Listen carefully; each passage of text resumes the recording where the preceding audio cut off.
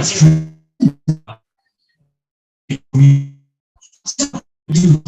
As the most credible media platforms covering the entire advertising and marketing trade, with digital, print, and on-sets. The group's flagship news portal, exchange.com, is almost six who are the first to receive breaking news industry. The passing website not only covers the news, but goes beyond the obvious.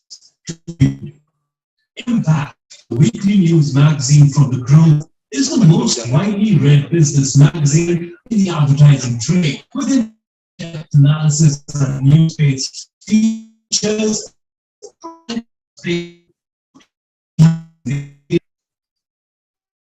Monthly pitch magazine inside view.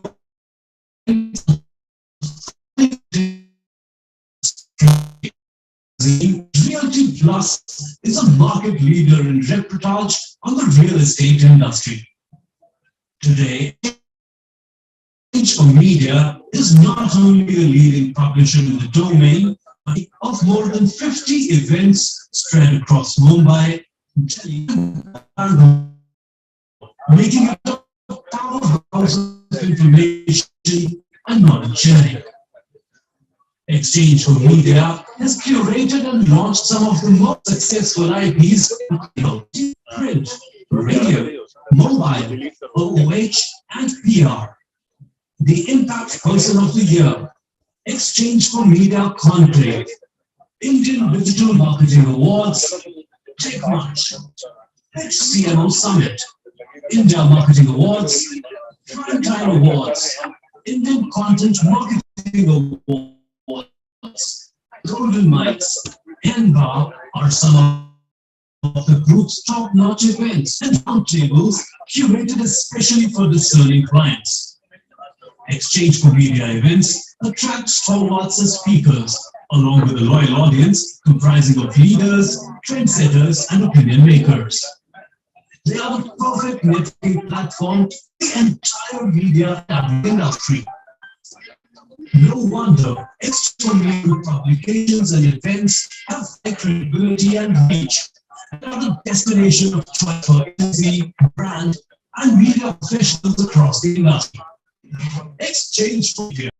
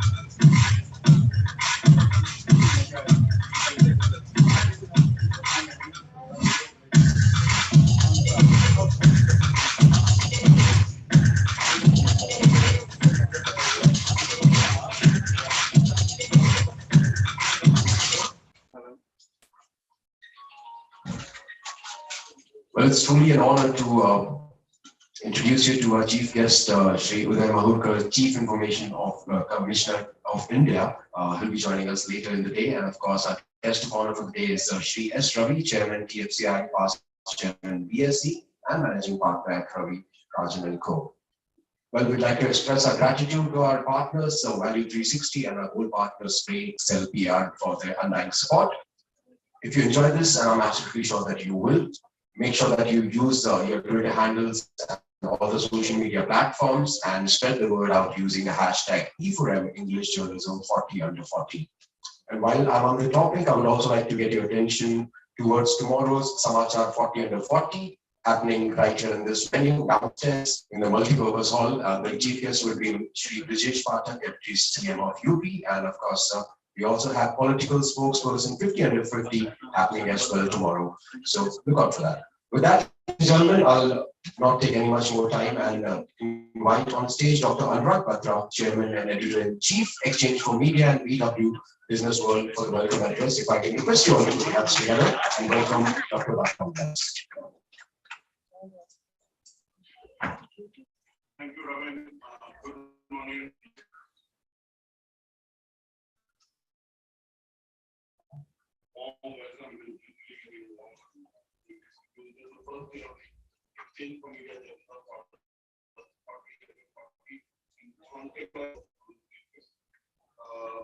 Just want to say that, first of all, I'd like to welcome Mr. Rajdeep Sardesai, who really doesn't need you've read his columns, you see him on news television every day, you see him on Twitter.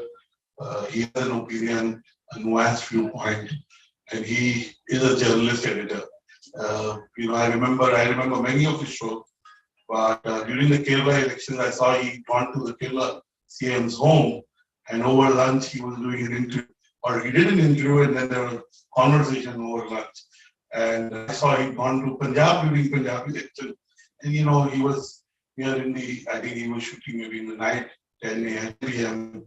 and he was near a dhaba, and he was talking to people there in terms of who they think would come to power in Punjab. So he's somebody who doesn't sit in studios and do journalism. He also is a lot on ground, and he's very passionate about journalism. So please give Mr. Rajdeep Sardesai one of the finest things.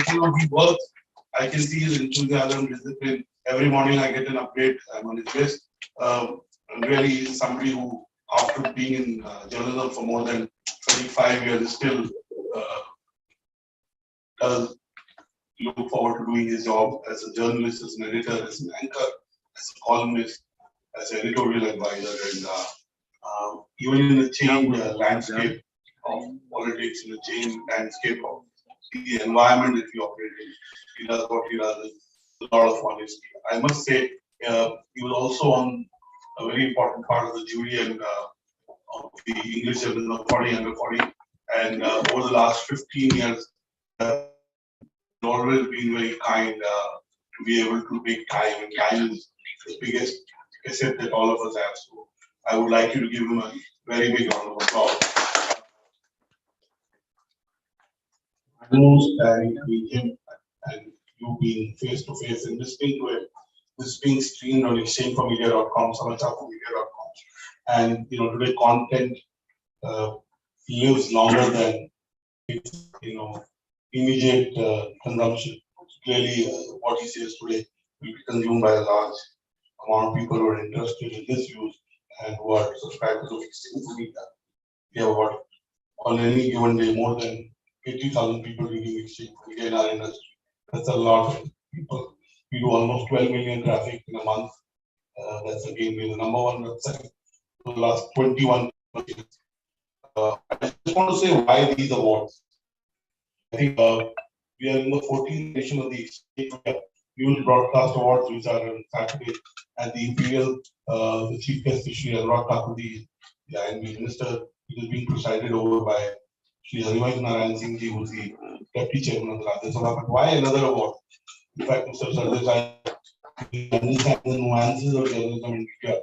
He was also a co-founder of CNN IBS, not just a editor-in-chief of CNI, but he was a co-founder, so he understands business dynamics better than a lot of was saying that there's so much happening in digital, you possibly can do a digital-only edition. And I want to tell you that I'm personally very passionate about news. I do watch news every day, and those who know me know that I'm watching news. I watch it as it. I'm being bothered. I'm putting into the news. I'm taking notes. I'm texting people. I'm a news, and that's how I am. And I know the role it plays. Yes, as media, we can do a better job. That's a debate for another day.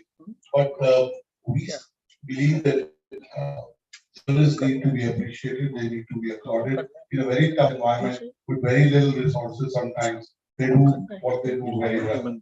So it's a way for exchange for media to applaud them. Again, you'll see a jury AVs for the jury process. Mr. Sukumar Ranganathan, the editor-in-chief for the jury chair, and marquee names from Indian journalism for on the jury. Mr. Sunil Kumar, Mr. President, and my friend, and has helped us build exchange media over the last 10 years. We came up with this idea of celebrating a festival of news. So if you see the tagline below, it is the festival of news. And it says News Next, which is coming up on Saturday. So from next year onward, we'll celebrate the week in which we do embrace the festival of news. So this is our first initiative for the festival of news. Tomorrow, as Ravin said, is in the multi-purpose hall, the Samachar for Media 40 and 40. My editorial colleagues from Samachar for Media. And today, out of the 40 winners, 38 winners are physically coming at 2 p.m. 2:35 will start the award. 4:30 or well before that will be done. So clearly, today is the exchange for media journalism 40 under 40. You see the jury.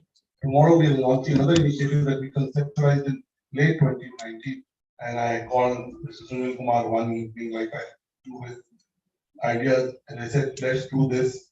And over the last 2.5 years, we've been working on ranking political tomorrow. Again, I got a particular political spokesperson yesterday to invite him, though he got the mail. And he's a very prominent person, good person, a very aggressive person. He's toned down, almost my age. I don't know his age, but like younger than me or around my age. 3-4 years old, younger than me. And he asked me, like people do, what is my ranking? And I called him because I thought he was very good ranking. And I told him he's fourth on the list. And he was the only person I told ranking. I got shot. My neighbor, I didn't tell him. But him, I told him, and before I told him, I asked him, what do you think should be your ranking? I took that courage to ask him that. And these are political people. So I should be number one on the list. I said, okay. We work harder, we try harder. And I thought his number 4 was very good. And now you'll see who this number 4 is tomorrow morning, and we haven't changed the list. And then he texted me in the night, can you send me more details on, I'll try and come. Because he knows that it's an honest ranking. So again, it's a domain, and again, this year we've done Exchange for Media Insights team, our 7 editors, Sunil, me, and Naval, we've done the ranking. And next year again, we'll bring an editorial board and a jury chaired by 100 people who are respected across both aisles to add another layer of credibility. We do our jury processes honestly. Are they perfect? They're close to perfect. They're not perfect. Nothing can be perfect. But are they transparent and honest? 100%. I insist decisions are done on the room. They're recorded on camera because my friends in journalism, then some of them call me, put too much pressure on me. So I have to say to them that it was done in the jury. So I cut my hands so that I don't have a role. There are some categories the jury leaves to us, which again we look at in our own honesty we decide. But 95% are decided in the jury. It's not 99. A couple of them say level, they're low involvement categories.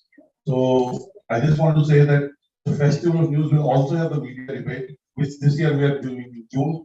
And I promise you that media debate will be the best media debate that has ever happened.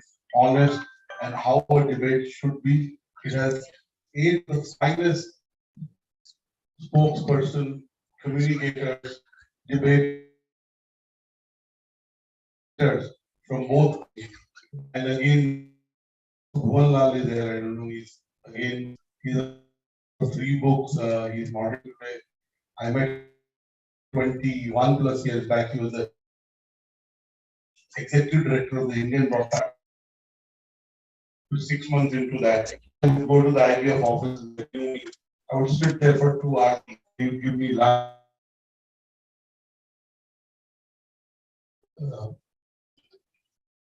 Media debate in business, it's more business economy, political economy issues. But the media debate that Exchange for Media will bring the finest people. I don't want to give away their name, but the 8 people are the best. I promise you, it took us a lot of effort. We were doing that also this week. You know, to do it with you. I believe you has a big role to play in democracy. It builds the occasional pressure. It should build more pressure. Digital is a big opportunity. I don't see problem area. Podcasting is growing. So the news consumption is growing. I remember in the invite jury unit, one of the jury members asked one of the English channel editors who was English news is 0.01% of the total viewership. I have this, I know I'm on video, I think the rating mechanism doesn't do justice to English news. The rating mechanism anyway has lots of issues. It's another debate we can do. And I feel very honestly about it without worrying about the legal notices. I think the rating mechanism can be much better. So we'll look forward to today's deliberations. It's the first year of the initiative. And the only reason we're doing it in IIC is because no venue was available. So I we do the invite imperial. I didn't want to give my journalists, not that IIC is any less than any venue. It's prestigious. It's very easily accessible. Well, but I really wanted to do the same at imperial. But this being a very heavy wedding season, there's no venue available. None over the next 20 days. I also want to, before I sign off, acknowledge what Sadhguru Jaggi Vasudev is doing. And I look at what people are doing. I don't look at why they're doing something. Because he's doing Save the Soil movement. And I think he needs to be encouraged. We don't have a commercial deal, he's not advertising with us. We don't have any commercial deal. I've never met him physically. I've of course interviewed him virtually. But when I spoke to him, his energy rubbed off on me. And I believe what he is doing is something that we should take cognizance of individuals and as leaders in our spaces. So Save the Soil movement is a very important movement. And when you read about it, you read the papers that the foundation, Isha Foundation, and there's solutions for each country. They're doing a service to the world, they're doing a service to all of us. So look at what Save the Soil movement is and support it on 8th or 9th, I'm not sure. But one of those days, Sadhguru is addressing the COP in Europe, in I don't know which city, but so do log on, watch that. And again, there is a conversation with Sadhguru that I'll play with at INBA for a short while. At least all the journalists are there. Even if 5 of them get influenced and decide to make that movement on their own, it will help our future generation. It will help us, hopefully, with the advances in medical, we will live longer than ever. So I don't want to stay between you and Mr. Rajiv Shardesai, as Shravan has already shared. Mr. Uday Mahokar, who was an editor, journalist, author, he's written many books, and he has a certain ideology. But I think on a lot of issues is very balanced. He's the Chief Information Commissioner of India. He's our chief guest. He'll be here at 2:45. Mr. S. Ravi, he's the Chairman of Tourism Finance Corporation of India. He was immediate past president of the Bombay Stock Exchange and managing partner of Ravi Rajan Company. He'll be our guest of honor, and Mr. Sukumar Ranganathan, editor-in-chief of Hindustan Times, will present. As I said, 38 of the 40 winners are coming. 2 are joining us virtually. That tells you that journalists needed this. They needed this applauding, because really I feel when I started INBA, a lot of my friends said to me, I mean, I don't know too many politicians, but I maybe know 10. Why are we doing something for journalists and editors? What do they do? So I think, as I said, journalists need more encouragement, more support, more acknowledgement of the good work they do. So I'll rest here and I look forward to Mr. Rajiv Sardesai. Always have something valuable to say. Says it in his characteristic style. I look forward to address from Mr. Rajiv Sardesai. Please give Mr. Rajiv Sardesai a big round of applause. Louder. Clapping is good for half of it.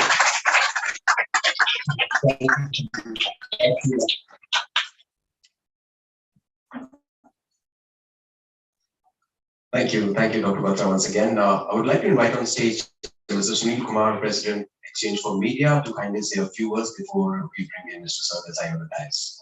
If you can do the honors of putting hands together. Thank you. Good morning. Thank you very much for joining us this morning. I'm sure several of you have had a usual, regular, late evening, and despite that you're here at this time of the day, really appreciate that. You guys work till late, like some of us who go home at 6:30. You go to work at 6:30, some of you, so we understand that. Thank you for making the effort to come. Anurag has said what he had to say. All I can say is a few other things that we would be doing. Like, it doesn't stop with the awards today. The idea behind 40 under 40 is to showcase the new emerging talent in journalism in the country, both for Hindi and English. You said some are done for media 40 under 40, and this is for English.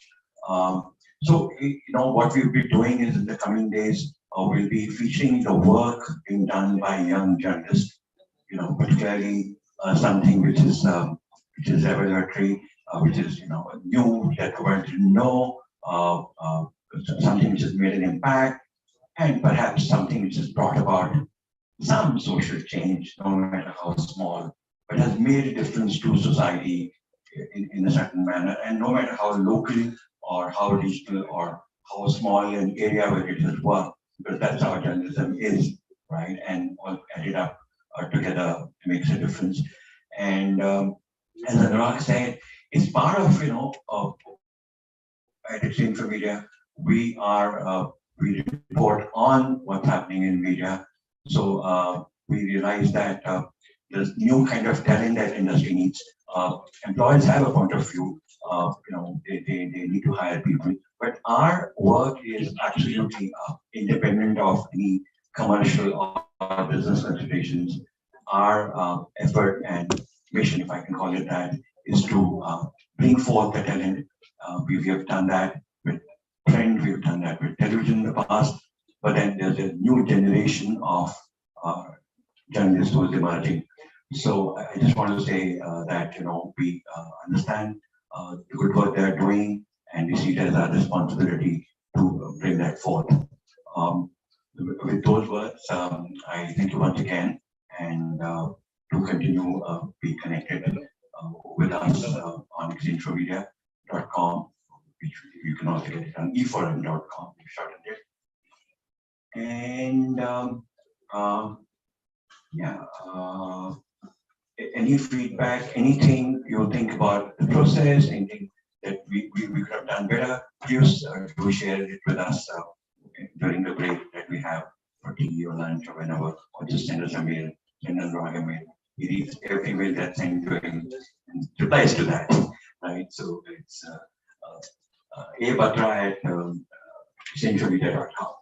Right? So do write to him, and you sure would see the response, or maybe even better, some action on that. So thanks very much, and over to you, Ravi.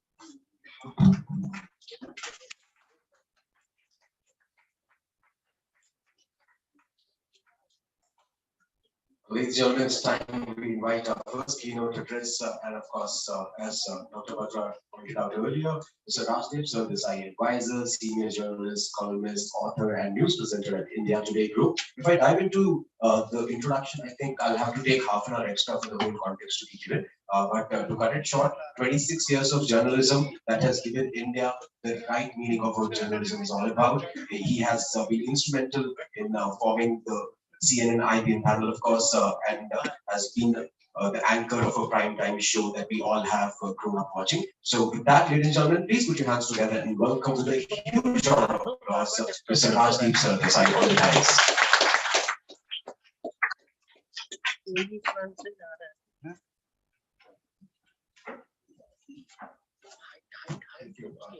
Thank you very much for that very kind introduction. Thank you for having me here, Dr. Anurag Batra, and the entire members of Exchange for Media, and most importantly, all the young winners of the 40 Under 40 Awards. Give yourselves a very big hand. Wonderful to see all of you here.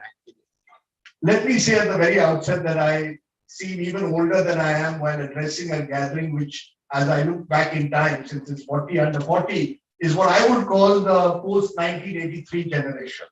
I'm presuming that almost all of you, if not all of you, are all born after the year 1983. And 1983 is a very special year, particularly for my generation. We turned 18 in 1983. And we watched India win the World Cup that year, a special event. I was lucky to be on the ground, but most Indians watched it on black and white TV, which conked out just as India looked like winning, because wo rukawat ke liye khet hai was suddenly a sound on Doordarshan. But it was that India where all that we could see of a live cricket match was rukawat ke liye khet hai, and the entire country was watching Mohammad Rafi's songs during that rukawat while India was winning the World Cup. So 1983 is a very special year because it is the year some of us turned 18 and some of you were not born. And to think that you are the ones who will now take the media forward while our time, in a sense, is over. You are the lucky generation, incredibly lucky, and I say that with all with a sense of pride and the fact that, in a way, you are the beneficiaries of what happened in 1991 with liberalization that completely transformed this country in more ways than we would like to believe. You are a multimedia generation. You can podcast, you can blog, you can be on internet, you can do mobile television, you can be on 24-hour TV, you can be newspapers, you can do all kinds of media communication in this digital world. I belong to the newspaper generation.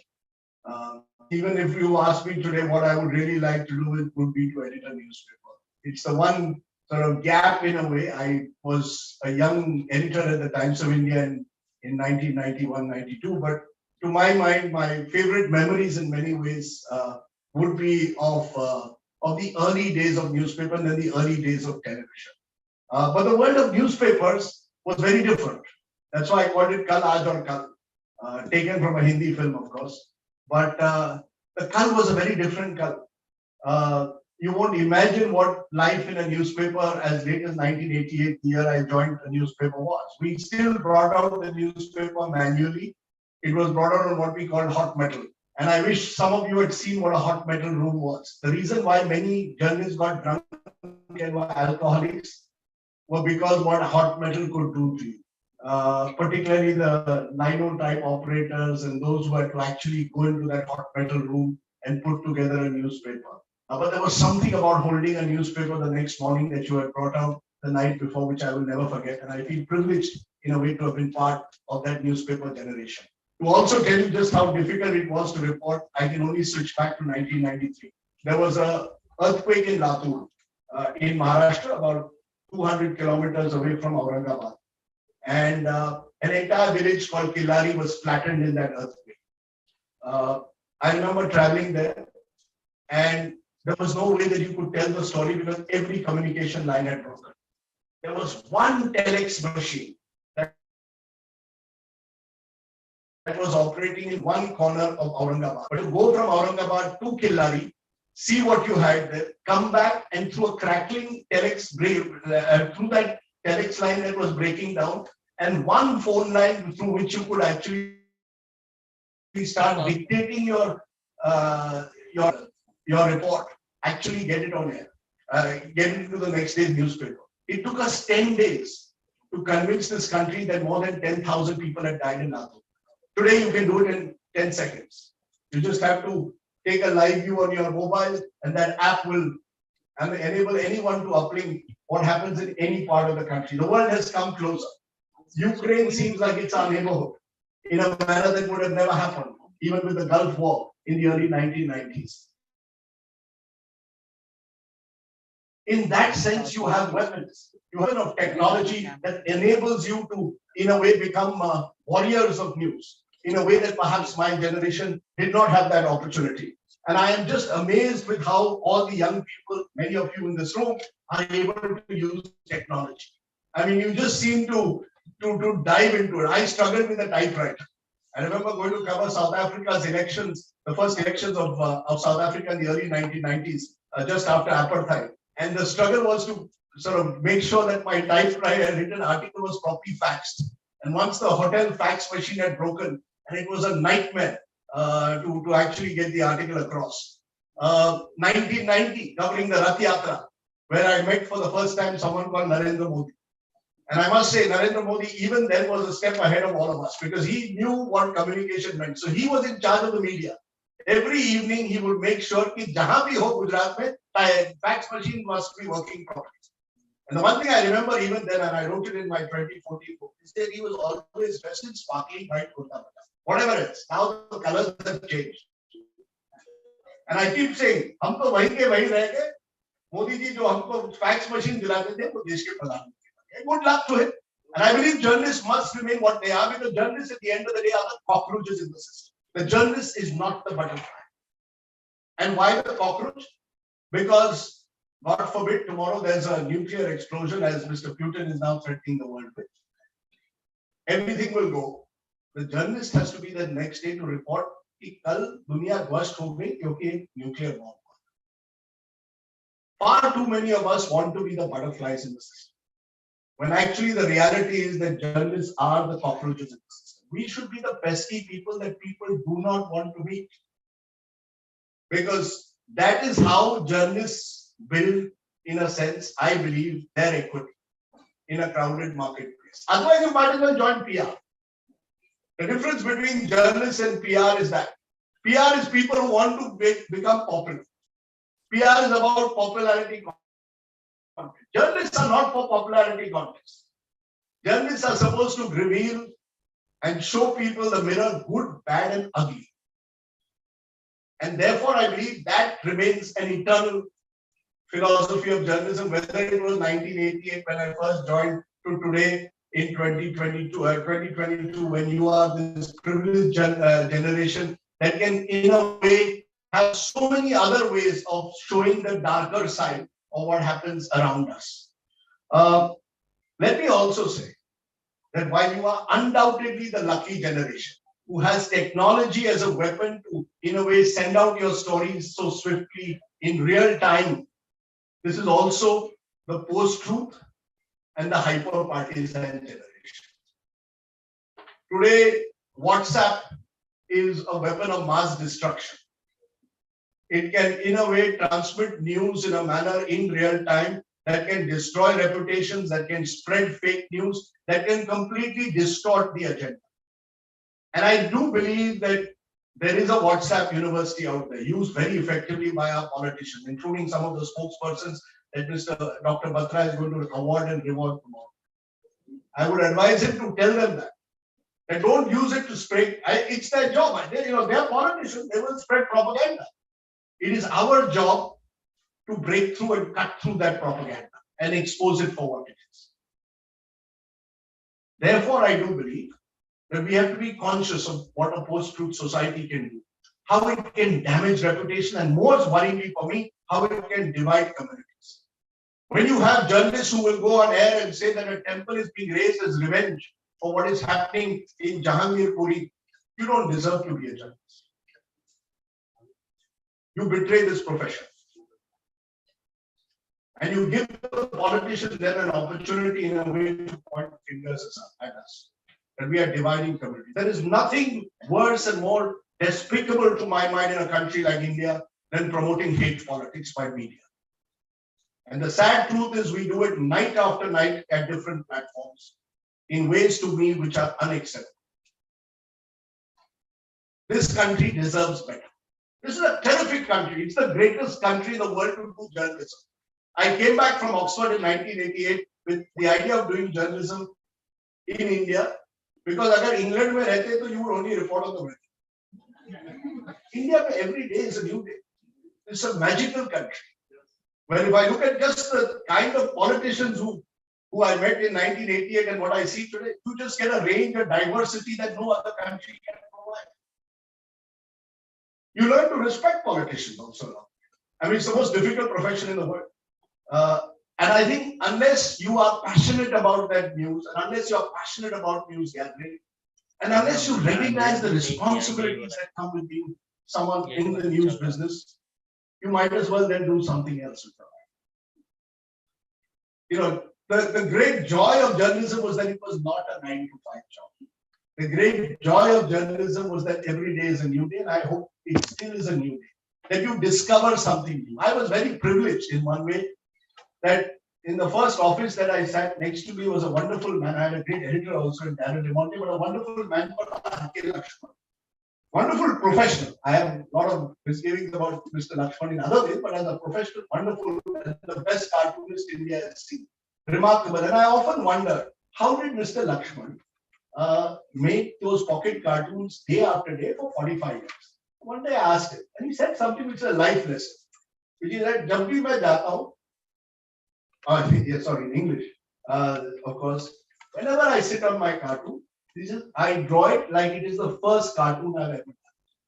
I do it with the enthusiasm that I'm drawing that same crow for the first time, that same common man for the first time.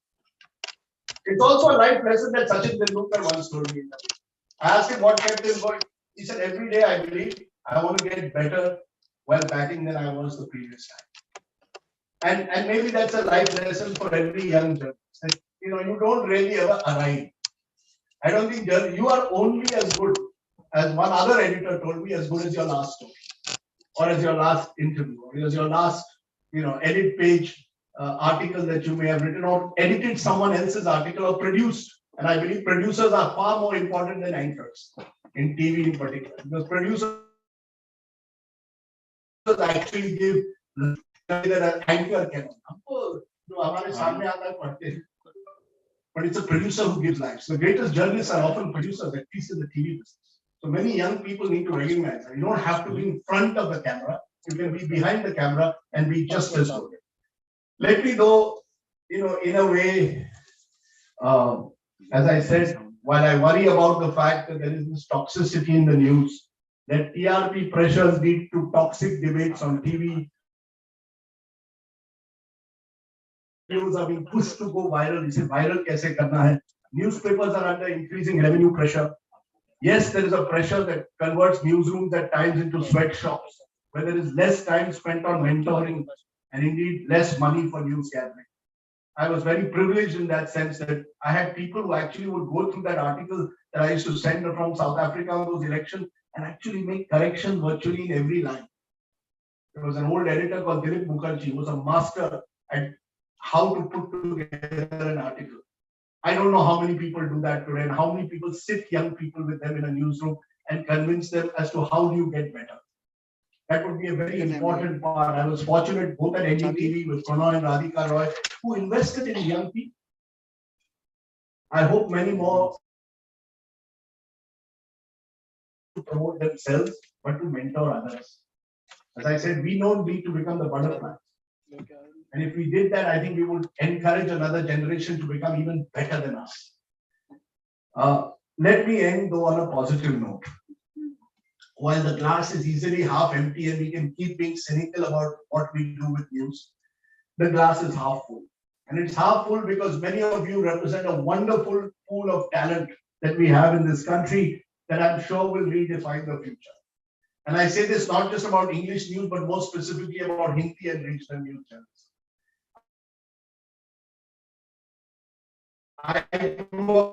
We got all the air conditioned rooms that goes in the Bharat and Maharashtra Times. The wheel has turned. Aaj Tak today matters far more than perhaps our English brands, as it will for most channels. And ABP News perhaps matters much more than a Telegraph. And the world has changed. And thank God for that. In that sense, Modi ji and I are on the same page. India had to change. It could not have remained an India where the English language elite, which came from English language schools, believed only they knew what journalism was. Journalism has become more democratic. Newsrooms have to also become more democratic. And as I said, I pride myself, my friend Sonia is here, who TV journalism when she had joined NDTV a few months before me in 1994. We all are proud of the fact that we were part of this TV news revolution. But sometimes revolutions, my friend, end up devouring their own. I only hope that you won't let that happen to you. That you will continue to, in a sense, abide by a core sense of values above all else. As long as you can do that, I have no doubt that the future is very bright, and the sheer power of innovation and intelligence that you bring into news gathering on a daily basis will, more importantly, a better India. That's what journalists should try, to build a better India. It's not about TRPs. Frankly, it's not about how viral your video goes. It's have you made that small difference building a better India. Thank you very much, and I wish you all the very best and congratulations. Thank you. Sorry? Yeah, sure. Two questions. Okay, check.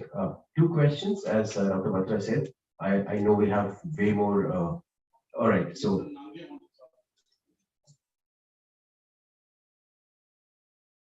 I thought Mr. Andrea only asked.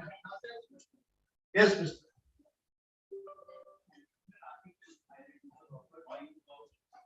15 years ago. This was titled From Watchdog to Lapdog. Yeah, and you had mentioned 2-3 anecdotes in that article. A black dog bottle kept on the right to a pot mango. 2-3 anecdotes. Box of mangoes being delivered during Diwali, iPads, all of those You anecdotes. only used to come to the business bureau at times of it. Or वो भी एक Reliance का shirt piece के साथ. But I think the heart of the article was, you said how the system wants to co-opt you all the time. And what the message that you sent in that article is, you should, in a sense, maintain that distance. Like in all professions, as you go up higher in the ladder, the challenge of not getting co-opted becomes even more difficult. Whether you're in the judiciary, whether you're in the media, whether you're in any aspect of, whether you're a bureaucrat. Most bureaucrats tell me their best years were when they were district magistrates. As they become secretaries to government of India, they get co-opted in this.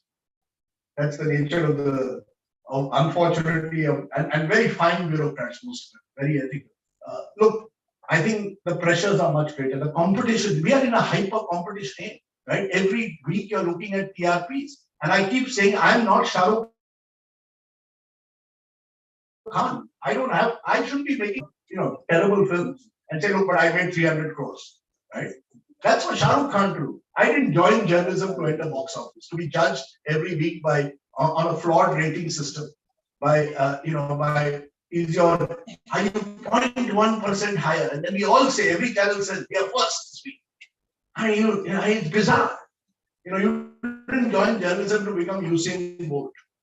You joined journalism because there was something wonderful about this profession. I was a young intern in a place called Afternoon Dispatch and Courier in the mid-1980s. We had a wonderful editor called Bhairab Contractor. वो दिन भर एक article लिखता था, he would sit on his typewriter and produce magic.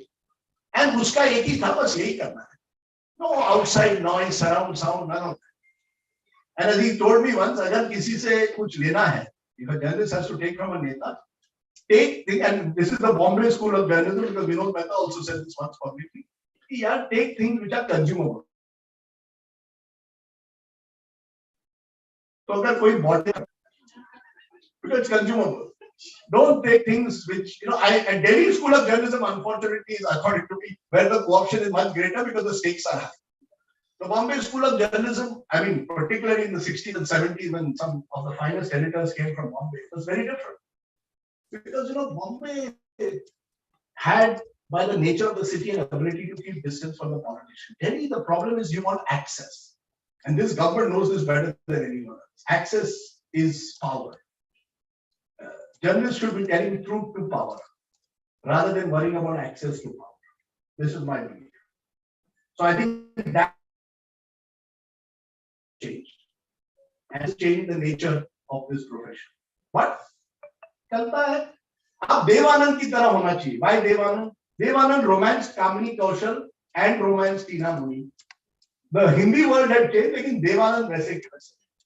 It may not have made him, as he once told me, as successful in the 1990s as he was in the 1950s, but मस्त आदमी था और मस्त रहा. And journalism भी वैसा होना चाहिए, मस्त रहो, खुश रहो, दुनिया बहुत बड़ी है. COVID should have taught us that in the last 2 years. Who knows what tomorrow brings? As I say in Hindi songs, जिंदगी एक सफर है, सुहाना यहाँ कल क्या? Who worried? We should live in the moment. How will I go up the ladder? This is for all the young people. It's an impatient generation. I see it with my kids. You know, no, yaar, R.K. Lakshman ki tarah, every day is a new day. 45 years a man did the same cartoon, but did them wonderfully well. That's the way to be a journalist. We are too anxious. कैसे उसको ladder के ऊपर चला, then we make the competition. Final question. I must. Yes, sir.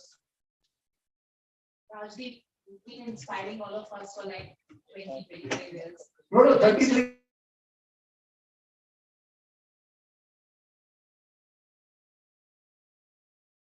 Front page story I got in the Times of India was a very interesting one.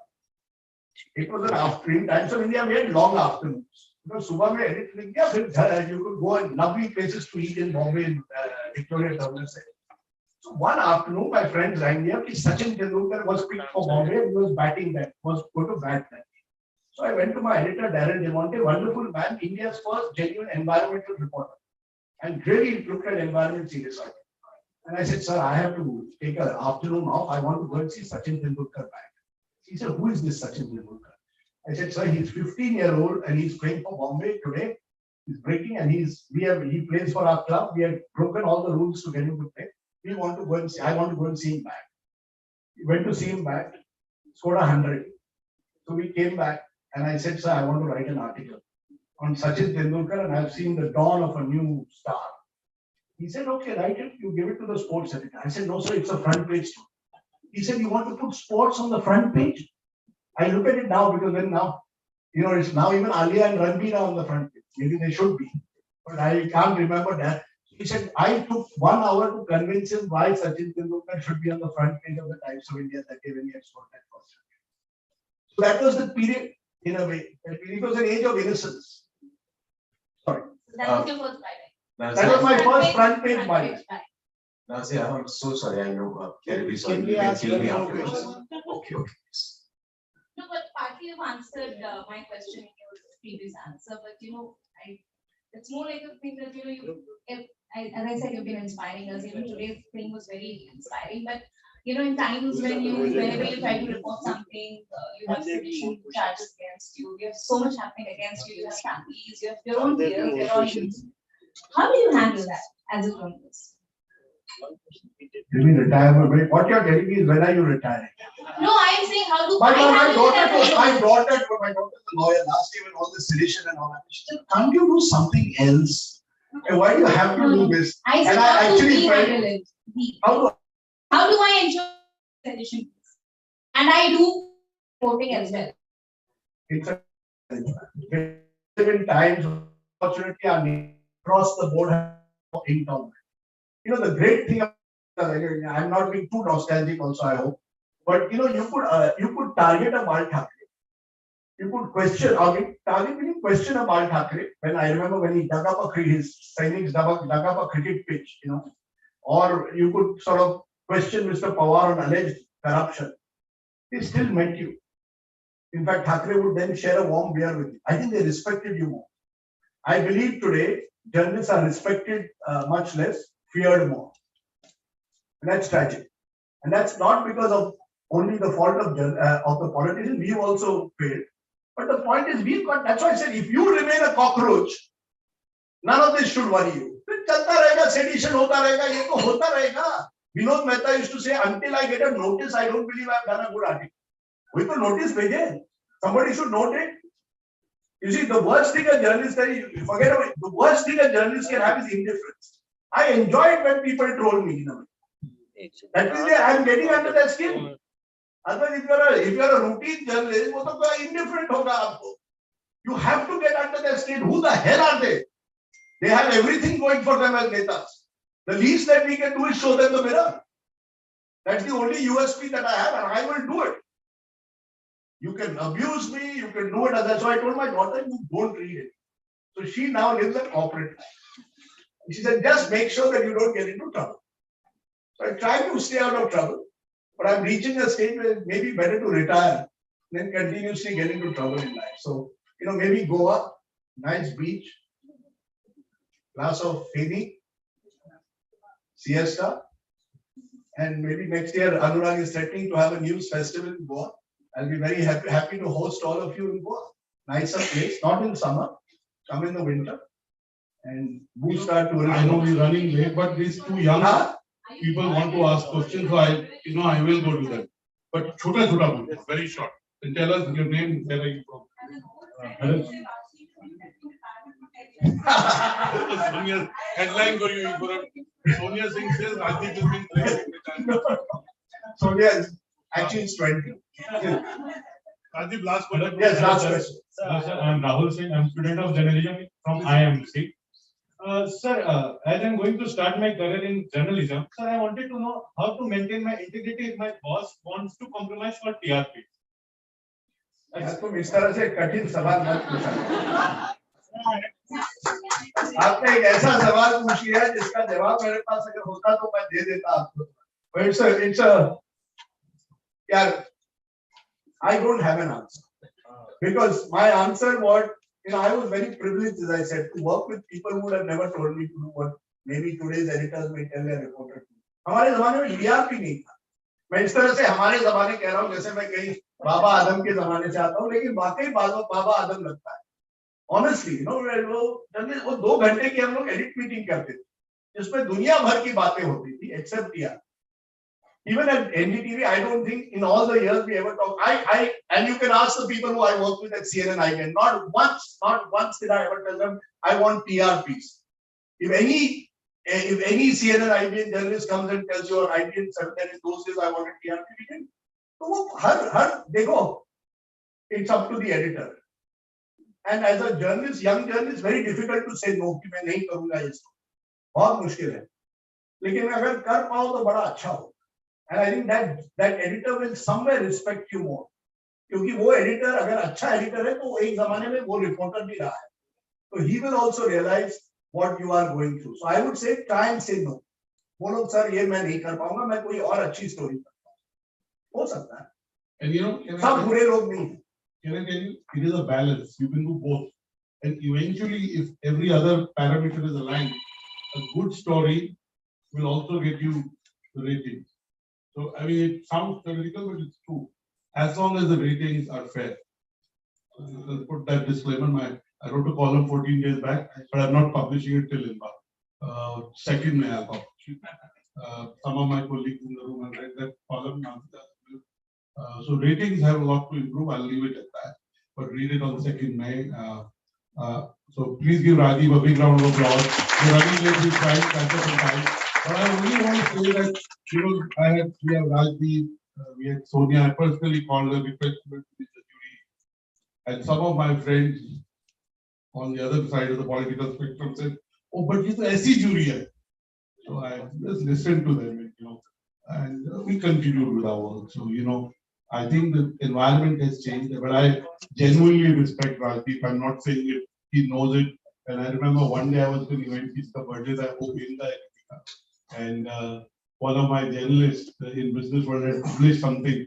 That's the only time Rajdeep said to me something at 11:30 or going out, and I was calling you at 7 a.m. in the morning. I couldn't sleep that night. I wouldn't go into what you said and what it was, but we leave it at that. But I've always respected Rajdeep for what he does. And he is a reporter. He's a journalist that he gets excited about stories. When he's doing an interview, he actually is like R.K. Lakshman, who's doing the story for the first time. So please give Rajiv a big round of applause. Sir, if I can request you to stay on the stage for just one more second. And Nasir Alvi Rahman, the editor at Exchange for Media, will kindly help us show our gratitude to the gentleman for being here with us. That might be not the bottle that you can consume later on. It's coffee. It's coffee. It's consumable, but it's coffee. I'm not a big supporter or delivery was cooking, but the coffee is good. Thank you so much. Ladies and gentlemen, Mr. Rajdev, that fits as well.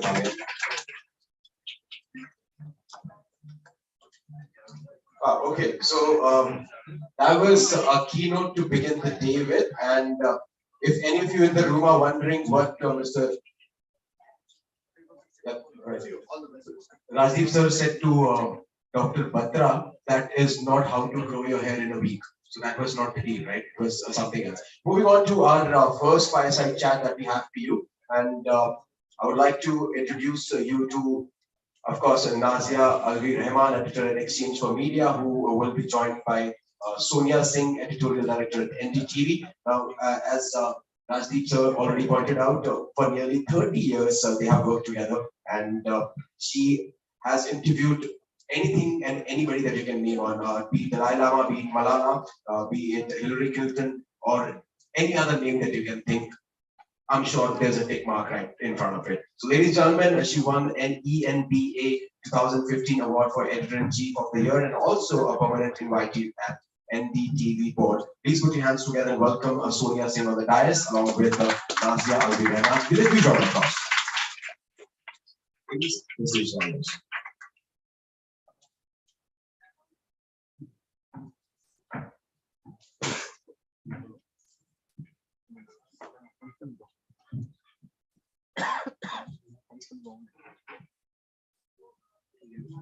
Hello?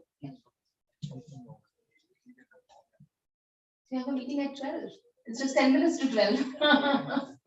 So you'll have to give us 10 more minutes. So I'll keep it very crisp.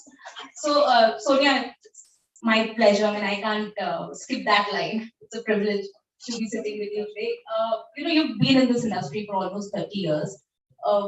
First question that I would want to ask you is, how have things changed for us in the last 10, 15 years? And do you believe that there is a lot of polarization and misinformation around us now? Thanks, Nazia, and thanks, Anurag. It's great to be here. I just wanted to create a bit of the introduction because this year is 30 years in journalism for me, so that's fantastic. Which is why I know Raji is a bit older, so he's a bit older than me. And I think the biggest achievement, if I look back, was not just, of course, the interviews or the stories I did, because I started as a journalist, but the fact that I think I was the first woman editor of a major TV channel.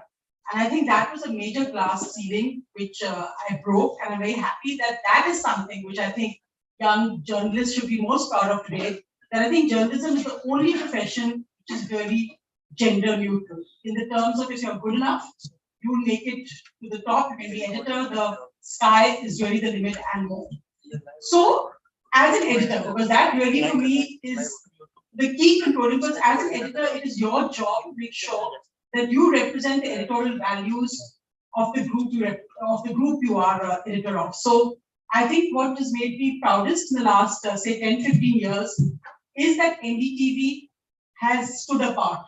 I often don't like to use the words brand, or I don't like to use the word profession really when we talk about journalism, because for me, journalism has always been a fashion. And I believe all young journalists, you can't get into journalism because you think you're going to make good money or you're going to have a good life, because you're going to have neither of that. And if a young person ever comes to me and says, I want to be an anchor, just a tip, you probably won't get the job.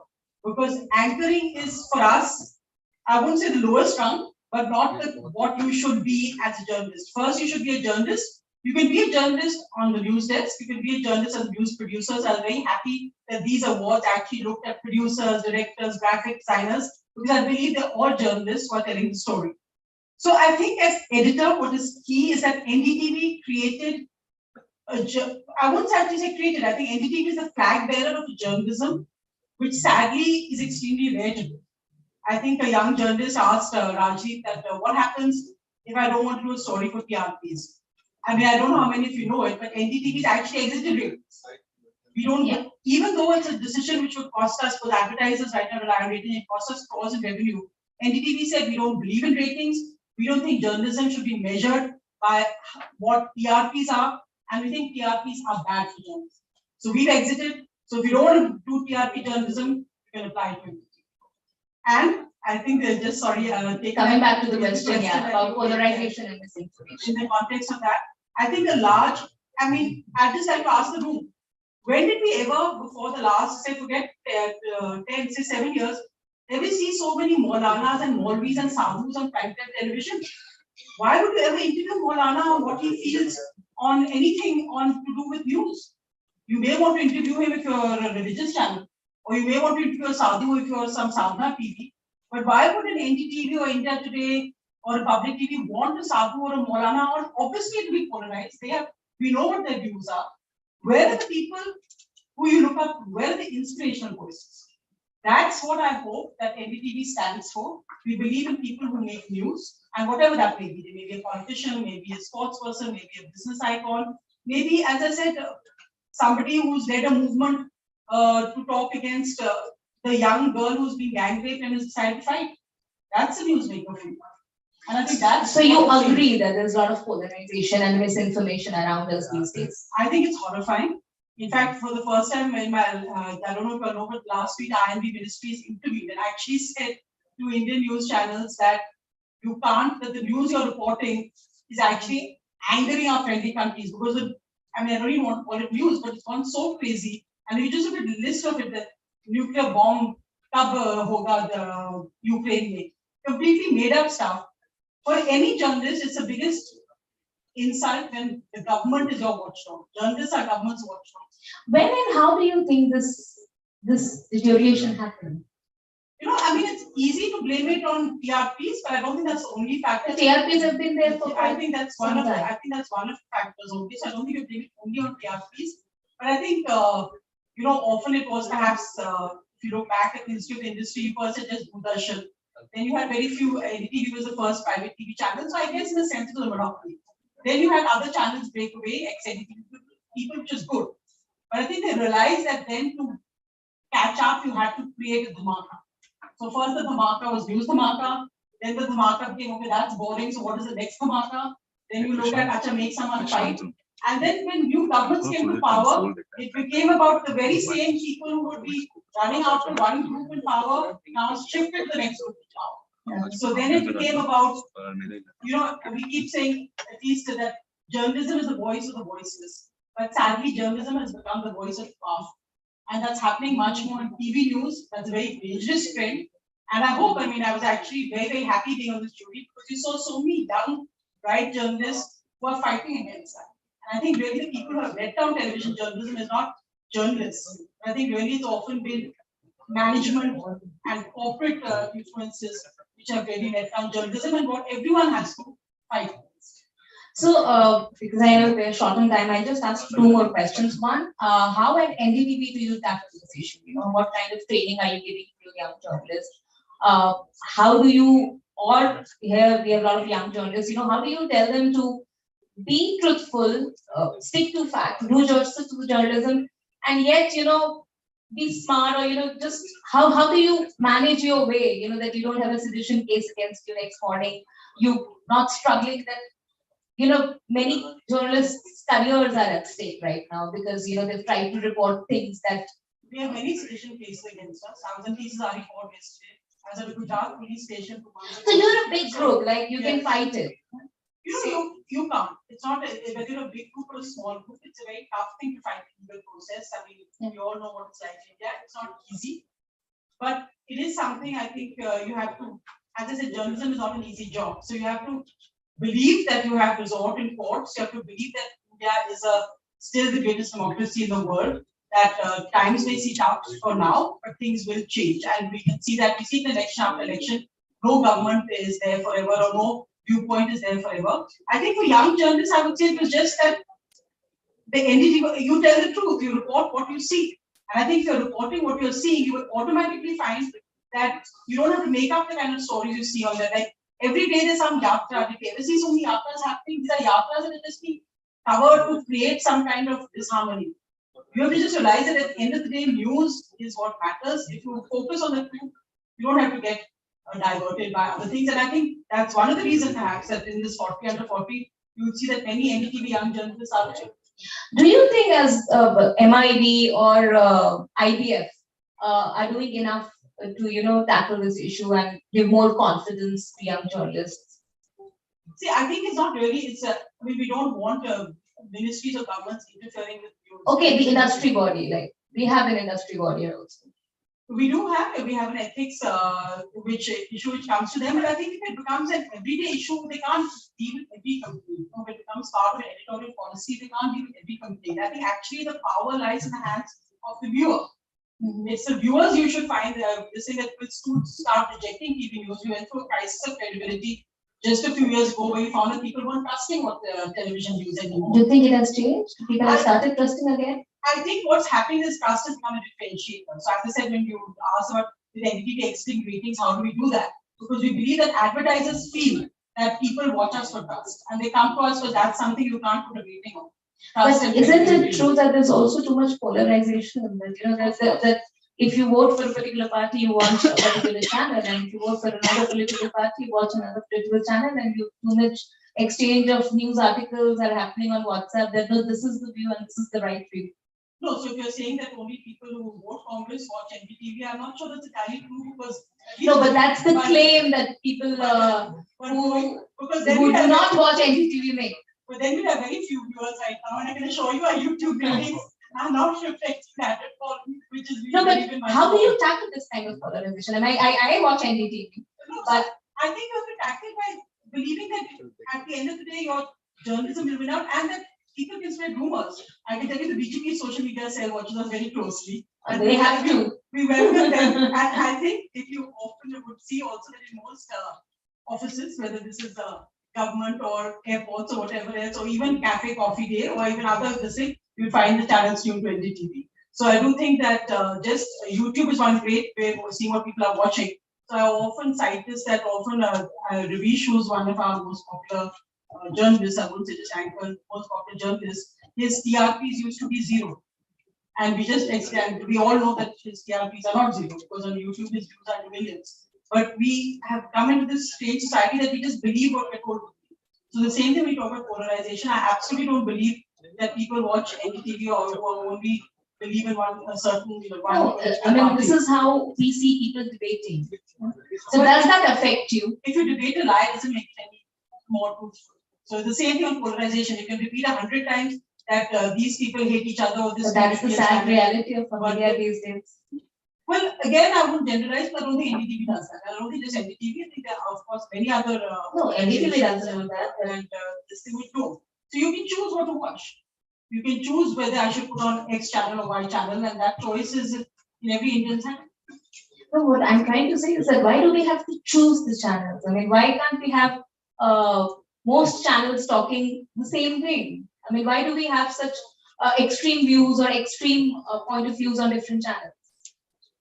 Well, I think that is a debate which also go into a freedom of speech issue because you're free to broadcast if it doesn't violate Indian law, what you want. The point is, of course, that you can't, that's where you need courts and police, that if it does violate it, that people will step in. So you can't have, say, XTV say something and not get away with it. But I think that the more people speak out against this rubbish, I mean, it started as a Shant Singh Rajput case, just on polarization, but the more people speak out against this, I think it will definitely change. But I would, I mean, again, use this platform, I use every platform, that every TV journalist should make sure that they don't forget about making India better India, don't make India a worse India. And I think that is really important, that you may be just a reporter with P2C on the ground, but what your P2C says matters. And you need to be true to your conscience for that. And just to again tell people that, I mean, you think that this is, I want to get to TV, so I'll do it any way possible. When you go to your other organization and see that you come from X channel or Y channel, you're going to have many people thinking whether they take you seriously or not. So it's not just getting into television in any way possible. You have to be very careful what you tweet, what you say, and what you report, because it matters extremely a lot. So I'll just briefly ask you one last question. So there was this PIB fact check which was launched. Do you think it has helped, or do you think it has been counterproductive? That's the last question. I'm not asking more questions. Well, the PIB fact check, at least in our case, we fact checked the fact checks and we got back. See, in journalism, everyone will make a mistake. I'm not saying, of course, NDTV also has made mistakes. We hopefully learn from our mistakes, and everyone will make a mistake. The point is, are you making the mistake to forward a particular agenda, whether it be communal, whether it be political? That's the issue. Are you an honest journalist or not? You can never find anyone making a mistake. So fact checks are welcome everywhere. Why PIB? We see so many people on Twitter doing fact checks. If they're right, good for them. And hopefully any organization of any credibility would relook at it and at their own fact checking if they can get it on so often. Thank you, Sonia. I think I finished it exactly in 15 minutes. No, Sorry. I've been sent this. I've been sent to know that it has to be finished in 15 minutes. So, you want to take more questions? You have time? Should we ask somebody in the audience? I think Just one. We only have one. Oh. Since you all are absolutely excited about the questions. This boy, I promised it. Yes, just one. Thank you.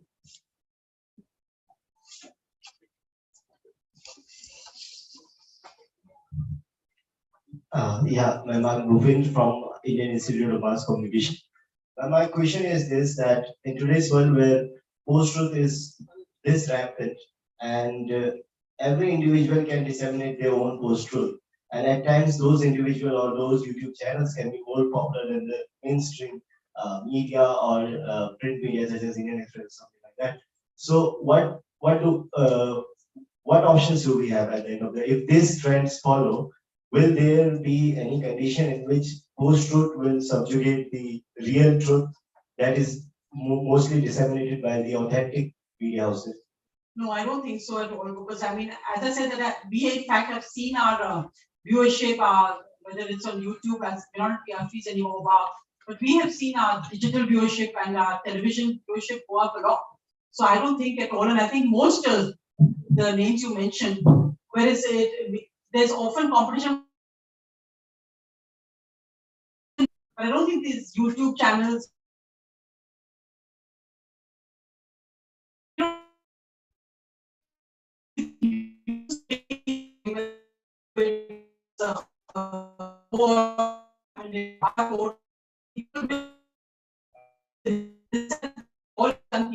Eventually, what will be, because of the long game, it will be your individual credibility that will stand out.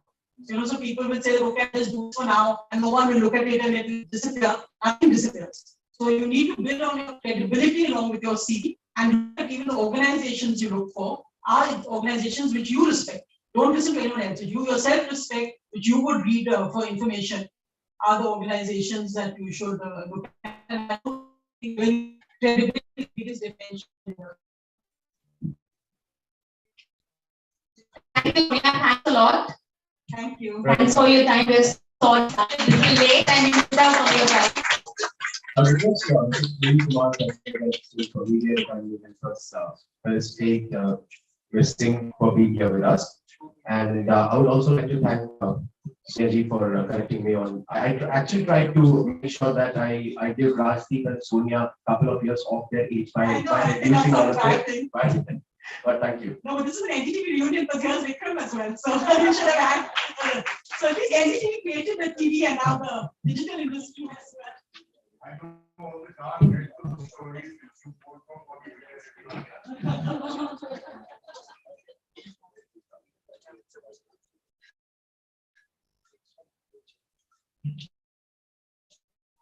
Thank you. Both the ladies, of course. I want to also put your hands together a little bit louder than that. I know. Conversations use the hashtag e4m English journals of 40 and 40 to spread the word around. And to the man out there who asked the question, look at the left, look at the right, and you'll absolutely find the center. And that center is always going to be the most honest one. So it's the perspective, and the truth is always going to be yours. So I think that I just wanted to add it. With this, we'd like to move on to our next segment, and this is a panel discussion that we truly are all excited about. We'll dive into the first panel discussion that is moderated by Mr. Uday Pratap Singh, Associate Editor at NewsX ITV Network. And the panel includes Nandini Nayak, Deputy Editor at Open Magazine, Ms. Preeti Chaudhary, Senior Editor, India Today TV. Sadly, we do not have Ms. Maria Malavi, who is unable to Ms. Neha Khanna, Executive Editor, India Ahead News, who's joining the panel, along with, of course, Uday Pratap Singh as Assistant Editor, NewsX ITV Network. So that's your panel. I would request you all to kindly join us on the dais. And I'm sure the room knows what to do when we're inviting the people on the dais. Please put your hands together. and show some genuine love, then people will come across.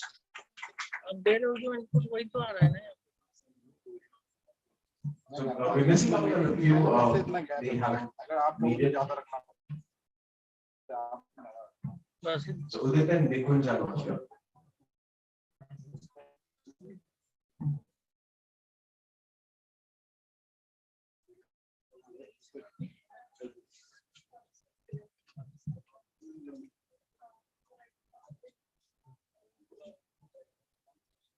Hello, welcome to all of you, and thank you for being with us today, and thank you to Exchange for Media and Andrea team for having me. To moderate this panel, of course, my esteemed colleagues.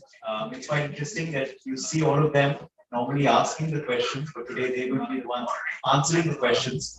And very interestingly, of course, the team has also chosen provocative topics to engage with, of course, the media, to ask them some of the questions that the viewers and audience, debate about or talk about after watching their programs or reading their articles, and we're going to have them answer on some of those questions today. So the topic, of course, that has been chosen for this panel is lack of trust in news TV, reality or hyperbole. And hyperbole, of course, don't know the exact meaning, means exaggerations. So let me begin with Andrea, Deputy Editor, Open Magazine, for her opening comments on the issue. Interestingly, you're not on News TV, but still we like, of course, your opinion as someone from the industry and someone News TV as well, on whether you believe there is a lack of trust in news television.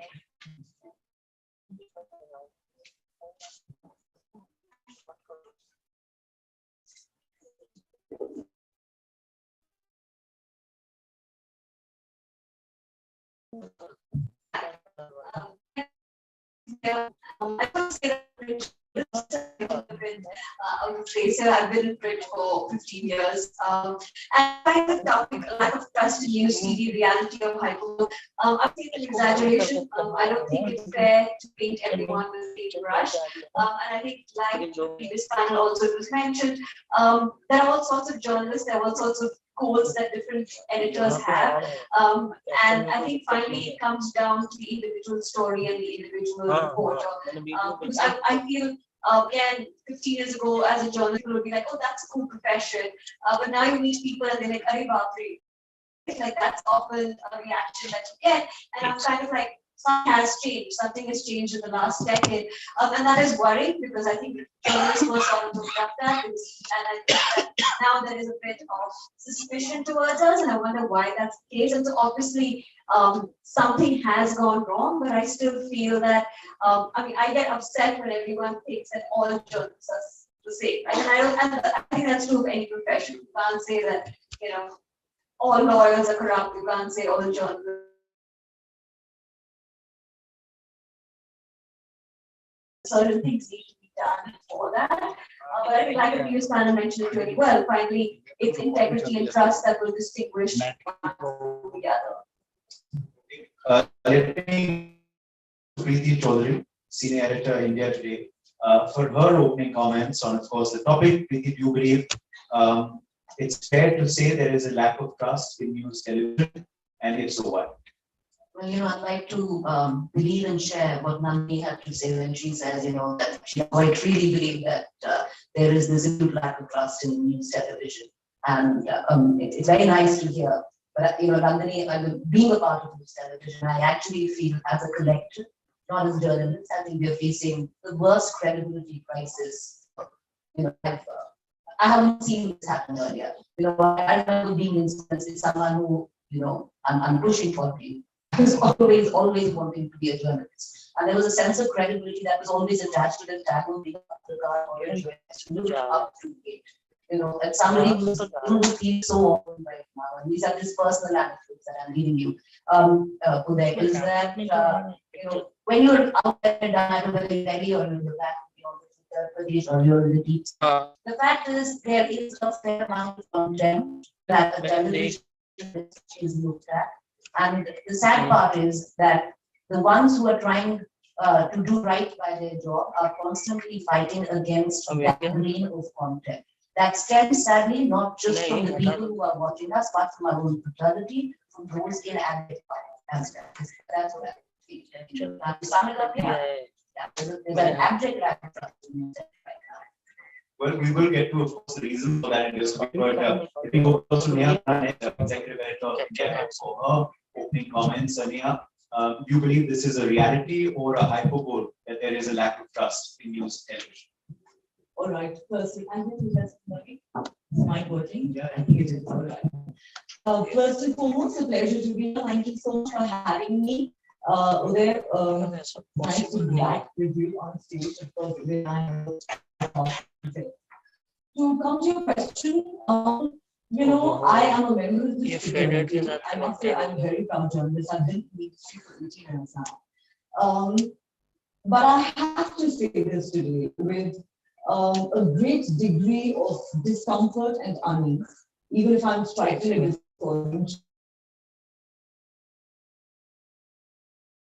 I think lack of trust in television news and a crisis of credibility, as JT just pointed out, is our biggest reality today. Whether we like it or not, I think the time has come for us to shed our ostrich mentality, get our heads out of the sand, and recognize the ground realities for what they are. As Nandini very rightly pointed out, and I can vouch for this, having been in the industry for 18 years. When I started out, and I started my career with NDTV, I was there for 13 years. It was a coveted profession. People looked up to you, people respected you, people had questions to ask of you, they'd walk up to you and say that, they were always so happy to watch your stories, your reportage, and they thought you were making a difference, and some young people said they wanted to do what you were doing. Have we taken, to some extent, a 180-degree turn? I think we have, because now we ridiculed, we mocked, our credibility and intent are questioned all the time. The one very unfortunate sentence that you get to hear a lot these days is, "Ye to bike hue hain," to use a colloquialism. You get to hear this a lot on the social media and unfortunately also in the real world. When you meet people out there, a lot of times, more than the story that you may be covering, the question they actually want to ask you is, "तो आप काम किसके लिए करते हैं? आप किसकी side पे हैं?" I know I've been asked that question. I may have been horrified the first few times, but it doesn't surprise me anymore, because it's almost as if we are expected to be pursuing somebody's agenda. It could be the party in power, it could be somebody else, but it's as if it's the most natural thing for a journalist in television to do today. It wasn't the case when I started out more than a decade and a half ago. And I personally find this very disturbing because at the end of the day, I think our credibility is what really matters to us more than anything else, the TRS, the revenue aside. And has that taken a huge beating? Yes, it has. Are we in a mess of our own making? I think to a very large extent, yes. Do we need to take a huge part of the blame? Most definitely. Yes, a lot has changed. The political environment has changed. There are more pressures perhaps than ever before. But have we very conveniently forgotten some of the basic canons of journalism that we were taught and the fundamental principles for which we got into the profession in the first place? Unfortunately, I think many members of the fraternity have. And therefore, I think the loss of credibility is something that we really need to blame ourselves for to a very large extent. Is there a need for course correction? Yes, very, very urgent. I think we need to do a lot of introspection on where we're going wrong, why people are not taking us seriously anymore, why we do not command the respect that our profession once did. But before I conclude my answer there, I'm sure you have lots of other questions. There's just one little thing I want to say, even as I am absolutely happy to get into a self-flagellation mode and say that we've got a lot of things wrong in the television industry. A certain amount of responsibility also lies with you guys, the viewers. Please do accept your part of the blame or responsibility, whichever way you may want to put it. Because what I see a lot, both in my one-on-one interactions with people and on the social media, is that people crib so much about what they hate, watching on TV, the content that a lot of television channels are putting on air. They crib about it, they say they detest it, they abhor it, and yet they're watching it. So many of them go back and watch the same channels and the same content that they claim to abhor and strongly disapprove of. So, and let me just remind you, nobody is holding a gun to your head and asking you to watch this channel or that. That is a choice that you need to make, an informed choice as a viewer. You could be consuming your news content on TV or on your smartphone or any other device. It is ultimately your choice. You get to decide what you want to choose. So please reward those who are making an earnest attempt to still do good journalism.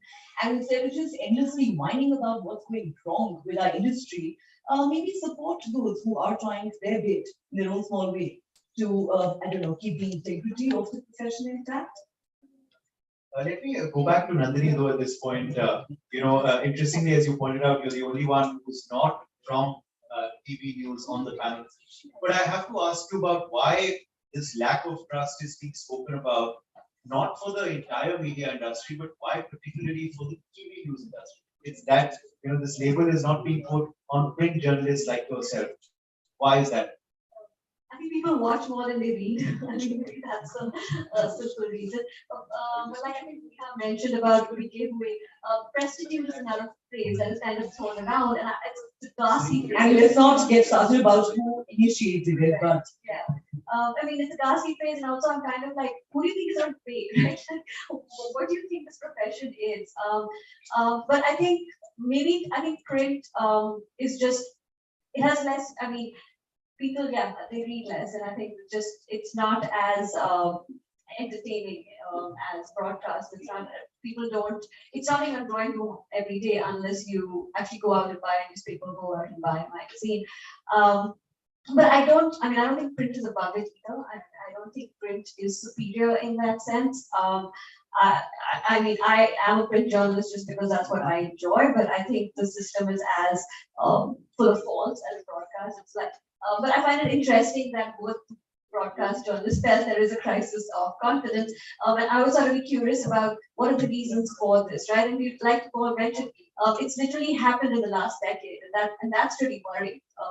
And how do we sort of go back from that model to kind of just change the perception? I think of course the solution does lie a lot in the viewers, as Neha mentioned earlier. But Preeti, on the rationale now and the reasons, let's try and decode that a bit. On why it happened. Is it about one bad apple, spoiling the entire basket? Is it now that there are many bad apples? Is it a TRP race? Something which, Rajdeep Sardesai was referring to earlier on the TRP race and this quest for TRP. Sonia Singh says one solution is, get out of the TRP race. That will improve journalism.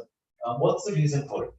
I actually differ a little from what Neha has said. I think it's very easy route for a journalist to pick this route because it was easy.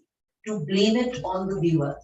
The viewers will watch what you give them, and of course, if they want to watch something because your barcode is the TRP, But I believe just because people are consuming a type of news that you cater to that type. Your job is not that. We sit in studios and criticize politicians all the time and say, these popular schemes that they keep coming up with because people are voting for them, and they'll keep coming up with all of this. They shouldn't be doing it. Our job is not to people please. This is not our job, right? Yes, and this is an utopian way of putting it, but we are not supposed to give people on what they like to see or what suits their agenda because it gives us TRPs. Sadly, our job is to speak truth to power. Sadly, our job is to just purely report facts. Now, whether 5 of these people will watch me by talking, the truth, or will 20 of them watch me? I'm just giving an example because she's saying something that suits their agenda, is different. I need to still have these 5 people believe in what I'm saying, and maybe that's how I will build credibility. So I don't, it's a big discussion that we keep having in newsrooms. It's hotly contested. Like I said, maybe it's just a token, but I stand on the divide where no, just because people are dishing out trash, On the other hand, what I do feel why most people are watching us now is for sheer entertainment sometimes, mostly, not for facts, for deep-rooted biases, agenda-driven. It's sad because most people who even watch a particular news channel, because we're talking about channels, that suits their political identity or agenda, still don't buy that news. They'll cross-check it. So if there'll be breaking news going on a particular channel, they will. They agree with it, but they don't believe it. And that's the sad part of things. Lastly, I'd just like to say is, I think our biggest, the most telling commentary of our tragedy right now is the news pieces or the stories that we choose to run with, those we underplay and those we decide to kill. I'll give you a very small example of this because I think one of the biggest tests for any newsroom, be it English or Hindi, was the very recent past, the Sushant Singh Rajput case. And we got a lot, like across the board as a unit, television industry, got a lot of flack for it. Some of us did try to stick to our grain. I'll give you a very quick example there is when, when the India Today group did the RIA interview. Now that was the time when RIA was the villain of the piece. The kind of muck that was being thrown around this young girl. And I remember, is it a scoop? Of course it's a scoop. But having said that, her story needed to be told. But already she was painted as somebody who murdered, the person she was with. She was painted as, I don't even want to get into the kind of, what went down there. And we did that interview. And the kind of backlash we faced. The day we aired that interview, Rajdeep was the one who did it, and I know because since the morning we were all working on that interview to get it on air. It hit air within 20 minutes. You had two rival channels, English. How many English channels are there? It's for our audience to actually think about it.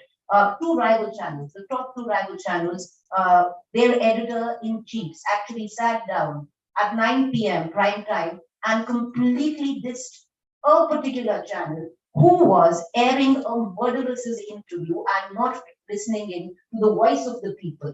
And this is why our interview is going. Now, guess what? When the TRPs came, those two channels raked it in. We had Riya Chakravarti interview, we got nothing. Did we not tell that story? Yes. Were we crestfallen that people refused to watch Riya Chakravarti because the TRP said, nobody watched you? But now that we are on the outside, we are 1 year away from that incident. Now when we look at it, aren't we proud that we did what we did? We got no TRPs. But we stuck in, we dug in our heels and we put it out there. Nobody watched us. We were boycotted. A trend on social media ran for a week, says boycott India Today. And we played it like over and over again because our voice needed to be heard. So I think it's about what we choose to do and just report facts. Yeah. Let me take that back to Neha on the reasons for it all. You of course did affix a lot of responsibility to the viewer as well earlier. Preeti says, you've got to not blame just the viewer, but blame oneself as well. How can it be changed as well, Neha? So the reasons for it and a possible solution as well on how it can change so that, News TV does not face an existential crisis as well going ahead. All right, I will begin by issuing a clarification on what both Preeti and Uday have just said. I think everyone in this room would agree that I began my remarks with the Mea Culpa. So if there is anyone to blame for the mess that we're in, it is us. And I have no doubt in my mind about that. I am not going to run away from that responsibility for a second. I promise you that. However, just to clarify, what did I mean when I said that you, the viewer, also have a decision to make to decide what you're going to watch at the end of the day, where and how you're going to consume your news. All I'm saying is, I'm not blaming you. All I'm saying is, be a part of our journey. Join us, be our allies. If there are some of us who are still trying to keep the canons of journalism, the ethics of the profession, and the integrity intact, please join us on our journey and be our allies. That's all I ask of you as viewers. There is no blame game happening here. We're in this together. Coming to the question that you specifically asked, Uday, what has gone so horribly wrong? My God, where do I start? How much time do we have? I could be here all day talking about what all has gone wrong with our profession. But if I had to encapsulate it in a couple of bullet points, till a few years ago, we used to talk about how sensationalism really sold and was the bane of our profession. Indeed, it was. But I think what's replaced mere sensationalism in the last few years and become a much bigger bane of our existence, I think, is toxicity. To my mind, that word really sums it up the best. I think a lot of the television news that's dished out, especially in the name of primetime television debates, and I do a lot of primetime debates myself. So, what's dished out in the name of debate or discussion or news, I think in a lot of cases is not just downright trash, but and an insult to the intelligence of the viewers, but it is downright dangerous for our society, for our country, for our profession, for where we are headed, for young people who watch us and think maybe this is what journalism means. So I really want to sit here and say, no, a lot of what you watch is not journalism. A lot of what is being passed off as news is anything but news. A lot of hate is being peddled.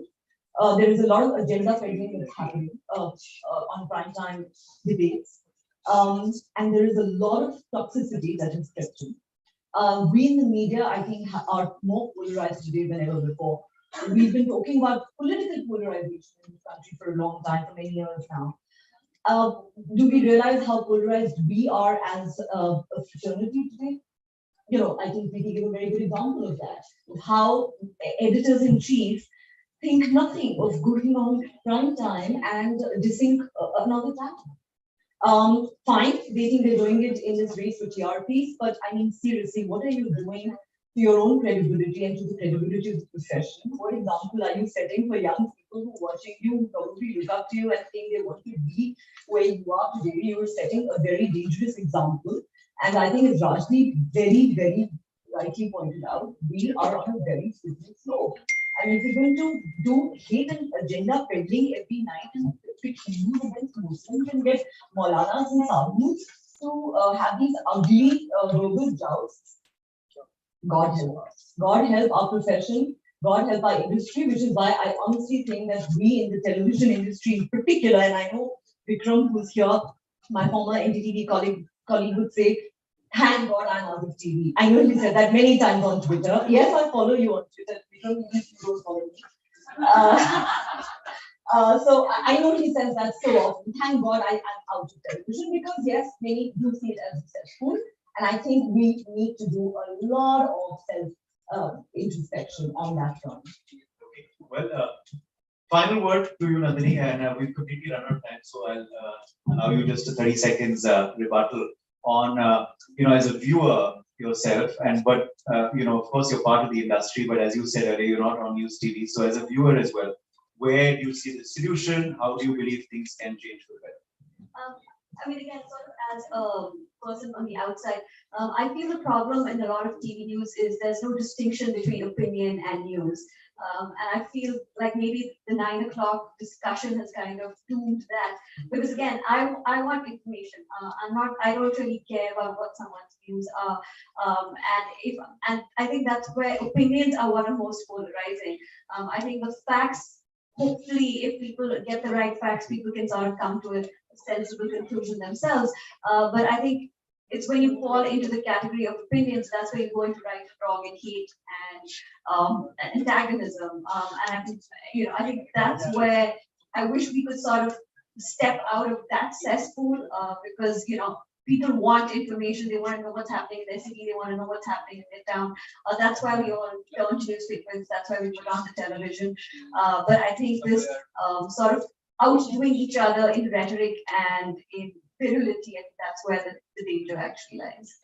Well, thank you all once again for joining us. I know we've tried to keep it very brief. There's a topic we can talk about all day, I'm sure. But interestingly, I'll just point out at the end, I'm also someone who, of course, is a stakeholder in all of this. But when you're the moderator of a debate or an anchor, you're supposed to allow panelists to air their opinions, not sometimes give your opinion too much. But that's something we're doing a lot of on television, where some anchors and some other journalists are giving you their opinion rather than allowing you what the panelists have to say. So I've tried to stay clear of that. through my debate today and small panel discussions. But well, thanks again for joining us, all of you, and back to the moderator. Thank you so much. I'll request you all to kindly stay back on the stage for a bit while I invite Acharya Praveen Chauhan, celebrity astrologer and author, to help us felicitate the panel for being here with us.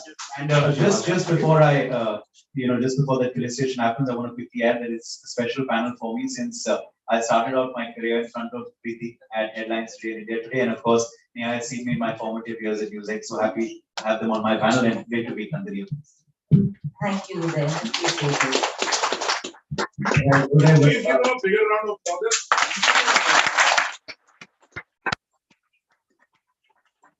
On the subtle way that you told everybody that you're younger than the rest of the panel. Well done.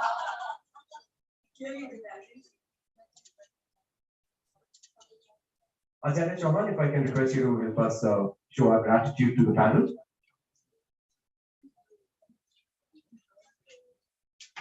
Well, and to add on to it, social media is doing something amazing when they're forcing people to show that it's an opinion by the person. I think we should put that on the television as well, and that should really narrow it down in where the news lies and where the opinions stay. Thank you so much, ma'am. Thank you so much. Oh, you want, yes.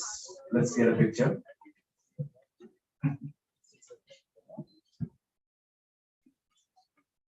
Thank you everyone once again. And if you're enjoying this, if you're watching this from the room or from the live that we're doing on our website, please use the hashtag e4m English Journalism 40 under 40 to spread the word around. With this, we'll move on to our fireside chat, the second chat of the day, decoding the changing nature of video news. We have Mr. Vikram Chandra, our founder, editor, GI Technologies, Sudhir Mishra, managing partner at Trust Legal. And it's truly an honor to invite both these gentlemen, the intellectuals that we are truly honored to have on this dais. Ladies and gentlemen, it's time you all put your hands together and give a proper welcome to both the gentlemen here.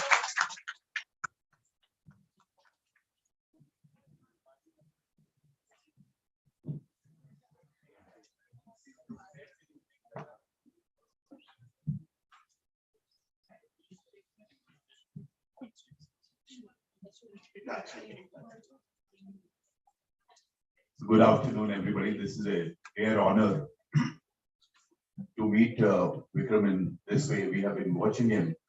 In my opinion, you all have asked so many times about why did he leave television and why he started the digital edition.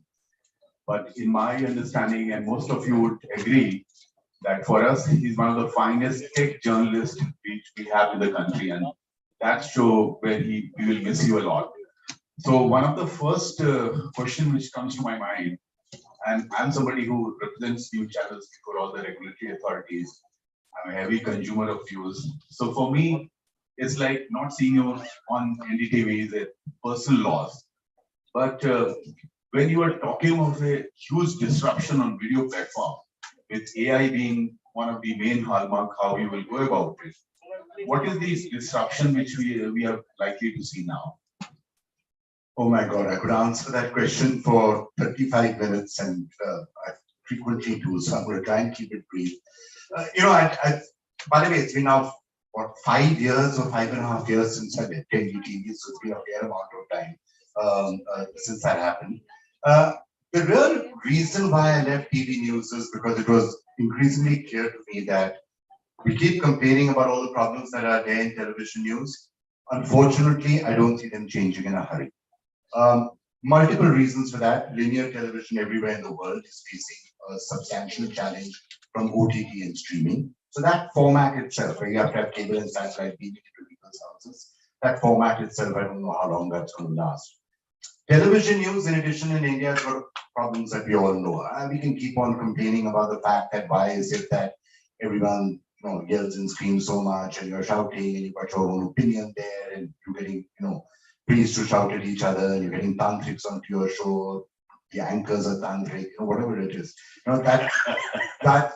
Let's face it, there's a reason why people do it. The reason why that happens is because that's where the TRPs come from. And in India, you've got television news where you're not getting subscription money, you're entirely paying carriage fees. You're entirely dependent on revenues, and the only way you make money is by TRPs. But why this is happening? You said it a couple of times earlier also that 30,000 boxes decide our fortune. The set of boxes, 30,000 set of boxes will decide the fortune of 130 crore of people. And therefore, if you're watching English news, you're trying to do some detailed analysis on something, it's very possible that the audiences may or may not, people with the people meters may or may not be able to understand it. Whereas they would understand somebody, speaking in a rather high-pitched tone. So television news is not the answer. The real question to me has been for a long period of time, why is it that digital video news is not working in India? That's a more interesting question. We know what the problems with TV news are. And I can come to the solutions if you want, but the real problem for me and digital video news is the form factors are not correct. There's so much information, water everywhere, but not a drop to drink, information everywhere, but you're not informed. That's the problem. How do you find the information? How do you distill fake news from authentic news? How do you separate, as Nandini very correctly said, how do you separate news, what is fact from what is opinion? How do you do all of that? And most importantly, if you want to be informed, again, to take from what Nandini was saying, that there used to be a time when you used to say, I could watch the 8 o'clock or the 9 o'clock news, and in 25 minutes, I'd get 30 news stories, and I would walk away and I'd say, I'm informed about all that happened. How do you replicate that today? So this is in the digital form. Absolutely, it's a tragedy. You have a Twitter working. You have print also working to some extent. People have started reading some of the print editions, which are only in print. They are not coming in our homes any longer. But which are the digital or video platforms, so far news is concerned, you think that they are going to change the model in coming months or maybe a year or so from now? Look, I have the answer to that, but I'm obviously a little bit biased. So I hesitate to say that I think heritage is solved some of the problems. No, that's good. Actually, I'm biased to that. But the effort to set up heritage was essentially because 4 years or 5 years ago, I said that, look, I'm now 50. I can either spend the rest of my working life complaining about how bad the systems are, or actually go out and try and do something about it. So I spent 2 years literally in the basement of my house trying to figure out platform theory, AI theory, how these things work, how they disrupt other businesses, and figure out how those could be potentially utilized to disrupt video news and information. And that's where the ideas came from. By the way, the pandemic was, from that point of view, it's helped us in evangelizing that change is coming, linear is going, digital is everywhere, and video streaming is everywhere. But for us, it was a bit of a handicap because I didn't get a chance to do things like this. I didn't get a chance to come out and meet people and evangelize and sit Anurag Batra down and saying, Anurag, you're not paying attention to the way you should be doing to all the stuff that is happening. Those things have not been possible to do in the pandemic. Now we're liberated. We're getting the chance to go out there, talk to a lot of people, and hopefully start accelerating. So which are these shows on this digital platform, which would be people will actually go and see them? Is it again tech or something sports or literature or prime time? Like what they will go for? Actually, my answer is a little bit more radical than that. What we are trying to do is a little bit more radical than that. It is not to create shows where people will come and watch. In fact, it's even more radical than that. We don't want to be a destination where somebody comes. We don't necessarily want you to come to Editorgy. We don't want you to download the app. By downloading the app, please go into it. It's a great thing. You get a very nice experience, better than everything else. But that's not necessarily what we want you to do. We're a technology company. So what we are doing is, we believe that the era of the pipeline is over. And that's a major statement that I'm making, which I think deserves a little bit of clarification. What do I mean by the era of the pipeline? In video news and information, we are still, this is my destination. This is my television channel. This is my website. This is my app. Come and watch me here. What's my YouTube channel? Come and watch me here. Right? That's pipeline India. Closed. It's closed. It's a closed loop. It's a pipeline thing. My content, come and watch it on my destination. That's the way things work. But that's not the way all other industries are moving in 2022. They're open source. Everything is open. The architecture is open. Content comes in from multiple places and the output is in multiple places. That's why if you're going on Airbnb, nobody's asking Airbnb how many hotels you own. So same Facebook and Twitter also has the same. It's a platform we are talking about. Exactly. So the logic of technology in the year 2022 should mean that your models don't have to be decided by the model of television news that operated, frankly, in 1950, 1960. Today's television news is following the same technology and formats as were there in 1950 and 60s. Why can't you apply modern thinking, platform theory, AI, all of this stuff into the way video news should be consumed So how in 2020? But Vikram, how the viewer will be educated about it to migrate to like Twitter? I don't know how it happened. How people migrated even from villages to small towns. How your nuanced viewer will migrate? So the way it happens. So first of all, our theory, our thinking as of now, which could continue to evolve, is we are following a very distributed, because it's open architecture. We follow a very distributed stream. Any organization can use our technology to create their own video channel. You don't have to have, anybody can do it. Any individual, eventually will move to a situation where any individual can do it. But certainly any organization can do it. Exchange for Media wants its own video news channel or video information channel be created for them in one day. Now, that's the way it works. So therefore, it's open. The distribution is open. You're not trying to put people into locked boxes. And somewhere along the way, I think it is in these sort of areas where the change will come. Because what that also enables us to do is separate. These are the facts. These are curated by us. This is your opinion, which you can layer on top of the facts that are being presented. Right. And then at least a separation. So the time is not important. You can watch it whenever you want to watch it. So, but that's a huge change from TV. Like, you know that you want to watch either people or anything like Gone Wild, which used to come earlier. We used to watch a lot. All the 9 o'clock competitions which you have. So you have nothing to do with that. No, because look, appointment viewing and having to switch on linear television is, to say that that is going to change is not particularly dramatic or exciting. That we all know that's not been necessary for 10 years now, right? The fact that I can have a show that you can come and watch in your own time, of course, that's the basics that you should be doing in OTT and streaming. I think some of what we are trying to say is a little bit more radical than that. And because it's more radical, it will almost certainly take some time for that message to sink. That why do you even need this? So I will ask you, once we were researching, we realized you went for a patent for your AI, the entire AI processes. What was that about? Like, it's something which is common in India, or it's something which others have done in some part of the world? No, I think some of the things that we, and it's not just one, there are 2, 3 patents that we have filed for. The fundamental question that was the core, why did I spend those 2 years in the basement, was not to say, I can get an algorithm to create a news, to put together news that Neha wants to see, or somebody else wants to see. Very simple to do, right? That you click on the XYZ, we think these are the stories you want, and that any algorithm can do it. We did that in like 20 days. It wasn't problematic.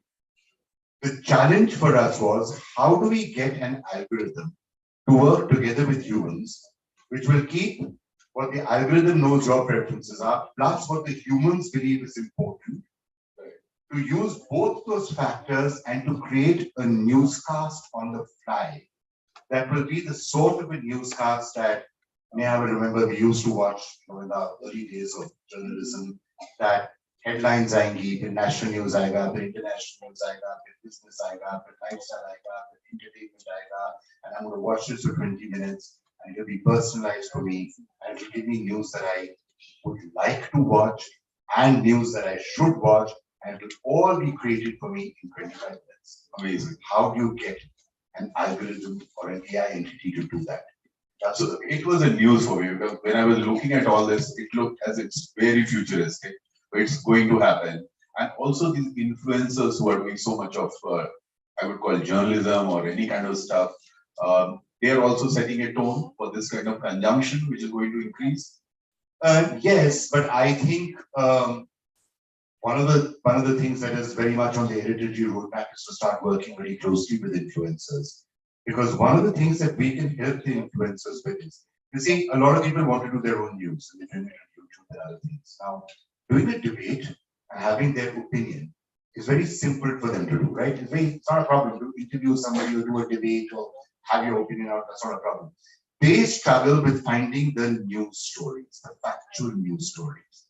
Now, part of our open source, and this we're just doing because our intention is more to disrupt the world than to do anything else, is we will allow them to just take our technology, just take it, and take all of our stories also and put them into your whatever you're using as an influencer.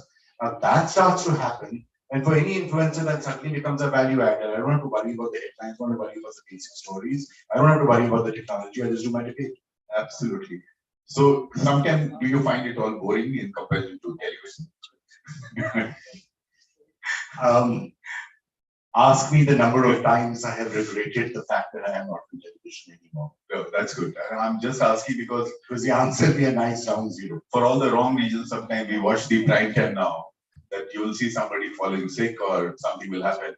I just because this is probably the influence I shouldn't be saying all of this. Is because why are people falling sick while they're anchoring television news? It's the same reason that people will fall sick while they're watching television news. It's probably bad for your health. Absolutely. That amount of, and people also watch the television news now. Is kuch hone wala hai abhi kuch hoga. Ye bol rahe kuch hoga. So anyway, this is something we really want to understand from you, that how much future you see about the tech-enabled thing. India is now emerging as a tech superpower, and in every possible way. And you have shown so many things to us in the last 2 decades about it. What are the tech-enabled show you or on Editor G you think that people should go and watch them, or which are the other platforms where something like that is happening? So, I mean, just for interest, we do have a very powerful tech channel. So, we do a lot of shows. There's a bunch of reviews now that are out there. Those are more for fun. And I keep saying, once some of this other stuff will, goes away, I would love to get back into doing a gadget guru type, or a tech type show. It's there in my retirement plans. Yeah. Okay. Last question would be for me is that how difficult it was to raise money for your enterprise, and do you think it will become easier and easier now with the initial rounds happening? We were actually quite fortunate. We followed a somewhat different path in Heritage. We never went down the VC, PE, other route, and that's fundamentally because I think we were trying to do something that was slightly more radical and therefore would have a slightly longer incubation period. And these things would happen overnight. So I was quite fortunate that I got Airtel and Hindustan Times to come into the first round of funding, which was fortunate. And then the RPCG group is now 51% stake. So that's good. So they're all very big. Elon Musk, you haven't spoken till now. I was tweeting about it yesterday, but I was only joking because I did actually have a very, when we were doing this, I was actually, I did, referring to my tweet yesterday. I did have that conversation with Parag, and I said, this is what Twitter should be doing to really become the destination. Absolutely. Thank you. I'll let you know if you not calls. Wonderful. Thank you. Thanks a lot, Vikram. We are done. I just want to know that, I'm very curious. I did this conversation 2 years back virtually. I'll make sure first thing I set up time with the team. So what are the implications for journalists?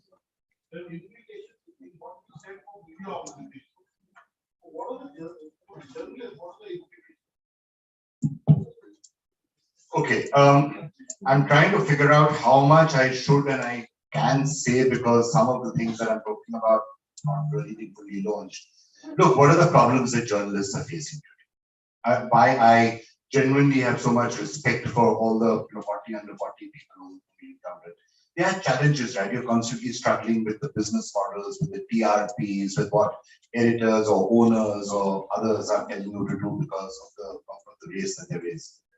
Journalists are also going to need to find ways of upskilling themselves, of learning the new digital technologies, and hopefully we will find ways of giving them tools by which they can do journalism by breaking out of the straight jackets that the present models are imposing upon them. And that's what in an ideal world will happen, because journalists are crucial, journalists are important, but we know that they are struggling with the present models. How how do you survive? How do you do all the constraints at the end? So yes, that is, I think, something which is very important that we as an industry need to do. And broader at a society level, then there are other issues that we do have to help journalists with, such as freedom of press issues, such as the fact that you don't want this random FIRs coming up constantly against you for work that you're doing over. So those are good issues. I acquired business for 8 years, but I lost some more hair that I had. But the fact is, business is becoming video. I'm in the business of brand and content and audiences, and then being able to monetize it the right way. We're not necessarily, I remember Bhupen on my left, he started doing Facebook Lives maybe 6-7 years back. Periscope. In fact, he was the one who educated me on how to do a Periscope Live 6-7 years back. So clearly, we have to do more journalism, which is video, which is social media intertwined. Distribution is happening through that. But from, in the way they're made, in the way they come up, in the way, the kind of stuff they do before they get to being an editor, what can journalists do better? I'm not talking journalistic stuff that Rajdeep Sonia's, but as a business professional, as platform owner, as technology, how should they reorient themselves? So step number one, I think, is that they have to become a lot more tech savvy, which they are becoming, right? Simple things like the era of that television camera, right? The era of having a camera person, the era of having to have equipment which is accompanying you and going everywhere. That era is gone. That era should go. It's not required. It's not necessary even in the present time and age. So the more tech savvy you become, the more tech enabled you become, the more you understand the mediums of the present. They're no longer the mediums of the future, they're the mediums of the present. So the more you acquire that, the more valuable an asset you're going to be in any media organization. So that, in a nutshell, would be my response to that. And then he, of course, got an advantage because she works for a sister company of Heritage, so she has access to all of our technology. That's true. Thank you. Thanks. Anyone who wants to ask Vikram a question? All these people. If Bhupen asks me a question, I will tell them all his dark grateful secrets from 20 years. I think we should meet more often. But anybody wants to ask Vikram a question? He's somebody who's a journalist, anchor, then became the CEO of NDTV, and now is an entrepreneur. So he's really, there's Bhupen in this room who have pretty much had the similar journey. Any questions to Vikram? Yeah, Dr. Surbi is a prolific writer. She's a professor of English journalism at IMC. She's the head of department, and she's written 3 books that I know of, but more than that. Thank you. So I'm writing a book on entrepreneurial journalism in India. So I just wanted to ask you a very simple question.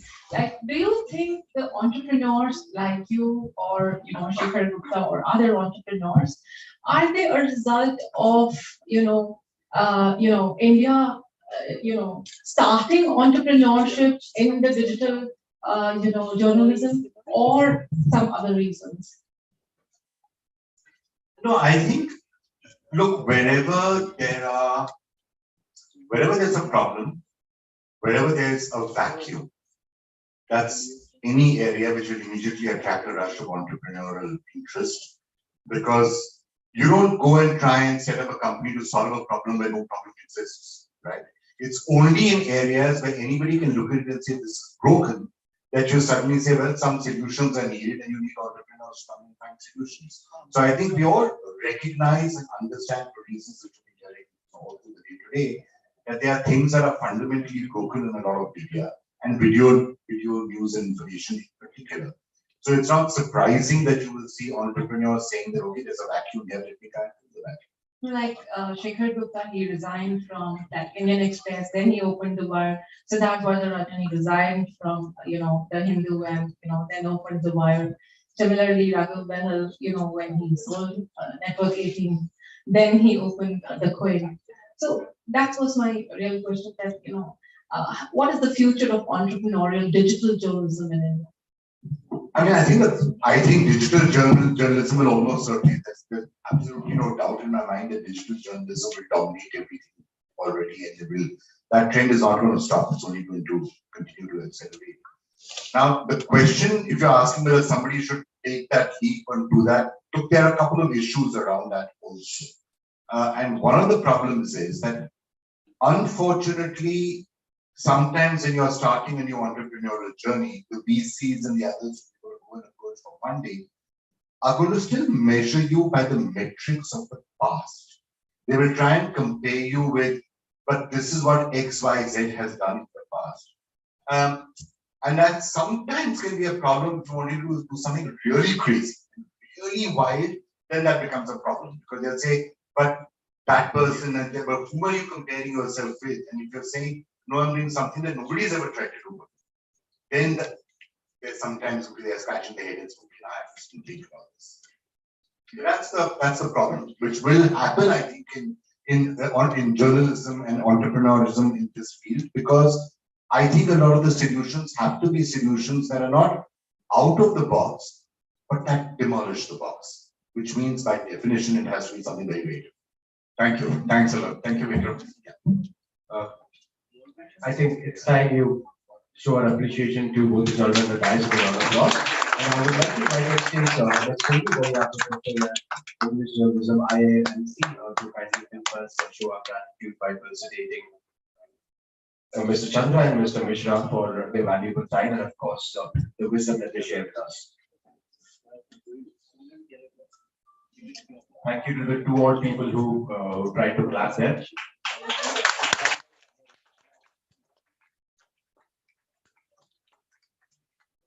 Thank you.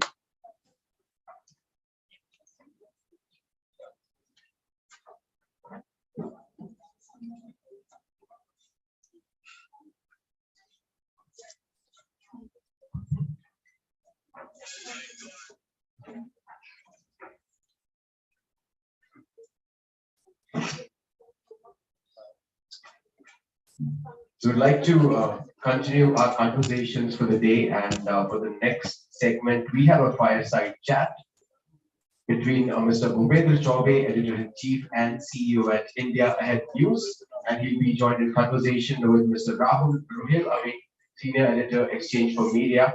The topic will revolve around rebuilding trust in news TV. Let's welcome Mr. Chaubey and Mr. Arvind with a huge round of applause.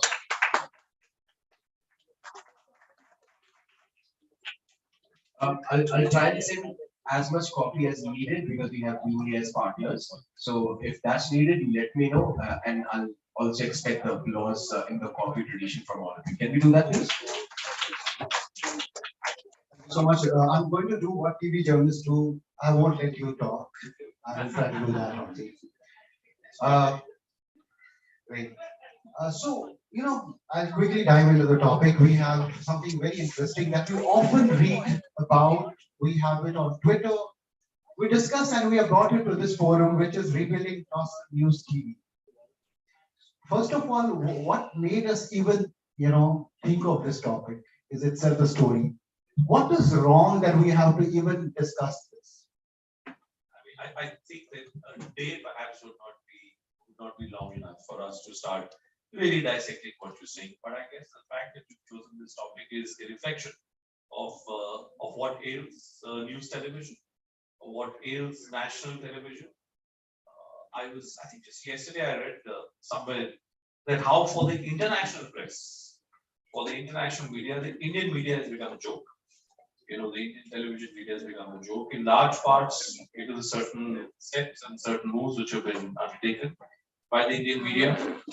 There are many who would argue that why do we need any justification or certification for the global press? I think that argument is also valid in parts. But to say that everything is absolutely above board, nothing is broken in Indian television or in Indian print today, I would say, I think would be missing the word of the piece. So I guess your topic is right, it's timely, and it's a topic which needs to be debated extensively. At India Ahead, I make it a point on a daily basis. I reiterate this, that the choice ultimately is of the viewer. What do you want? What you want in more proportions is what the media will give in even greater proportions. So at India Ahead, what is the story? How are you trying to fix this in your, whatever is in your control, how are you addressing that part? Well, that's the most important question that you raise, other than all the other trust-related questions, which I'm sure you may have. In a nutshell, Rohit, what we really attempted to do at India Head is on the basis of the collective experience that my team and I have had over the last 2 decades across various television newsrooms, and it gives me great pleasure and pride that today at India Head, we have the best and the brightest from multiple newsrooms across the country, digital, television, print, and the story that I hear from everybody is the same, that we want to grow. It's not as if the people don't want to, put in the extra work or really try and push the bar, but it's just that legacy media has ended up becoming a platform where the question of raising the bar becomes very difficult. So what do? What we do is we've identified a weakness or a vacancy which existed within this very crowded television ecosystem. The first vacancy was that we said that why should all national television coverage be restricted to what's happening between Delhi, Mumbai, maybe Lucknow, and in parts maybe Patna, as and when the story goes bigger. Is India just restricted to these centers which typically contribute to TRPs? I've often said this in the past, and I have absolutely no problem in repeating this once again. I think the entire geographical map of India has been changed because of the desire to chase TRPs. There are stories which happen in the southern parts of the country. There are stories which happen in the eastern parts of the country. Sometimes they just don't spend enough time. I've taken it upon myself because I said, let me lead by example. A lot of my colleagues don't necessarily agree with me, and some of my colleagues are here. You see, it's very easy to fall for the story which is unfolding on the tape. But how to look for something which may be somewhere there, but we may be unwilling to identify the story squarely, turn the spotlight squarely on that story. That's what we do at India. Between 1 o'clock to 4 o'clock on a daily basis, 3 hours, Monday to Friday, special focus on the southern states. 8 p.m. on a daily basis, Monday to Friday. The top story is not what is happening in Delhi, not what's happening in Parliament, not what's happening elsewhere. It's about what's happening, the top story in the southern states. I'm now going to be completing 2 years now in July. And I kid you not, I have never ever struggled to identify that story. Which means that there are enough stories. It's just that we weren't willing to look for those stories. We are now looking for those stories. It's giving us great goodwill. It's giving us great joy. And I must share with you that on the 19th of next month, we are now going to be the first major Indian national television news entity to be taking this entire exercise to Dubai. We're now expanding in the Middle Eastern parts of the world. And the kind of feedback, the kind of response that we're getting there is just phenomenal. Right. We often, when we try to understand why, news has been reduced to shouting matches at times, So the idea, the problem lies with the business model. You need to get attention, right? What we have seen, like a lot of new channels that have started or publications, they start with an honest, the motive is honest to change the things and bring in a change, but they end up becoming the same, right? So do you fear that sooner or later, this might happen to some noble cause like you have started and you want to change the ecosystem? I'll tell you why that happens. And Anurag and I have often spoken about this. I think the fundamental problem, again with television, I'm only talking about television right now. The fundamental problem with television is the over-dependence of ad agency ecosystem. If I start sharing with you the stories which have been narrated to me, and in some cases, I don't know, maybe there are people here from agencies as well, some of the topmost CEOs in this country of big broadcasting organizations, I've often had these conversations with these CEOs. And I ask them that how is it possible that a program which is being reprimanded on an anchor who's being scrutinized by pretty much every court in the country. Again, it gives me great pleasure that India Head is the only entity, only 1 million news network right at the beginning of my entrepreneur journey here, sued me for 150 crores. And I was very happy. I wear it as a badge of pride, on my sleeve, that they valued us to that degree. We're the only entity which is not been wrapped on our knuckles by some arm of the judiciary. You name one national television entity which has not been accused of spreading fake news, spreading bigotry, looking at a story from an angle which perhaps deserved a different look at. The fundamental problem is the ad agency ecosystem. Because that person who's fixing your ad rate, your price at which you sell yourself, is not interested in your content. I've had conversations with those people, but on what basis are you fixing this price? They say, नहीं वो ठीक है, आपका 4 channel है, आपका इतना distribution है, आपका इतना tick box, all tick boxes. 1, 2, 3, 4, 5, 6, 7. If there are 10 boxes, if you tick 7, okay, fine. Then my relationship with you, I like you. If I like you, your price is maybe 5x. I don't like you, but you still tick the boxes. Your price is maybe 3x. There is a complete disconnect between the content which is being produced and the price which is being offered by ad agencies.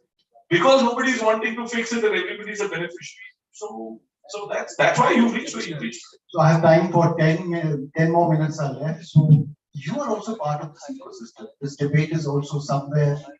There's something you have contributed, or you have been part of the system. When you look back, is there something you feel that I could not have done? I would have done differently. Only thing I must say, Joel, is this: that I think I should have taken this step in my life far earlier. There were opportunities, but everything has a time. And who would not like comfort? I don't come from a business family. I mean, Vikram and I had the pleasure of working with each other for a while. I still look at myself as a quintessential reporter.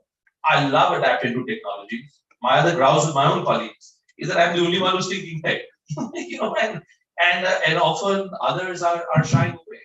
I would love to share with you that on Twitter Spaces, again, this is the only entity.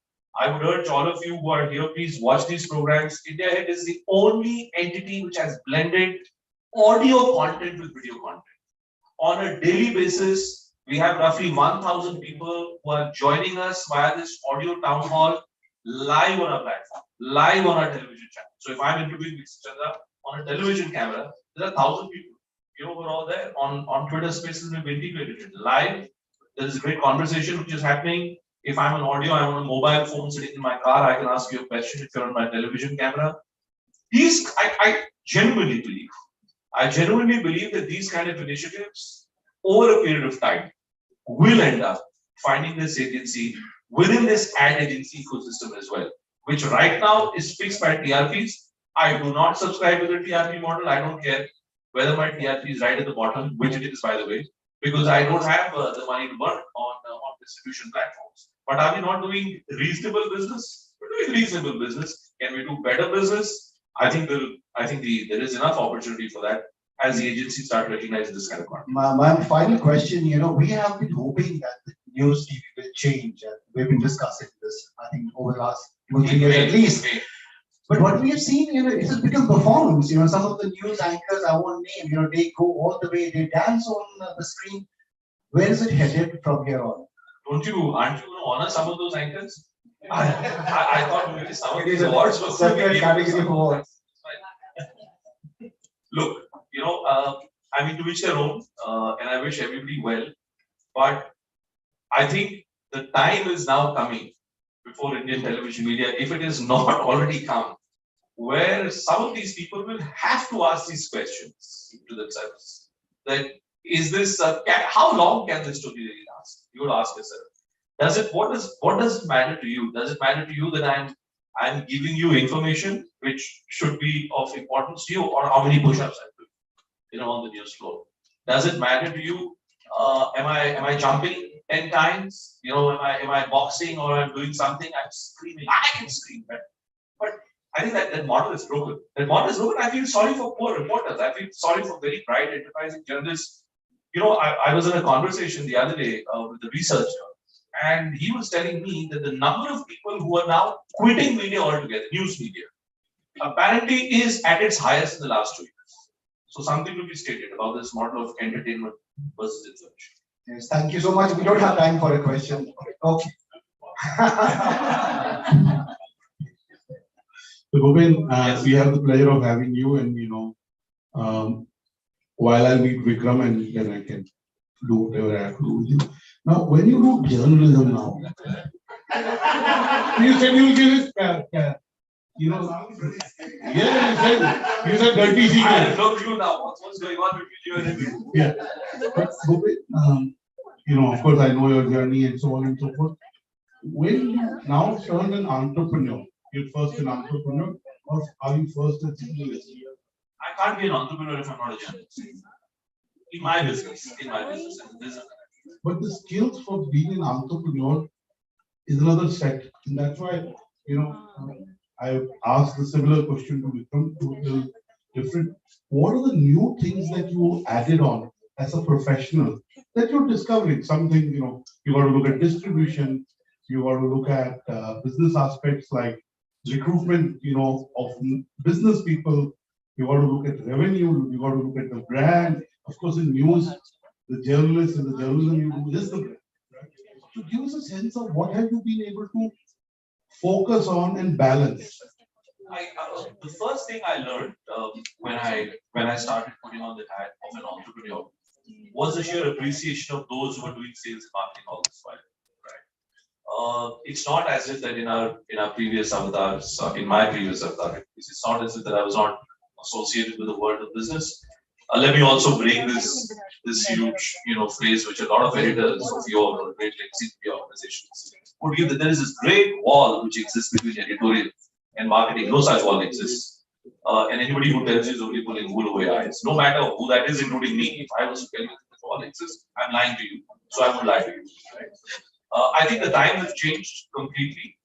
The first thing I learned was greater appreciation of creating content which will bring value.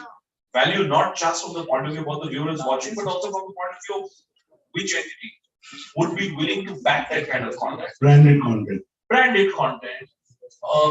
People who would feel that they could be beneficiaries of a certain kind of content, or people who would feel that, okay, fine, this is an information. I think healthcare sector, you look at the kind of innovations which are taking place. Please watch our digital series, which is called Innovation, starts with E. We're spending a lot of our time, looking at the kind of great moves which are being made in the healthcare setup. Just a short while back, before I came here, a healthcare startup was having discussions with us in terms of creating something which is information based, but something which helps it. That is what I think is a huge skill set which I have acquired. The other, gains of distribution, and these are all, products which have been there. I mean, these are all moves which have been a part of the business journey in the past as well. But there is greater appreciation of what works and what doesn't work. In my earlier avatar, I wouldn't have, blinked twice to send 5 people on a journey across the world because someone has to Spain. But today, I do think twice. I do think. I myself, I'm a big exponent, as you know, of using the mobile phone as a broadcasting technology. We've been trying to see whether an iPad and a mobile phone working together can replace a television studio. My last question is, the young students of journalism from IMC, the other students, there are some of the winners who are being recognized in the afternoon in the audience. What is your advice to them as they move to their next phase in their editorial journalistic career? Well, just focus on storytelling. If you have a story, it will be told. Let me assure you, if you don't tell the story, someone else will tell the story. But that story in today's day and age will come out no matter what, so you may as well be the person who tells that story. The whole point, see, when I started off my career, we used to have something called BT, right? Where you come back, you shoot through the day, you come back, you write a lovely script, someone else edits it for you. There's an anchor who then comes out, does a link, and the story gets played out with a 30-15 second, BBC repeat. Those days are gone, right? It was replaced by a stand-up where you replace visuals, all driven by business models. I think those days are gone as well. Today we have a former vice chief. Again, another great initiative that we've done. Former vice chief of the Indian Army today is an exclusive video blogger. He does a weekly series for us. What does he talk about? It's not a television show. It's a show which is shot on mobile phones, and it's a show which talks about foreign policy. It talks about war from a strategic point of view. What is it that India has? What is it that India needs to look at? Russia, Ukraine, all kinds of things. So more focus, more awareness, and more recognition, please, of technology is what will set you apart from people of the past. Thank you, Bhupen. Please give Bhupen Chaubey. go ahead of it. Okay, Mr. Rahul Center has also done this. Mr. Rishabh Gulati is also on his way on his join and he's asked me for the venue, so I took it. And thank you, Bhupen, for saying what you believe in and doing what you do. Please give Bhupen a bigger round of applause.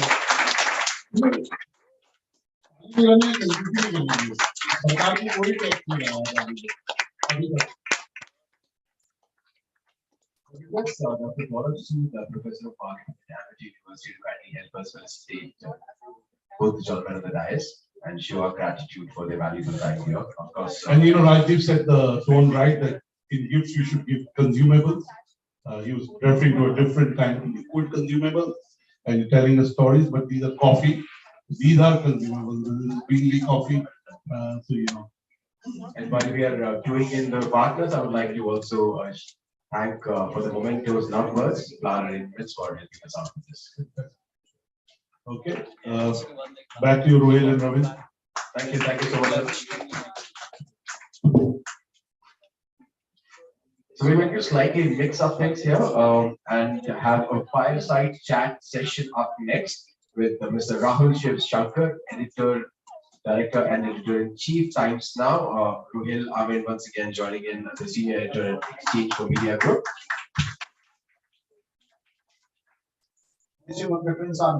Rahul के लिए आप लोगों ने तालियां नहीं मिलाई, वो बोलेंगे नहीं जब तक आप तालियां नहीं।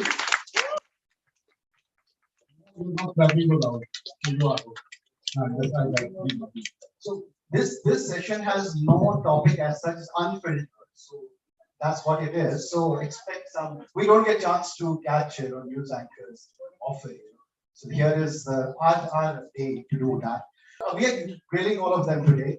So first, so thank you so much for joining us, and I want to start with this context. That you're on the jury. You saw some new talent. First of all, give me a sense of where is journalism headed when you saw all those profiles and that it's presented. Where are we? I think journalism is headed in absolutely the right direction. The young people, I'm young too, so I'm not going to exclude myself from that list. But some of the people that we saw, we heard, and the work, it was just phenomenal. And I think that it was very, very tough to distinguish between their capabilities. I feel that we're in very safe hands with this generation as long as we maintain the distinction between fact and fiction. I think that's really fundamentally the most important part. And I think that all the individuals that, in fact, all 80 or 90 individuals that were shortlisted were phenomenally well versed in what they were doing. So it was very tough. But on just the basis of that, I think articulation, the use of language, perhaps even their point of views, and I don't shy away from expressing them. I think this was a fabulous bunch, and it really inspires a lot of confidence. So, which brings me to my next question about, okay, all that is fine, but what they're watching is a certain quality of discourse that has a lot of critics. What do they do? I mean, the journalism that's being practiced, a lot of critics are around, and we have this promising crop. So, are they torn between something which is ideal and which is being practiced? You're talking about TV journalism in specific. Look, I'm married to a critic. My own wife is my biggest critic. She comes from the United States. She worked with the BBC, Reuters, very far removed from the sensibilities of the Times Now. And she finds some of us extremely valuable, and I don't blame her. But as I said, I think every culture has its idiom of expression. We are I don't want to use the cliche argumentative democracy, this, that, the other, but we are a society that appreciates some amount of, I suppose, unfiltered, to use your word, commentary. The problem, and this is where we need to be extremely focused, the problem is when our rhetoric gets the better of us.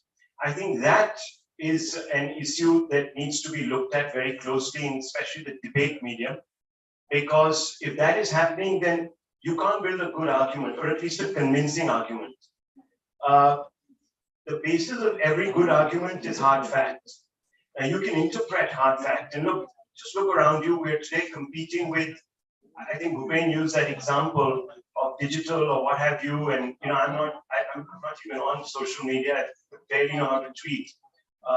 They're on Twitter. I've just about managed to start tweeting on my own. Otherwise, I used to use an interface. I'm very proud of it. I'm not on Facebook. I'm not on Insta. I don't know what to do with them. I'm a bit of a crocodile, but nonetheless appreciate the fact that people have got a voice in this medium and can today actually put out a lot of things that mainstream media would miss.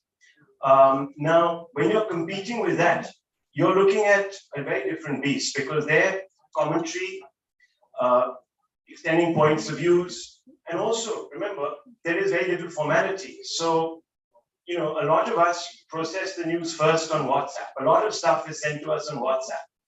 I'm talking about in our daily lives.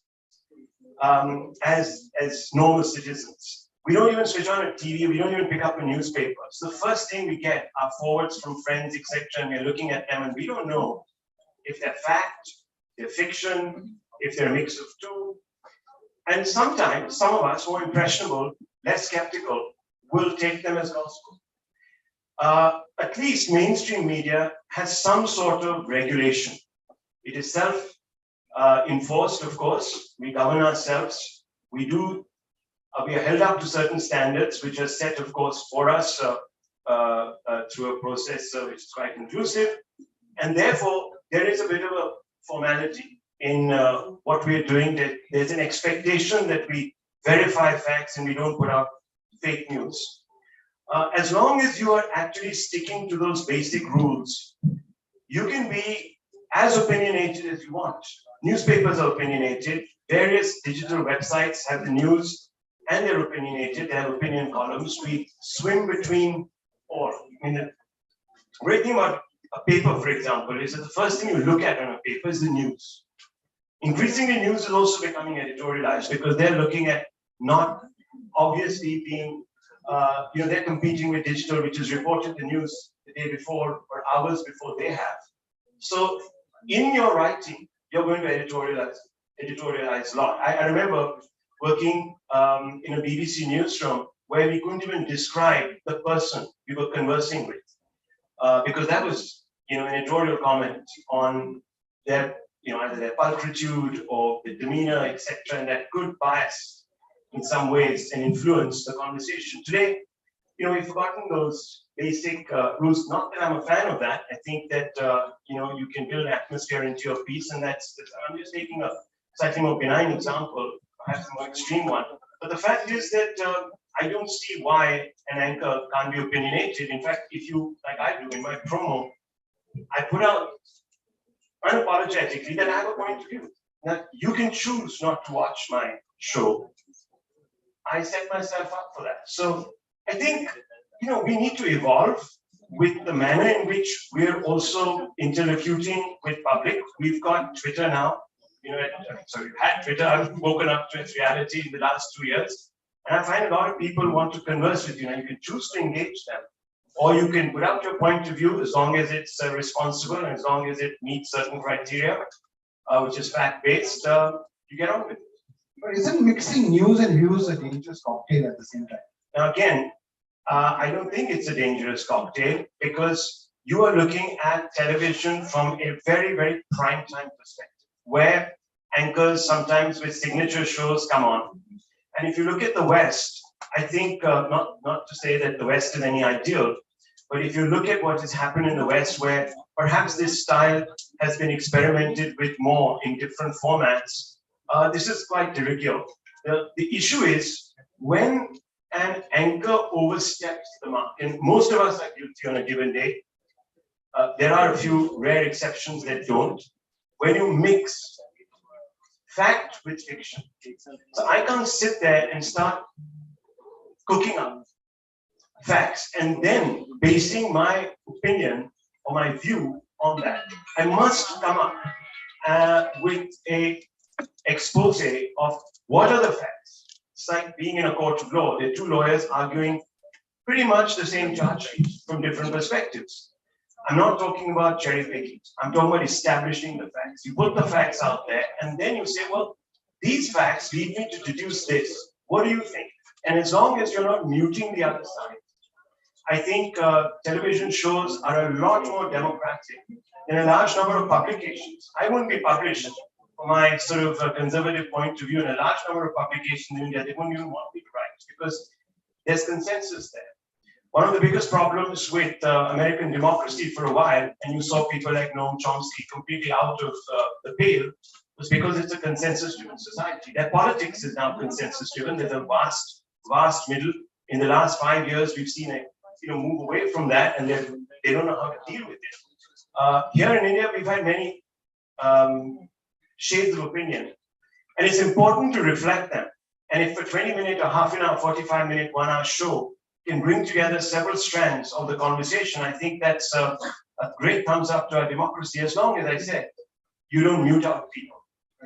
We're short on time. I want to ask my last question and then the couple of questions from the audience. I thought they are really waiting for it. One is, news looks same, prime time looks similar everywhere. Why is it so? What are you doing to change it? One. Number two, somebody in the morning said that he doesn't bother what the trolls say. Does it bother you? That's my second question. Look, I'm a bit new to this game. I'm a very absorbed sort of personality who doesn't really interact with a lot of people. I don't meet politicians at all.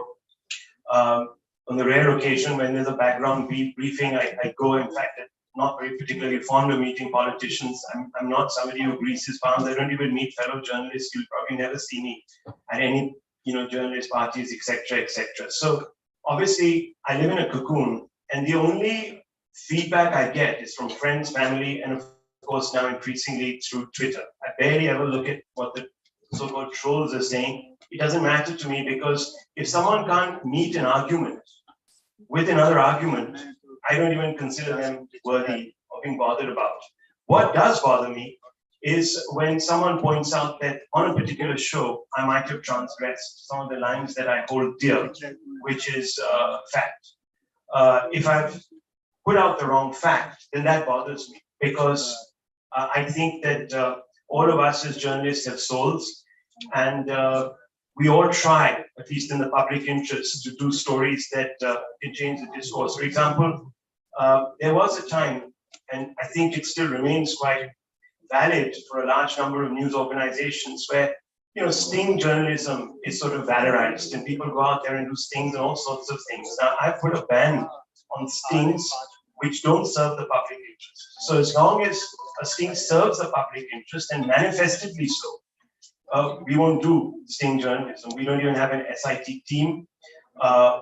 We have a bunch of people who are editors or journalists who go out and will want to, perhaps carry out some sort of an investigation, and that sort of dovetails into our sort of, SIT, for the lack of a better word, just to differentiate ourselves from the usual context in which we report. So I think that is something that is important. So as I said, feedback I get from people who are close to me, and I value those associations because I think those people are intelligent. I just want to say that India is growing intolerant, not so much because we have grating views which we shout at each other. I think we're growing intolerant because we are not accepting of another point of view.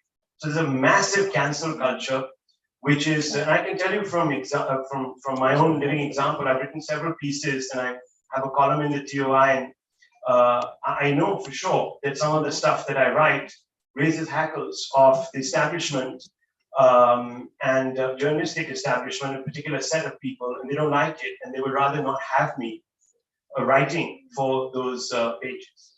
And I find that appalling, because on Times Now we go out and say to political parties, their representatives, people on the other side of the spectrum, there's a top intellectual in the country who's also an author who will not appear on Times Now, because he might find that some of the questions might elicit responses from him that might expose his lack of balance.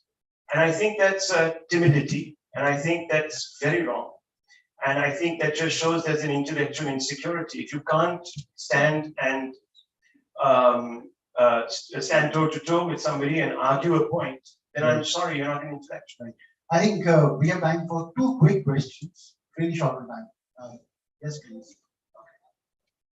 Can I get the mic? Sir, sir, am I audible? Please wait for a mic to come to you.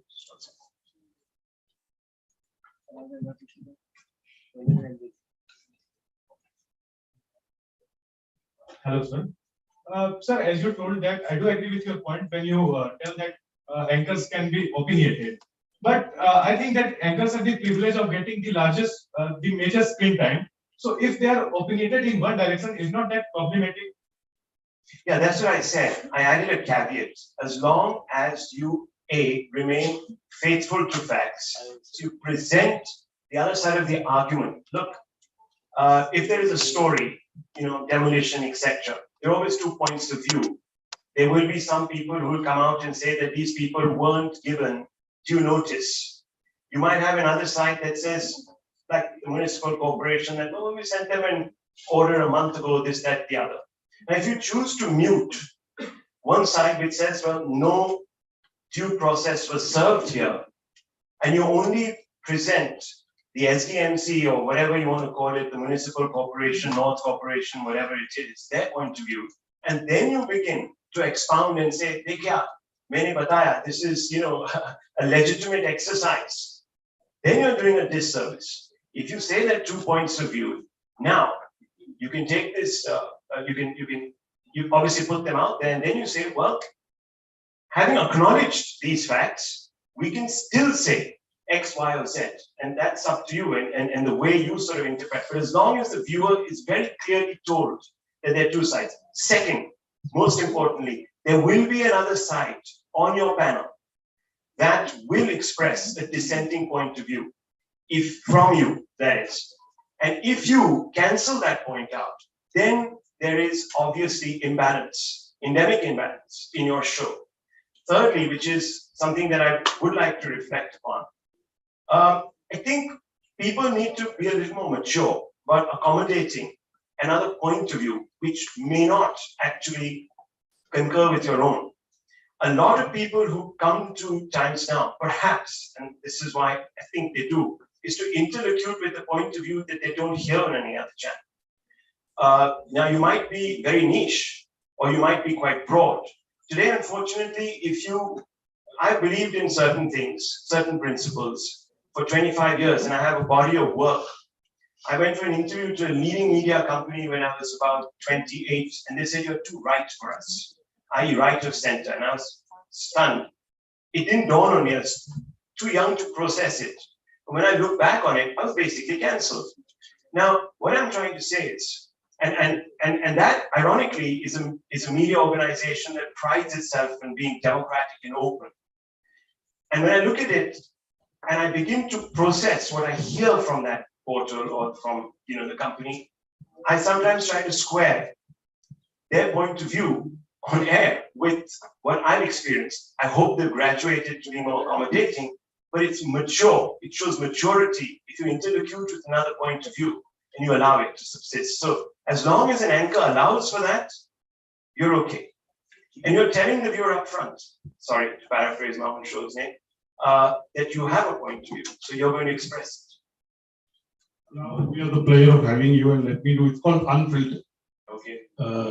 Let me ask you 6 questions. I believe in numerology, so 6 and 9 are lucky numbers for me. 6 short questions. Coffee also, by the way. Yeah, he loves coffee. I met him. No, I don't drink tea or coffee. Yeah, but you can love coffee without drinking it. You can be involved in it, so that's a joke. So it's my first coffee question. with Anurag today. I do drink 1 coffee a day. I drink Billy coffee only at my cafe. But coffee with Rohel and coffee with Anurag. Yeah, okay. But drink with Rajdeep. We talked about certain bottles. On a serious note, what is your most happy moment of being in journalism? Oh, that's a tough one. I think when you get up every morning, you feel excited about the news. I think I'm really happy about being excited about my job. I think that we do the best job in the world, quite frankly. You're exposed to so much. You learn so much on a daily basis. You're not just staring at a spreadsheet. I would love to if I had my own business, but I don't. And I'm sure that brings people joy when they see the numbers going up. But look, I think when you get up every morning, there's a fresh story, there's something new to learn, something new to understand, something new to get your head around, and you're rejuvenated every day. I think I'm being now extremely politic by saying this because I really can't single out anything that made me superlatively happy. I think the transition from print to TV for me was something I had to do. Do I enjoy it thoroughly? Television? Not really. I don't even like to be on air actually. Gotta do it. It's a job. Thinking of taking a break from it. In fact, that's news to you. And I'm trying to sort of move towards something. Do you think I can take your place? Absolutely. It's easy. a You just ask everyone. They think we just do rubbish. We do a contest with e4m. Exactly. What is your most embarrassing moment on TV? Oh, I have to say that recently I starred in a duel and I didn't know the identity of the person I was speaking with. And just the other day I was at this forum, into the Times Forum in Bombay, McAdams, and there was this young gentleman, young man, perhaps as old as the gentleman who asked me the question back there, and he came up to me and there was a young girl and they said, "We want to take a photograph with you. We really like your show. We watch your show." And I said, "Great." I pulled off my mask and I stood next to this guy and he looked at me, and the moment they were going to click the photo, he says, "By the way, I just died laughing." And I looked at this guy and I said, even I do crack up when I watch that. So I think embarrassing in the sense that I did set myself up for that, didn't I? People have often asked, "What have you done to the producer?" I'm sure you gave the producer a hard time. I have to say that I came in and in fact, I realized that this was probably going to go a little viral. So I told them immediately, "Don't put it out on Twitter, okay? Don't put this clip out on Twitter." But it went off on YouTube. I didn't even know we were live on YouTube. Can you imagine who puts a show that's going live on TV, live on YouTube? You're killing your viewership. But it did. And of course, it went crazy. So I went to the producer and I said, "Guys, it's fine. You set me up. Don't, at least don't throw me to the wolves before I knew it." What is the one news media person you look up to and why? Well, that's a tough question. And look, there are several. I'm really a man of letters. I like writing. I love writing. I think I worked with a couple of very good editors who were experts at the English language. I think Dilip Bhatgaonkar was phenomenal. Jug, I think I worked under him. Siddharth Vardarajan. Yes. Jyotirmoy Sharma. Jyotirmoy Sharma, who's now gone into academia. Good for him. I think my own uncle Karan. I think he's an exceptionally good journalist. You can disagree with his politics, but that's the way it is today. As long as everyone sort of retains a certain fidelity to fact, it's okay. I'm talking about the craft here. Okay, I'm not talking about opinions. So absolutely. I liked for a long time. I thought that one other particular writer I'm really fond of, Rod Liddell. I read The Spectator. I've been reading it for like 25 years. I think Rod Liddell's work has really influenced me. His irreverence, his typical British turn of phrase, I think it's phenomenal. A. Gill, as journalists go, fantastic body of work. I do read the National Review, and I think spectacularly curated and written magazine, the National Review, set up by one of the greatest in commentary. So I think these guys really have. I can see that you haven't taken any news TV journalist or a current journalist. No, I did. I've talked about Karan, for example. I like the way he sort of sets himself up. I don't agree with him. We don't. We're on completely radical ends of the political spectrum. I think I've even been cancelled in the family, but that's okay. That doesn't still, So I think Rajdeep was good. Vikram was fantastic when he goes on air. Barka was. Please give them a big round of applause. Give a round of applause to Rahul for being, in an era we don't really applaud your contemporaries or for various reasons. I think just doing that makes so sporty about I it. think, we're a big family. We'll compete with each other, but I think at the end of the day, you've got to retain your soul. You've got to be able to get up in the morning and appreciate the others, because if you don't, then you're a megalomaniac. And I think anyone in media, particularly. There are several of them. You want to give the name now? Next conversation. Inba is on Saturday news next. That's a promo for it. Okay, my last two questions. One person outside news media and media that you look up to, not for the just height. I mean, like I look up to Kalli, the rest of them. 5 feet more tall than me, not 5 feet more. Look, I mean, where do you start? India is full of one person, people.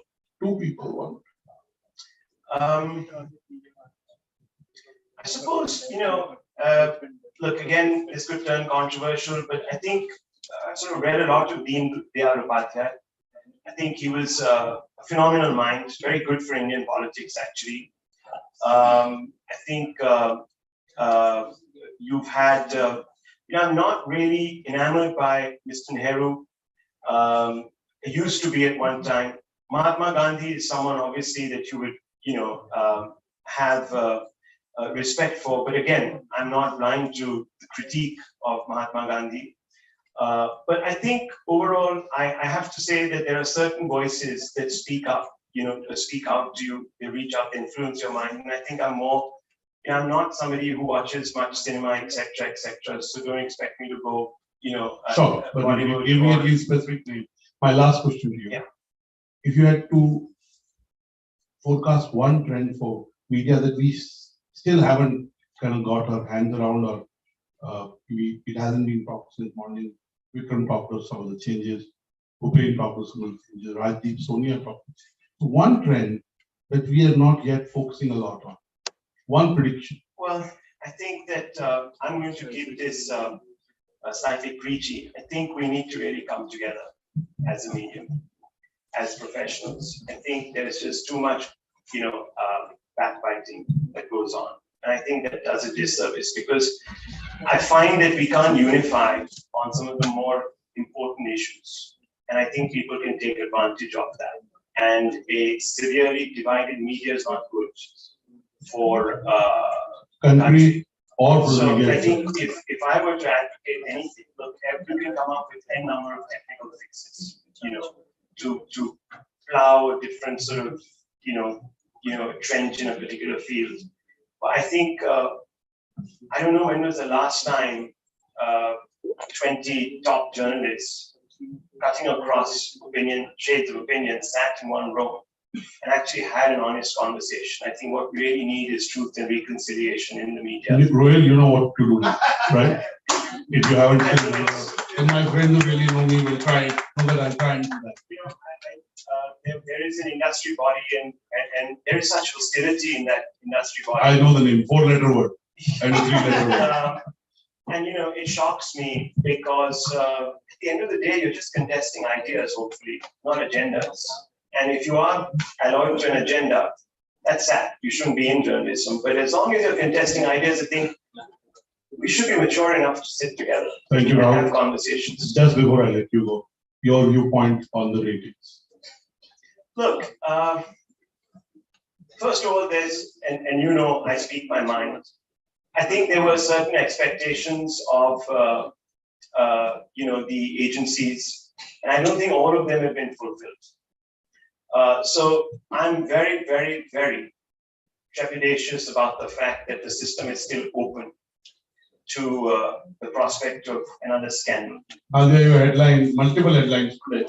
Yeah. So Rajdeep saying he'll retire soon.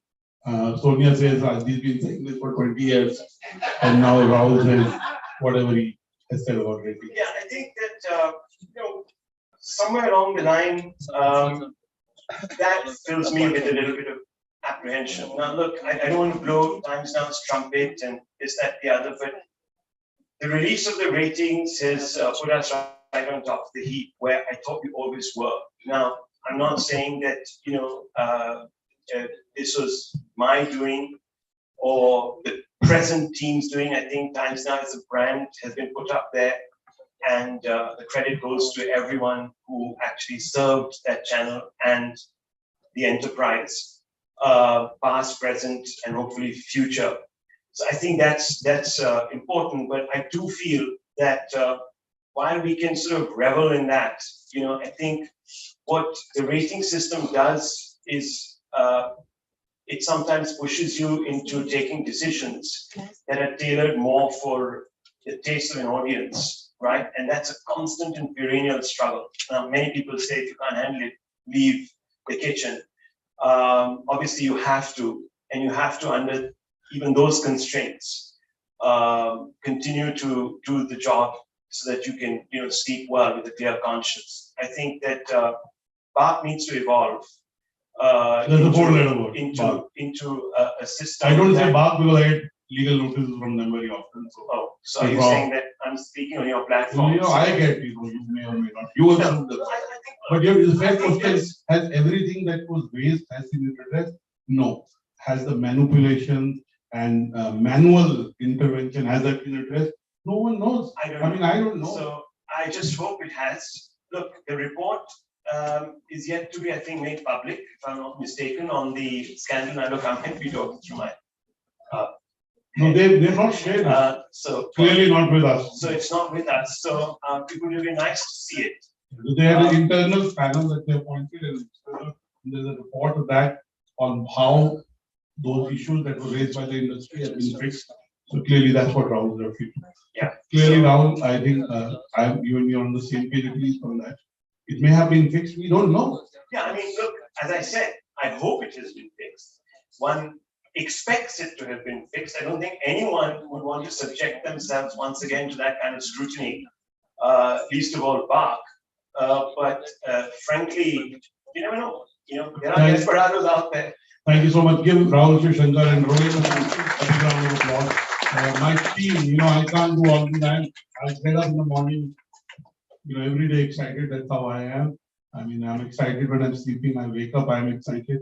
But really, Rohel, Priyanka, Tushar, they put this together, and there are many other colleagues, Sabita, Shraddha, these 5-6 people, the Samachar from India team, Anand, Pankaj, Vikas, the Nazia, my editor at exchangeformedia.com, at Pitch, Impact, Neeta. So they've really put this together, and as we've shared, tomorrow we have the Samachar from India 40 to 14 in the evening, and in the day we have our e4m political spokesperson rankings.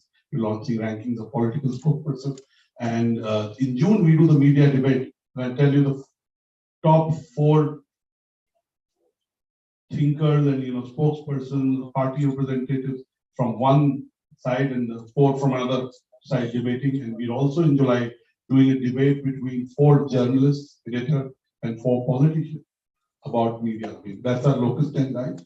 So please give Rahul and my team at Exchange for Media a big round of applause.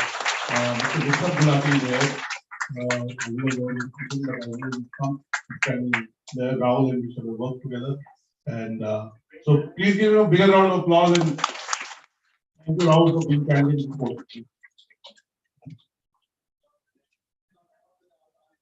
I request Ms. Priyanka Badoria, Associate Director in Marketing and Events at Exchange for Media, to kindly help us felicitate Rahul and show our gratitude for him being here with us this afternoon.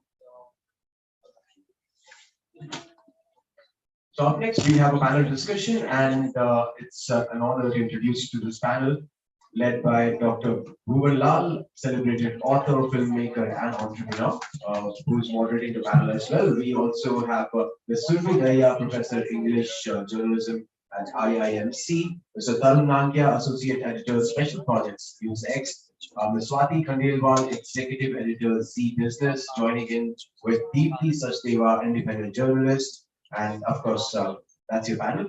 I'll request all of you, once we have the chairs on the dais. Everyone who's turning and shifting in their chairs will have the lunch soon enough. Terribly sorry about the timing. We're trying to accommodate the 3 more panels, including this one, as quickly as possible. So the rest of the panels will take after the lunch. So after this panel, we'll have a quick lunch break. All right, so we'll do a keynote and then take a break. All right, once again, the panel includes Mr. Lal, Ms. Sachdeva, Ms. Khandelwal, Mr. Nankia, and Ms. Daya. And we're talking about challenges facing journalism today. A pertinent and a relevant question to ask the least. And of course, especially in the times where a lot of presenters, news reporters, anchors are not competing with other anchors, but competing with Ekta Kapoor. I don't know, for some whatever reason they're doing that. So absolutely a relevant topic, challenges facing journalism today. And I'll hand over the dais to Mr. Lal, Dr. Lal, to be precise. So now I have the panel on the dais, and I'll request all of you to kindly put your hands together and help me welcome the panel with a humongous round of applause.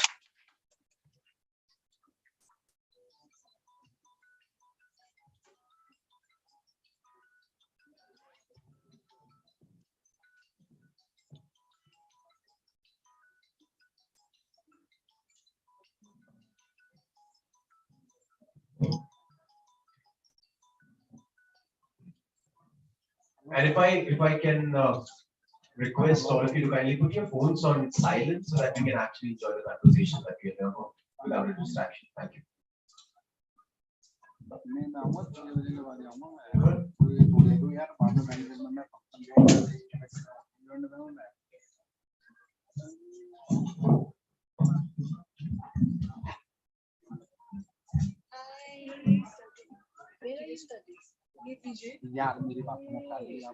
Good afternoon, ladies and gentlemen. Namaskar.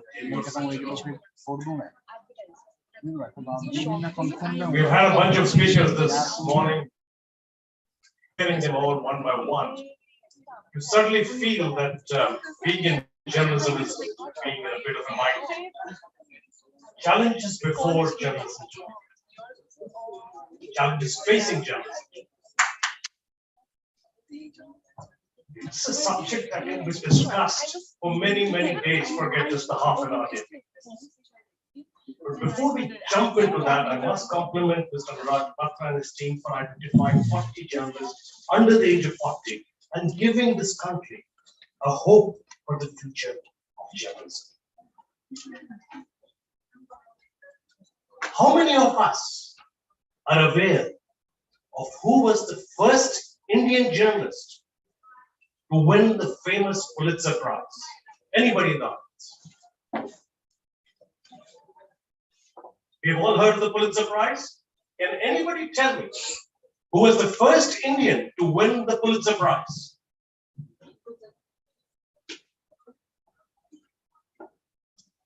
Well, 1937, when we were still ruled by the British, an Indian called Gobind Bihari Lal, working in America, who was a freedom fighter and had gone to jail in California for the Indian freedom movement, was the first Indian to win the Pulitzer Prize. Was he related to you? Any chance? Unfortunately, I'm not related to him. I wish I was. Just Lal. There'll be a lot of Lals in this country, starting with Jawaharlal. I'm not related to anyone. So let's get back to the panel. We have with us some of the finest minds working in our business. They have been on television. They've been behind the screen. They've been training people to appear on television and write. For me, journalism is primarily the search for truth, and in that search, creating credibility. Are we doing that? In 2020, when Twitter is being acquired by Tesla, what are the challenges for a nation? I would like to start with Dr. Surabhi. You are teaching at an institute. What are you telling your students? What is happening in our business?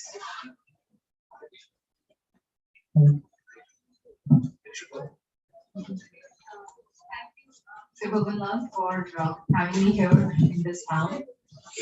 Well, when I teach my students, we try and be very, very objective.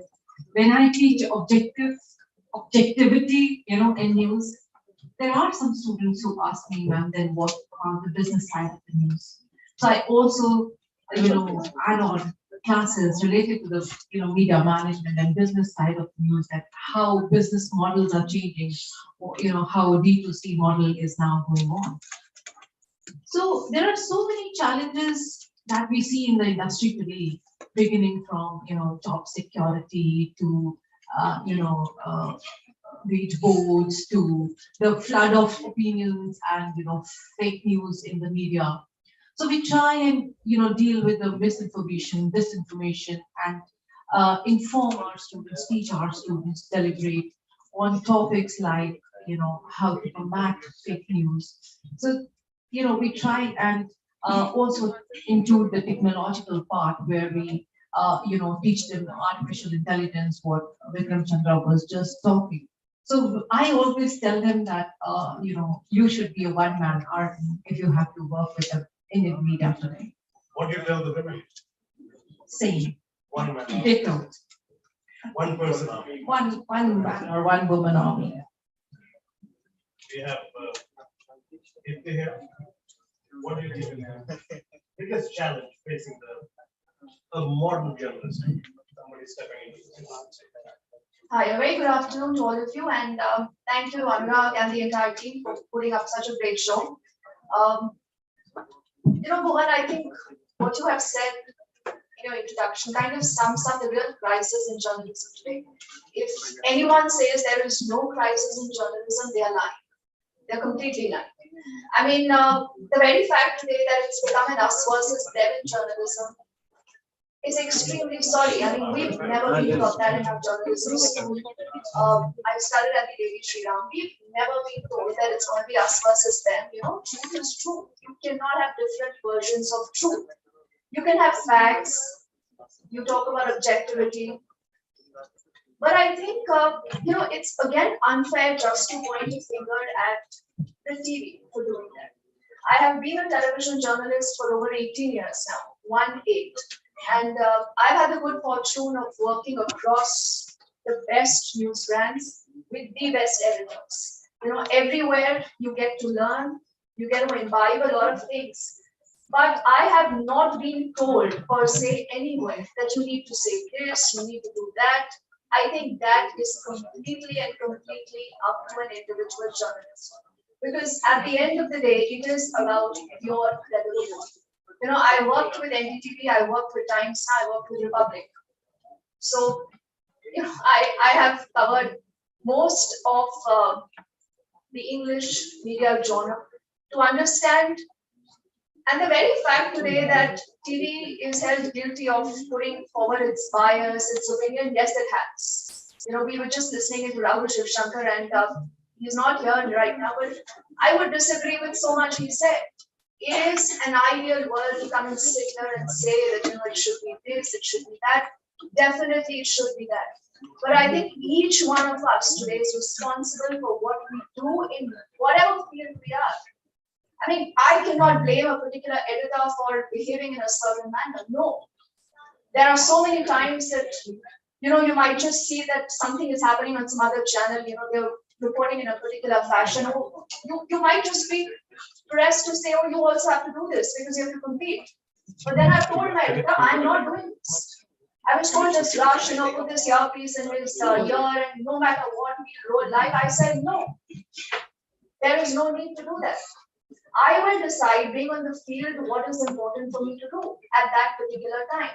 If I think the situation merits that I need to run after him, I need to chase him, I will do that. But if it is not required and if it is just to kind of, for the sounds, not doing it.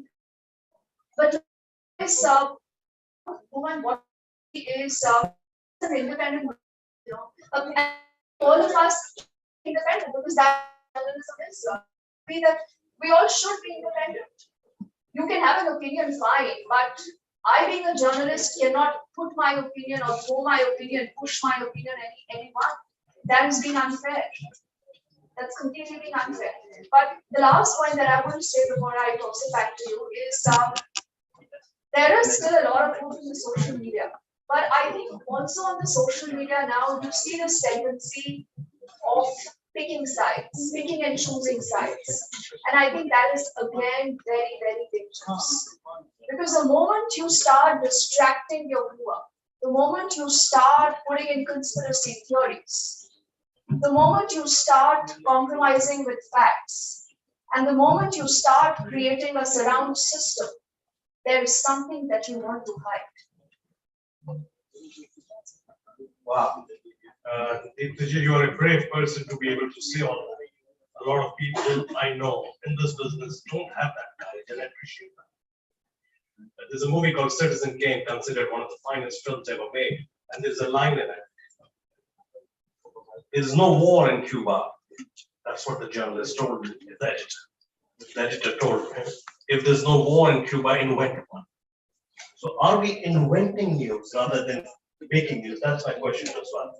Swati, 1 second. I just want to say one little thing. It's not about being brave or being courageous. I think every one of us is woman. Any journalist that I know, my friends, a lot of them are sitting here right now. They're doing far better than what we know. But the tragedy is that we start identifying news with just say 5 to 10 people. That is wrong. Every journalist today out in the field is doing tremendous work. I mean, we really need to identify that. We need to appreciate that. It is not easy to do this. It is not, and please, news is just not limited to the 5, 6 anchors that you see on prime time every day. News is so much more. Ask these anchors and people how many times do they really go out with me? They don't do that. They can. I can just tell you one little thing. A lot of them cannot move out without their security, the private security. It's that bad in a lot of areas. The more you start taking sides, that becomes dangerous. Stop putting your opinion on and hold out.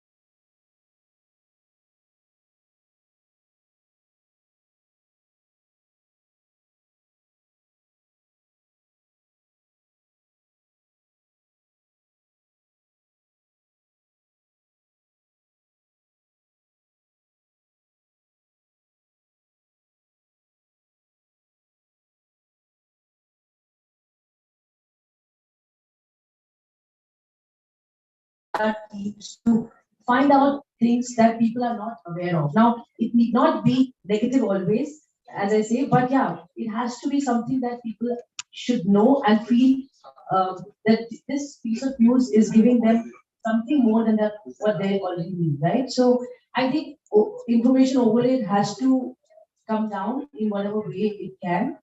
And I think accuracy and speed has to be given as much importance with the credibility of the information. So the checks that we do at our organization is something that we need to also inculcate in the social media world, because a lot of fake news stuff, and people have talked about it already in the previous panels.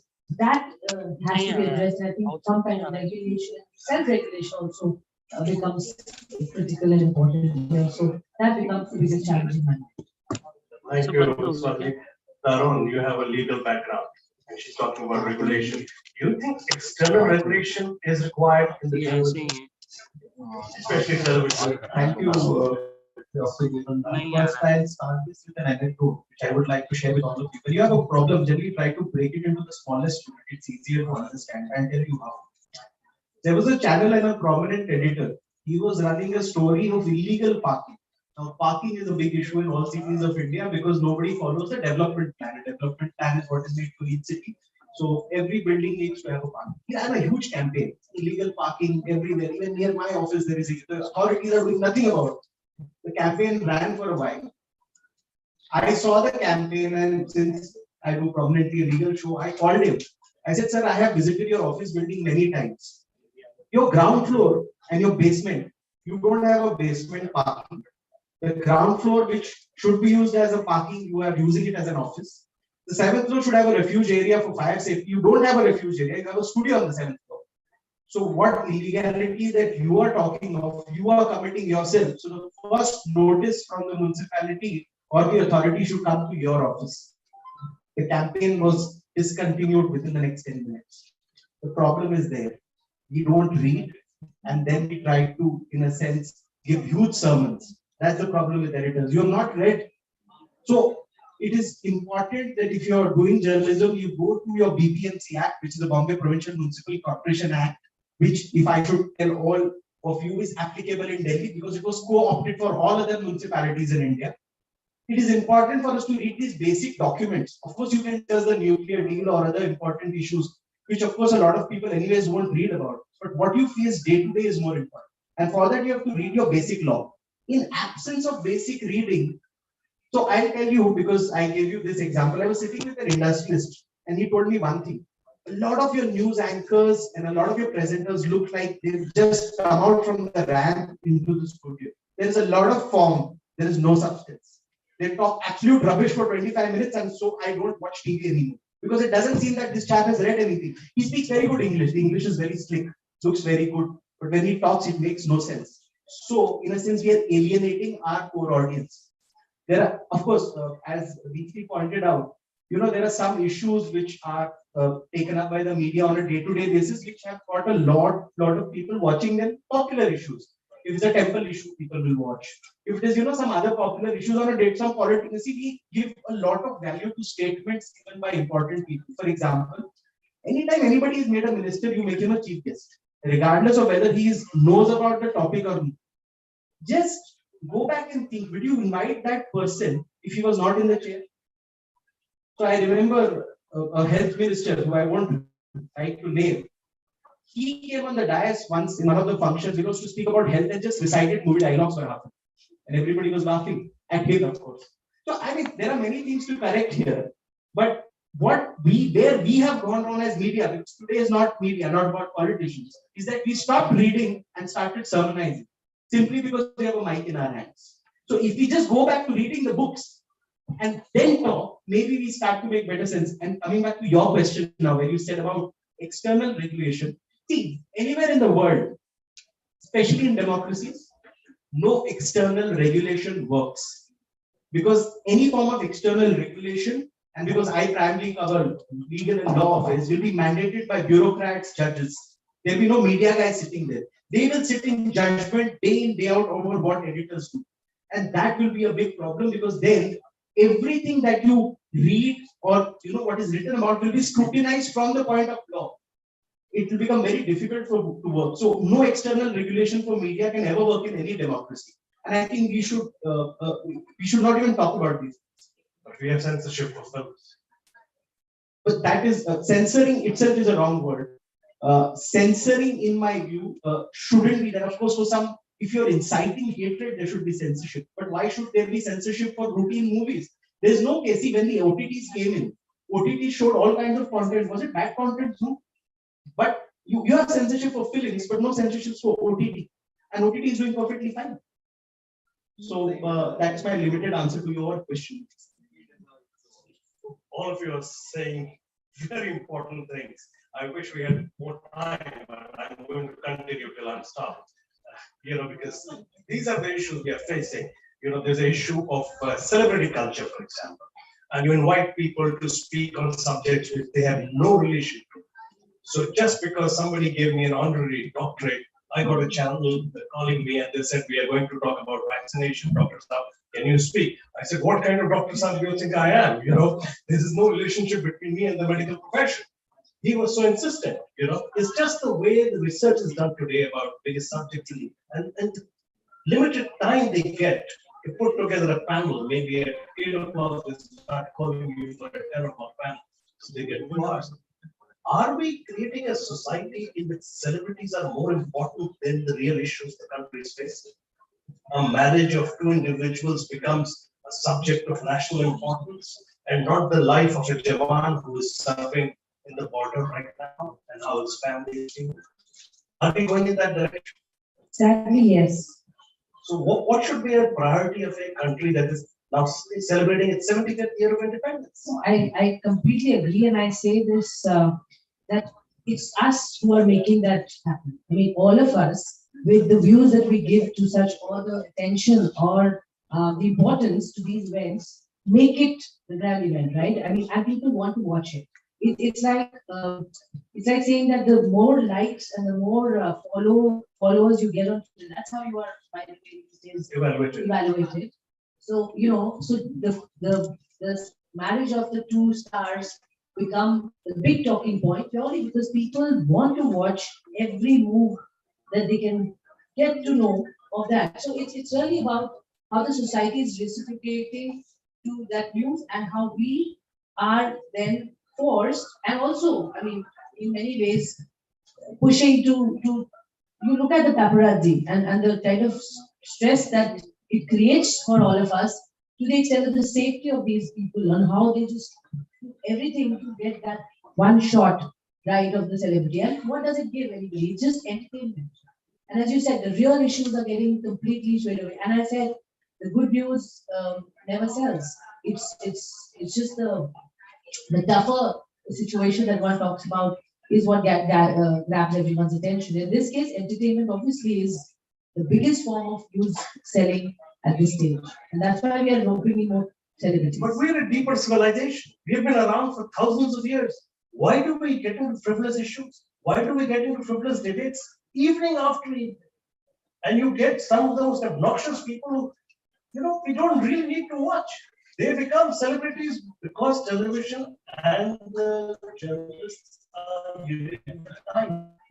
Who's getting this? Actually, I think it's a myth that people are watching you. When you're in the studio, you feel people watching. People don't watch you. You go out on the street and ask if people watch you. Nobody They watches watch you. you on mute most of the time. So- You notice this. so I They think just journalists- you for the kind of actions and the kind of theatrics. They don't listen to you at all. That's what I'm They saying. have silence. I was seeing Yes. Netflix and No, it's not that. I was talking to a Gujarati industry sometime back in Delhi. He said, "तेरे news में मेरे लिए क्या है?" मतलब मेरे लिए तो है नहीं कुछ, तो मैं क्यों देखूं? तो हमेशा, so in the end, what happens is, it's all good to speak in clipped accent, but in a big area. When this chap pays to the cable wala, what are you giving him? If you're not giving, he's not watching you. You may feel you're sitting in the studio being watched. Nobody watches. I think I've been giving implications and the lunch is going to be served. We don't want to hold back anybody. But we'll take 2 questions. Let them just ask 2 questions. Yes, sir. Okay. Just 2 questions from the audience. Anybody? Okay. I have a question. When is the lunch being served? I'm sorry. Anybody has a Why question? don't we ask the question to the audience, I think. Why don't we Because do- it's- why don't we do Yeah, I think there are a lot of students I think at the back, so I don't know what your opinion today of news is. I mean, it was very fashionable. I remember during our times when we studied, there was so much of glamour to be a journalist. You had a completely different outlook of what, being a journalist is. Still, you were thrown into the real field. You were told to go and get coffee for people, go and log tapes. And I'm like, shit, is this why I studied? I mean, I want to do something different. I want to bring about a change. So your editor tells you, okay, go. You're here to bring a change, go and do this story, go and do this. See, that is the kind of introduction we all had. Now, here the journalism students or anyone who's sitting, I mean, but how long do you spend time watching news on television? What is the kind of news you really watch? This us versus them, does it happen close to, your society, your peer group? Is it becoming a part of every drawing room, every dining table in this country, probably around the world. Anyway, So anybody not? I see the young ones at the back and some of them are raising their hands. Can Yes, somebody please. help them out with a mic? Go ahead. In the meantime, a mic reaches you all. A mic will come to us. Your voice will reach us. It's a small room. Please go ahead. Sir, my question is with respect. Oh, they can't record. Oh, they need a microphone. Just 1 second. So in the meantime, that Till the happens. mic goes, I also reaches consider there. myself from the same age group, and to be fair and honest, I grew up watching some of the journalists that I adored and admired, and honestly kept. I mean, their words meant more to me than my own father's, and I actually lost all of that admiration and love and all the adjectives that you can add on while I saw people competing not for the fact but for the TRPs and of course for the eyeballs and the attention. And honestly, some of the broadcasters out there are not really competing with each other; they're competing with each other. It's all about getting the attention. But anyways, yes, please go ahead. Haven't got the mic yet. You haven't got the mic. Wow. Okay. Then please jump. That's fine. We do that a lot as journalists. Please go ahead. So my question is with respect to sensationalism. Recently in this, there was this Rajya Sabha TV debate in which one of the TU professor has given this theory with respect to sensationalism in news is that because we live in this capitalist society, competitiveness is requisite. As a byproduct, we have this social anxiety, and in order to pacify our social anxiety, we refer to something which is relevant to us, and that is sensational news. So if sensationalism is providing tranquility for somebody, why is it a vice? Go ahead. Anybody. Does sensationalism provide you tranquility? Ma'am, like, Really? there could be like vice. Recently, there was this reporter who was dancing and conveying news. See, I mean, We'll just discuss this off after the debate. Yeah. yes. So, he's made a good point. Yes, it's a very important Sensationalism point. again, credibility, truth, fact, sensationalism. I mean, we know the problem. The best part is, much like the Congress party, we know what the problem is. But then we do not want to solve it. Or you believe that there's going to be someone who will come and, solve this for you because, we all can sit in moral judgment, sit on platforms and make our observations. But when it comes to watching these channels, you would want to go and watch them. I don't know what they give to you. Then you will also have a viewpoint on, oh God, they are so bad. They are doing this. They are dividing the society. So I don't know. The circle keeps going on and on. Thank you for being sensational speakers on a sensational panel. And we'll continue the sensation after the show. Thank you. Terribly sorry about the shortage of time. I would request the panel to stay back on the dais for a moment while I invite on stage Mr. Sunil Kumar, President at Exchange for Media Group, to hand out the memento to all the speakers, the panelists for being here with us. And we'd like to express our gratitude with mementos from our gifting partners. Love Birds Flower Arrangements, thank you so much. And Being Me of Coffee, of course.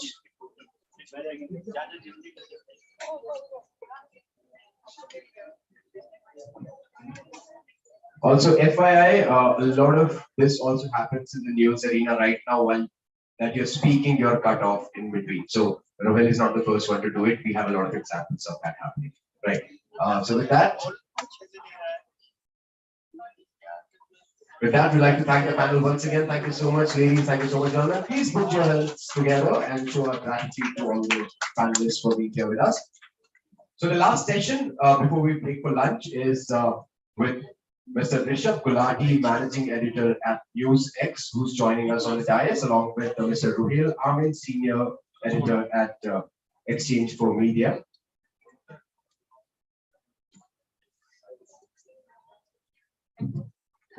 Someone said that we cut that person short. I'm sorry, this is a TV forum, so I'm used to it. So, thanks for. I'm really sorry. We're running late. If I can request you to put your hands together for both the speakers. Thank you. Literally have 10 minutes. So I want, but we've been doing something great since morning. All anchors who don't let other people talk, we're interrupting them to do it. So pretty much the similar questions because we have different perspectives. From your side, I want to understand. Is there anything wrong with TV news? So much of criticism coming, for TV journalists all the time. In your view, is there anything wrong with TV news? And if there is, what is that? Let me strike a different note to the very serious and important conversation we had this morning with people who've been doing this far longer than I have. Let's start with reality. A lot of people sitting here are the original influences. Okay, starting off in a career like journalism is a heck of a ride. From what you expect to what the reality is, changes in perspective as your hair grow grayer.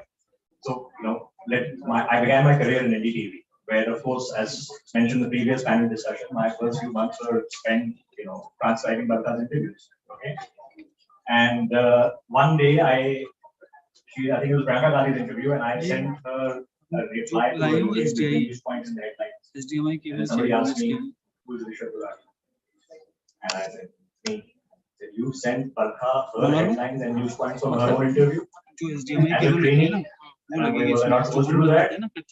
Within 2-3 minutes, a reply came from Barka, okay, these are fine, go ahead. Okay.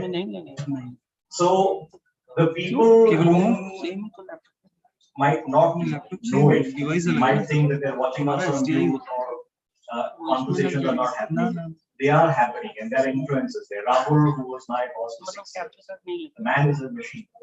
If you want to learn hard work, you learn from him 7 in the morning, at night, every day, non-stop, no vacation. Grind you to the store is an inspiration. Vikram Chandra was just here. Watching him growing up, inspiration. I remember when we went to TV, so a lot of impact in inspiration. How many of you have read his works? He's an inspiration. When he's writing about other inspirational people, Andrea, about our heroes. So yes, in popular culture, if you watch the movies, we are all getting to deal with terrorists or TRPs and letting hostages and we want to catch a murder happening live on television. And we are all sold out. But I think there is more hope, and a lot of people sitting here are honest, hardworking people who try to do their best every single day. And I think there's some hope to take away. How can TV news itself from sensation?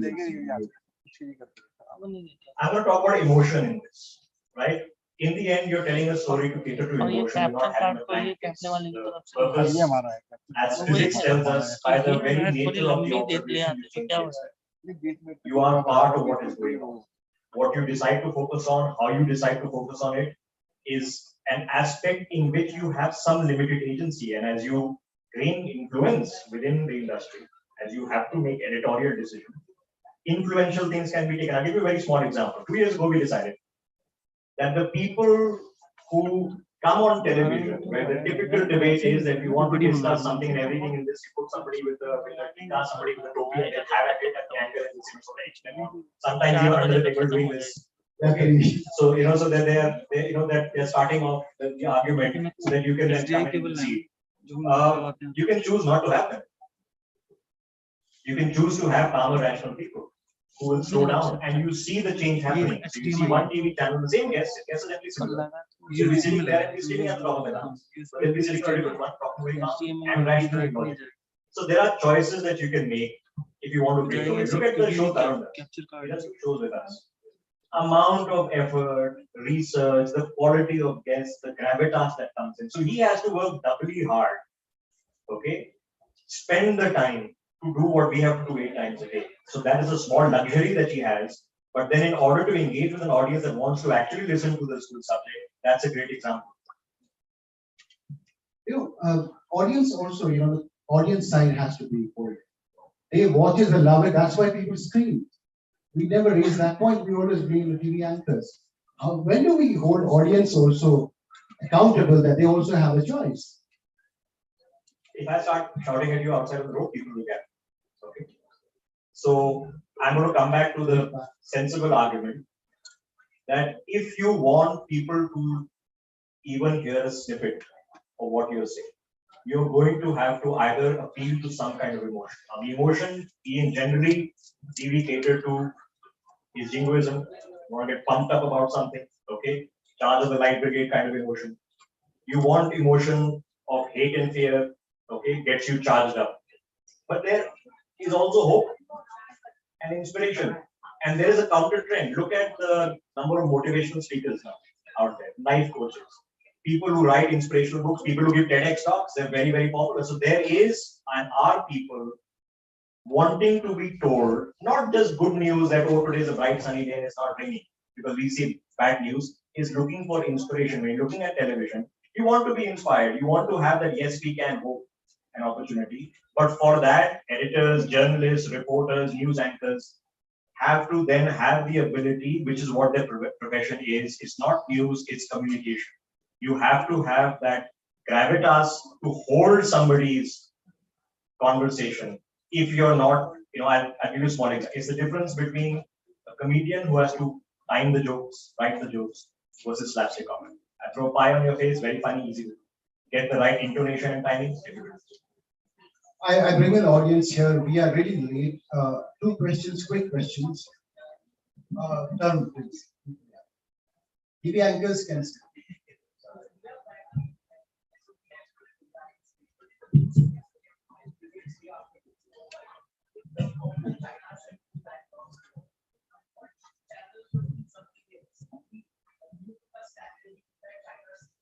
It became really popular.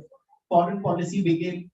So, what goes behind decision making when you think that okay, for the next 10 days we are going to do foreign policy, let other channels do popular stuff, but we'll stick to this, we'll stick to the America, whatever we did in the past last year. What goes behind that decision making process? I'll give you a short answer. In the day-to-day objective, when you're sitting down and making a decision, the small decisions you have to make is, where is this country going, right? And what is the additional value you can add? That's my job, okay? I am not immune to watching everything else. I know what is happening, and I know this is being covered. What is the value addition that I'm bringing to the table if I'm sitting in the chair where I have some decision-making power, and therefore I have that microphone, which people might not be listening, somebody might be, okay? The decision-making has to be done, and I have a very young edit team. Our average age of the team is 45. And this is what I tell them, apply your mind to everything. Okay, you see an observation, and this is a bulldozer, and this is a riot, and this is a provocative speech. Apply your mind, because every time you also give attention to the guy making a provocative speech, where his PR guy is telling him, sir, take provocative speech, then you will be prime time debate. You'll have a star who will go to JNU for 3 seconds, and she's got all the publicity in the world because we are all fascinated by her. So they're doing things which make them infamous. So Tarun, it's about understanding that the country needs to have a larger world. We need to have an opinion on global affairs and what is the small role that can be played to contribute on it. I think we're really, really sorry, and we break for lunch. Okay, we can have conversation outside. Can I just small thing? My thanks to the Exchange for Media team and Dr. Patra for doing exactly what Rahul was also saying, is getting people together. You have to get after people, journalists, especially in the middle of the day, all have minute meetings to attend. It's very fundamentally important, because unless as journalists we all sit down together and have a 10-year, 20-year plan. I mean, give you a small example, which is the point I wanted to make. 5 years from now, if a sexual assault happens inside the metaverse, are you going to have a metaverse beat of reporters with avatars reporting from inside the metaverse on the location? So these are things we need to figure out, and Exchange for Media is a great platform, and thank you guys for doing this. Thank you, Rishabh. Thanks for joining us.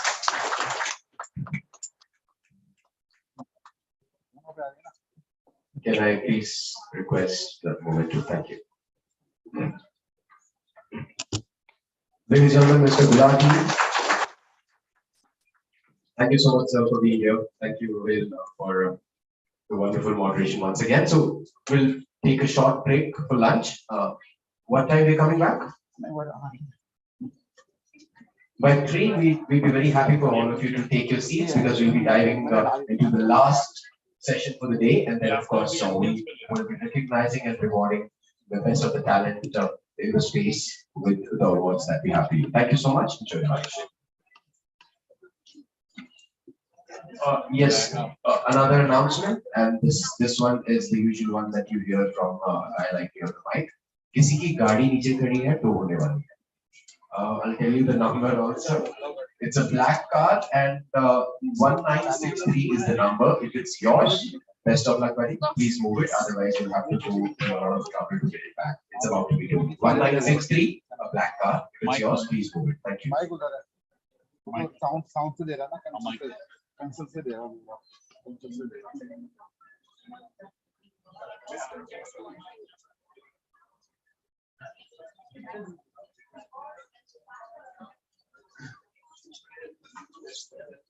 ये वाला mic चल रहा है.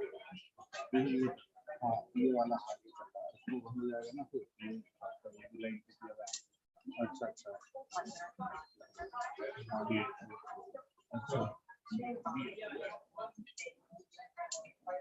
अच्छा वो हाँ अच्छा हाँ ये तो बंद करना भी, इसको बंद करके ये वाली इसकी ऑडियो चाहिए बस सारी देखने पर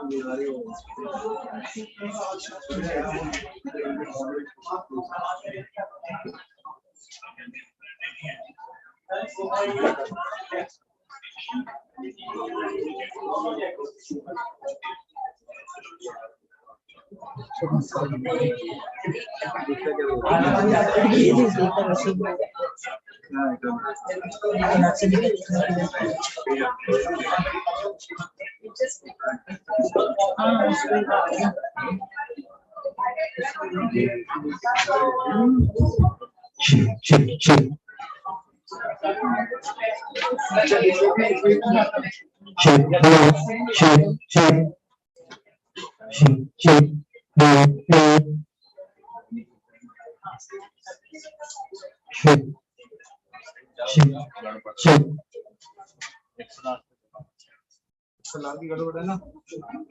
एक बार आप लेके देख लो, अगर आपके में सीधी डायरेक्ट आगे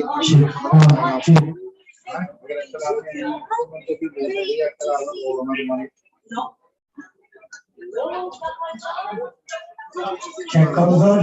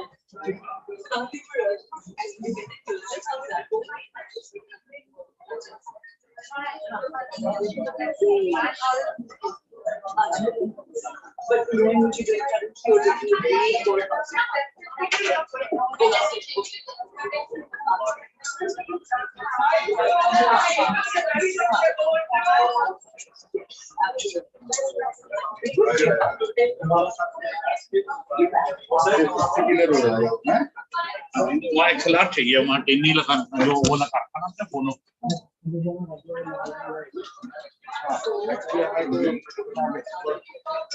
अच्छा डालिए, जैसे डालिए. अच्छा जैसे डालिए. अच्छा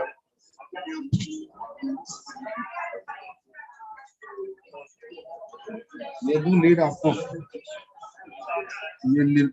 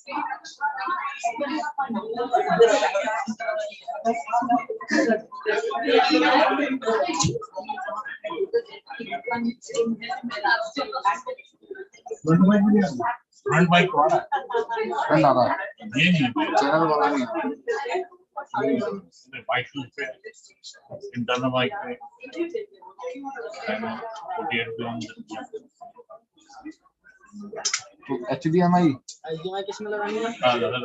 ये चाहिए ना? आपको क्या दिखाना है? लाइव के लिए रखी लगी हुई है, मैं दे दूंगा अभी आपको। ये वाला है आपको लिखे करो। Hello hello hello hello hello दोनों आ रही है। एक हमने बंद करनी है, उसको जो चैनल माइक है वो बंद करना है। हाँ हाँ ये तो HDMI दोनों में आ गई। अब एक बंद कर दो जिसमें अपना लग रहा नहीं है। हेलो हेलो हेलो हेलो अच्छा ठीक है। हेलो हेलो हेलो इस पे आप हाँ अच्छा इसके आगे अच्छा वो देना सर एक बार ना चेक कर लेना सर इसे।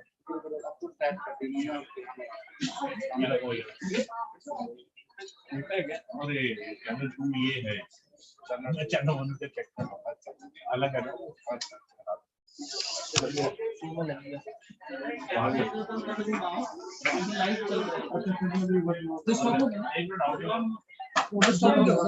नहीं होगा ना स्टॉप। ये देखो क्या हो रहा है, ये लाइव में ये दिख रहा है। ऑडियो नहीं ब्रेक नहीं करते ना ब्रेक। अच्छा अच्छा अच्छा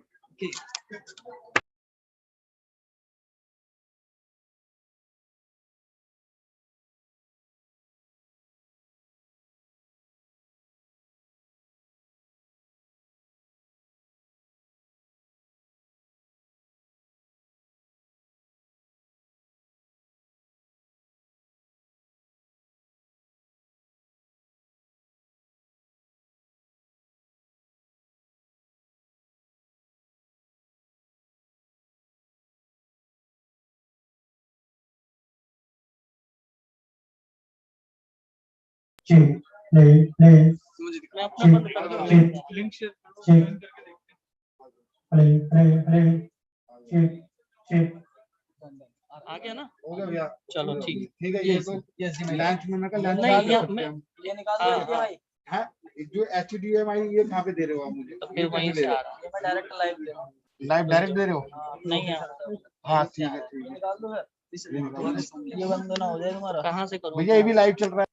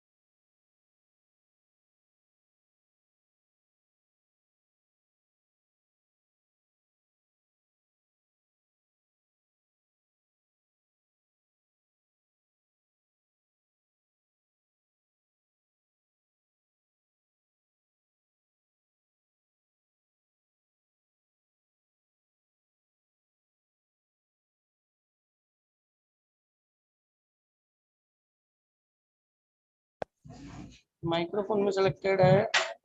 अभी आ रही है? हेलो हेलो मेरी आवाज आ रही है ना? हाँ, तो माइक्रोफोन पे मेरी आवाज आ रही है और डिजिटल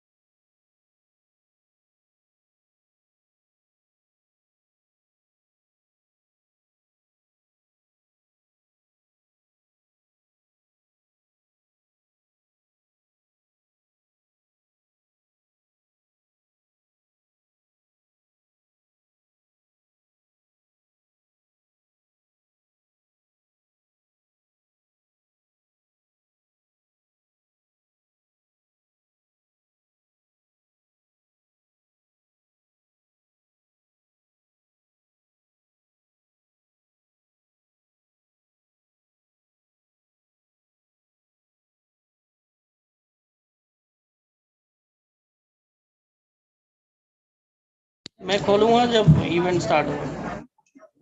मैं बंद करूंगा।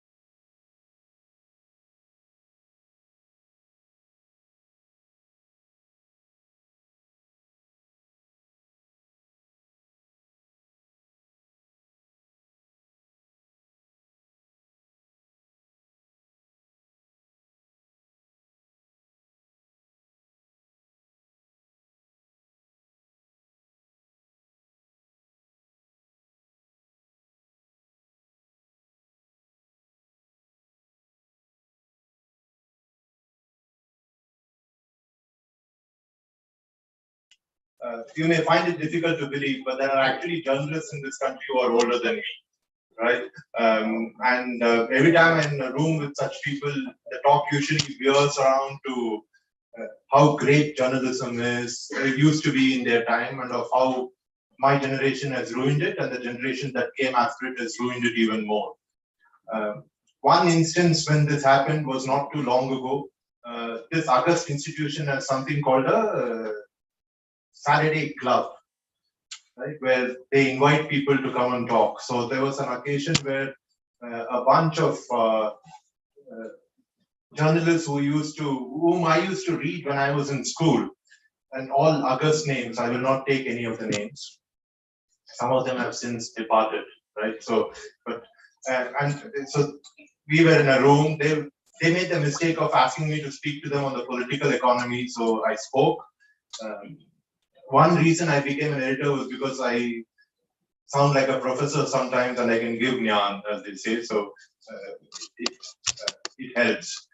So at the end of during the conversation, something came up, and I finally had to tell these people, some of whom had written 10 books or 20 books, and that I would not hire even one of them in my organization.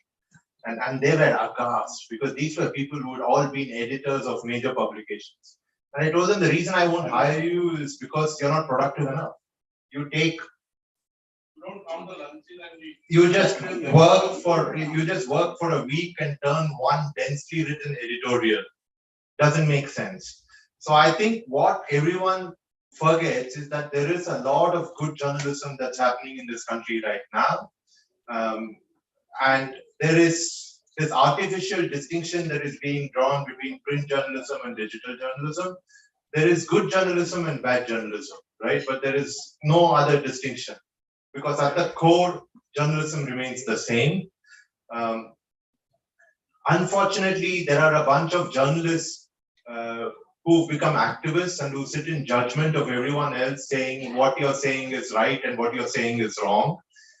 And there is suddenly it's become very, very unfashionable to tell both sides of the story, because people say if you tell both sides of the story, there is false equivalence, whereas I really think both sides of the story need to be told. And I think all these things are inputs that young journalists need to keep in mind. They need to take pride in what they are doing. They need to take pride not just in themselves but in the profession. Because I see journalists bad-mouthing journalists all the time. Thank you so much. That is not to be done. Thank you so much, Suku, for saying that. I can say with the number of journalists I know, that is true. And when I acquired Business World, when I tried to hire editors, if I would do a rough check, I couldn't hire people for the first 2-3 years, because if I called somebody, they would say, useless. I'm being polite, right?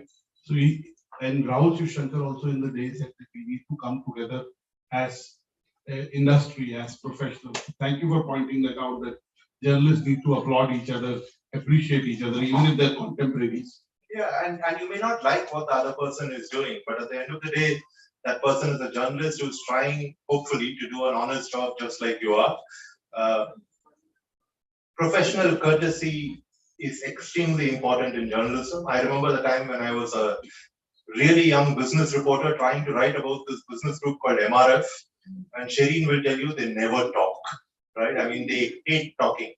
I finally found out that very young, so you can't blame me for my lack of knowledge, but I found out that the promoter was the brother of the promoter of the Malayalam Manorama.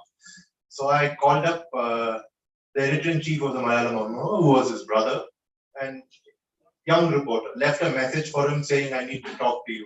So he called me back a few hours later, saying, my brother will be most unhappy, but you're a journalist. I have to extend to you the professional courtesy of talking to you.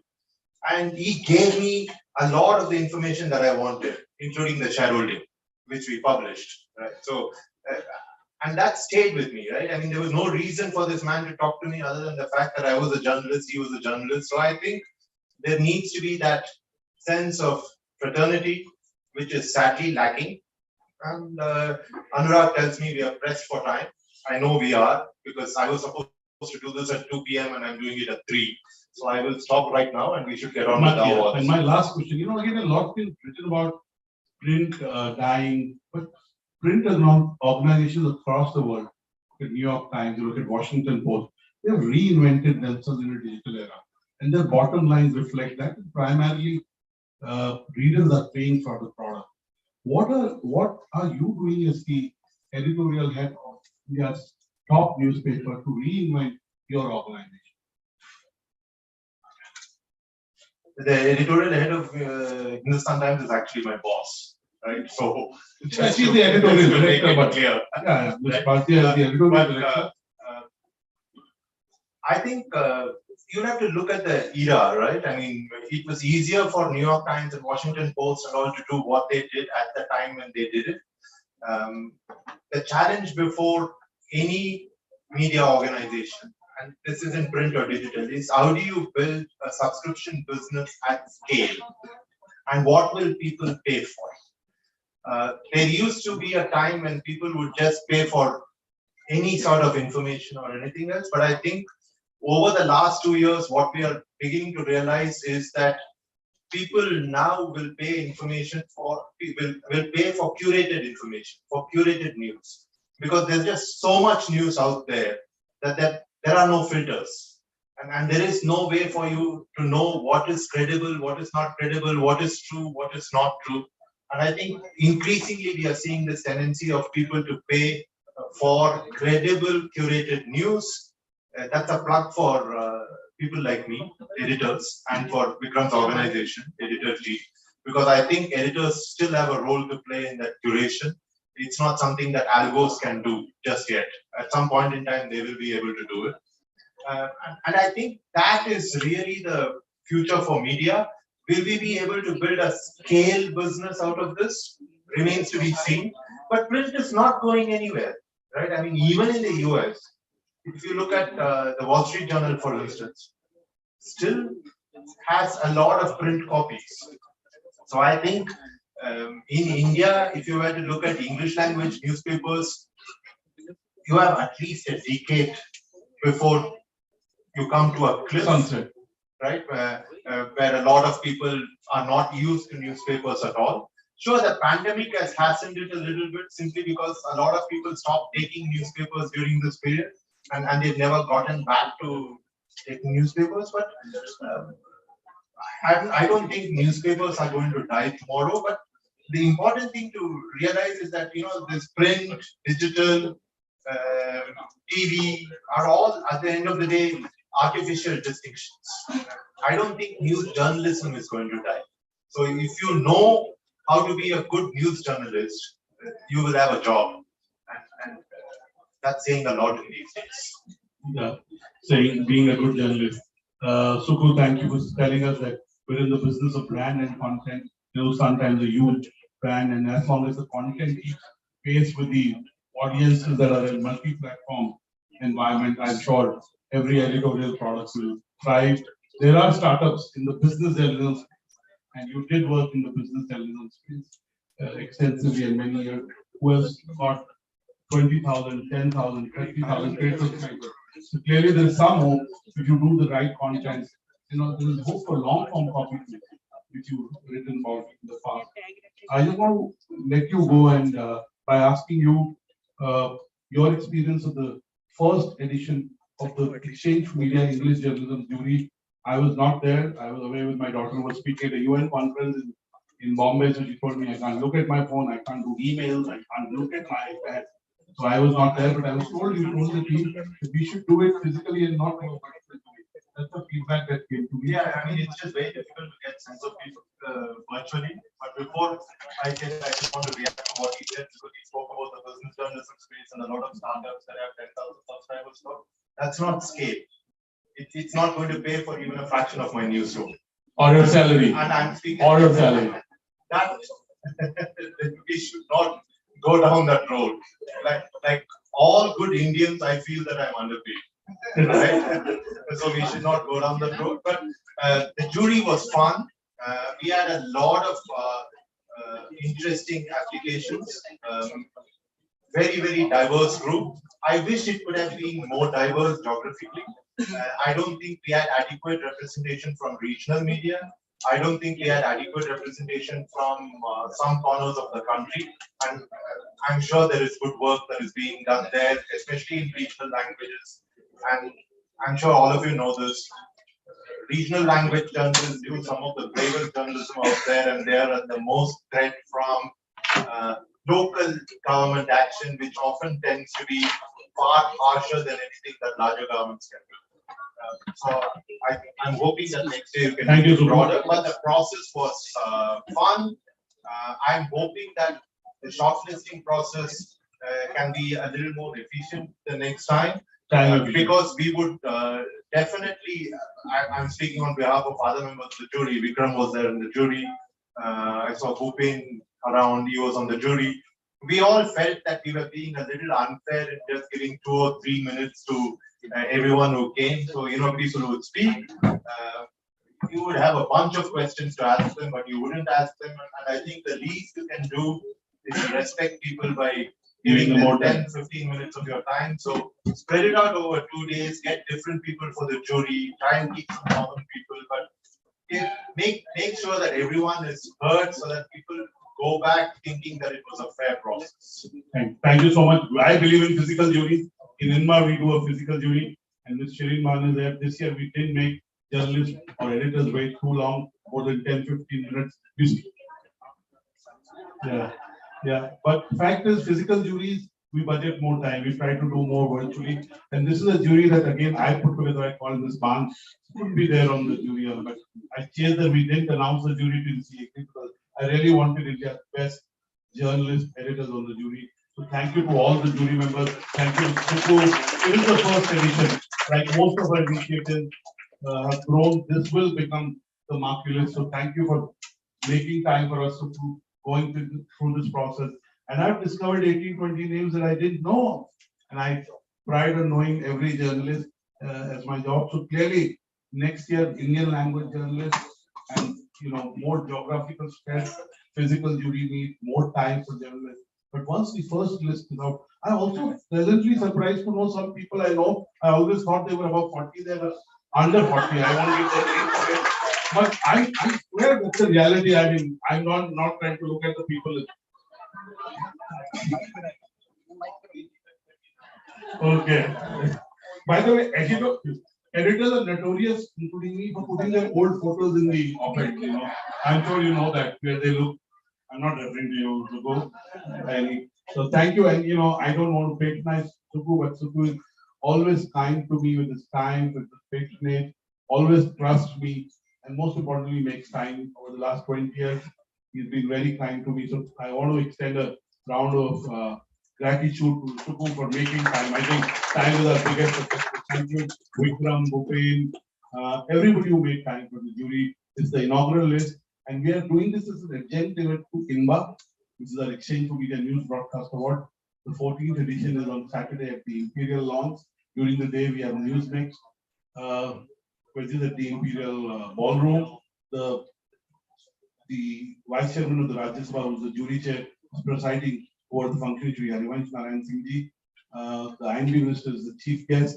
So all the jury members, all the winners, we've not announced the winners yet. We'll do it as close to the award as possible. Maybe tomorrow, sometime during the day, for various reasons. At least I can have peace for a little more days. And I just want to say, and all the journalists, editors I have are here in this room. Tomorrow morning, we announce the rankings. Tomorrow at 4 p.m. here in this room, we announce the ranking of the political spokesperson. So it may have some content value for you to cover. And the Exchange for Media Insights team led by Mr. Sunil Kumar has done it. It's a very extensive ranking. We've looked at credibility, content, number of appearances. We've done stress testing with editors. And I talked to 5 editors personally. If I went by their choice, I would have to do 5 different lists. We have one list. I called one of the spokespersons who's in the top 5. And I asked him what should be on the list before I told him. And he said, I should be number 1. He is in the top 5. And I thought his ranking was very good. That's why I could gather. He's a rising politician. So I took the courage of telling him exactly what his ranking. He was not happy with it. But I think we've done it very scientifically, Sunil and his team. we've done enough stress testing like for last 2.5 months. So we are doing these initiatives as an adjunct to the Exchange for Media News Broadcasting Awards, which is on Saturday. Some of you are winning today, are also winning there. I will not give you names. Your organizations will tell you. And tomorrow in the evening, we have the samacharformedia.com, Hindi Patrakarita 40 under 40. And the Deputy CM of UP, Shri Rajesh Pataki, is the chief guest, which is in the multi-purpose hall at 6:30. And we were doing the media debate, which we moved to June, because we believe that the awards will overshadow the media debate. We're getting for the finest people on each spectrum to debate, will the credibility of media come back soon? That's the motion in the House. And we're also doing in July a debate among 4 editors and 4 top politicians, again on media. Local agenda is media. We cannot talk about the weather. We will talk about. So this is for next year. We'll do it every for a week as a run-up to the INBA, which is the #1 award for the journalists, for the news media fraternity. So I just wanted to, I had your attention here. So tomorrow, if you, Ms. Ban, Mrs. Kumar, Ramanathan, if you have interest, you may want to send your journalists to cover the rankings of the spokesperson. They are fun. So I just want to plug that back to Ravin so that we can get on with the award. Please give Supu and all the jury members a big round of applause. Thank you.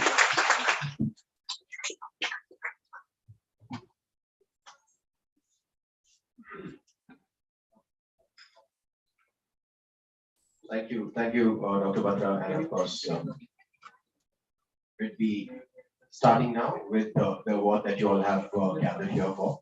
But before that, can you please have somebody clear the stage so that we can start with the proceedings?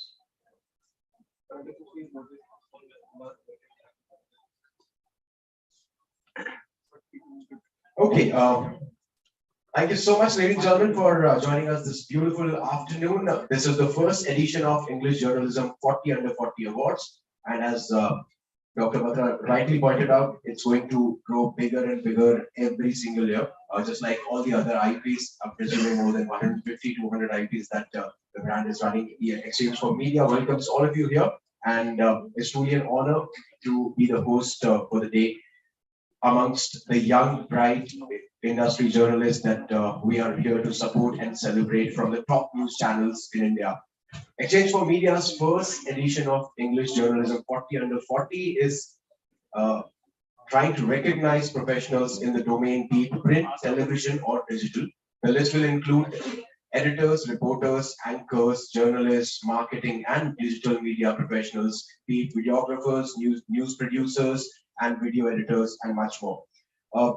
Through a rigorous and exhaustive jury process, the list of 40 outstanding individuals, as Sir rightly pointed out, was a tough task to do, but we've tried our best to get to the point, because at the end, it's the democracy rests on 4 pillars: legislature, executive, judiciary, and the press. And in all fairness, a teacher teaches the truth to a few, but a journalist shows societies at large what essentially is true.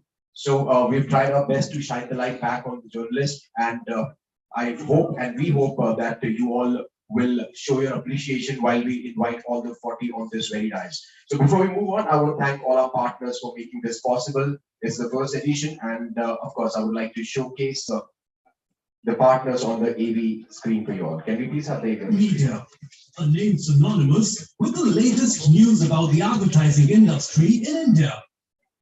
The Exchange for Media Group, set up in 2000, has the most credible media platforms covering the entire advertising, media, and marketing domain with its highly acclaimed digital, print, and on-ground assets. The group's flagship news portal, exchangeformedia.com, reaches over 6 lakh subscribers who are the first to receive breaking news in the industry.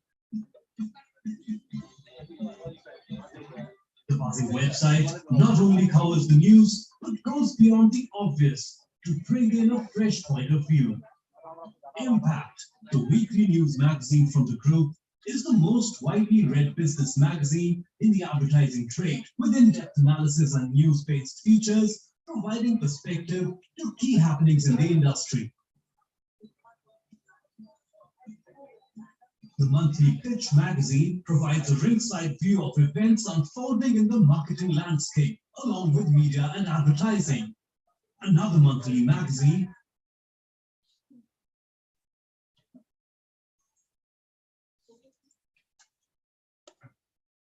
We have more videos. You all look scandalized. That's the pause. Yeah. Okay. So let's have the jury AV and quickly then we'll move on with the awards.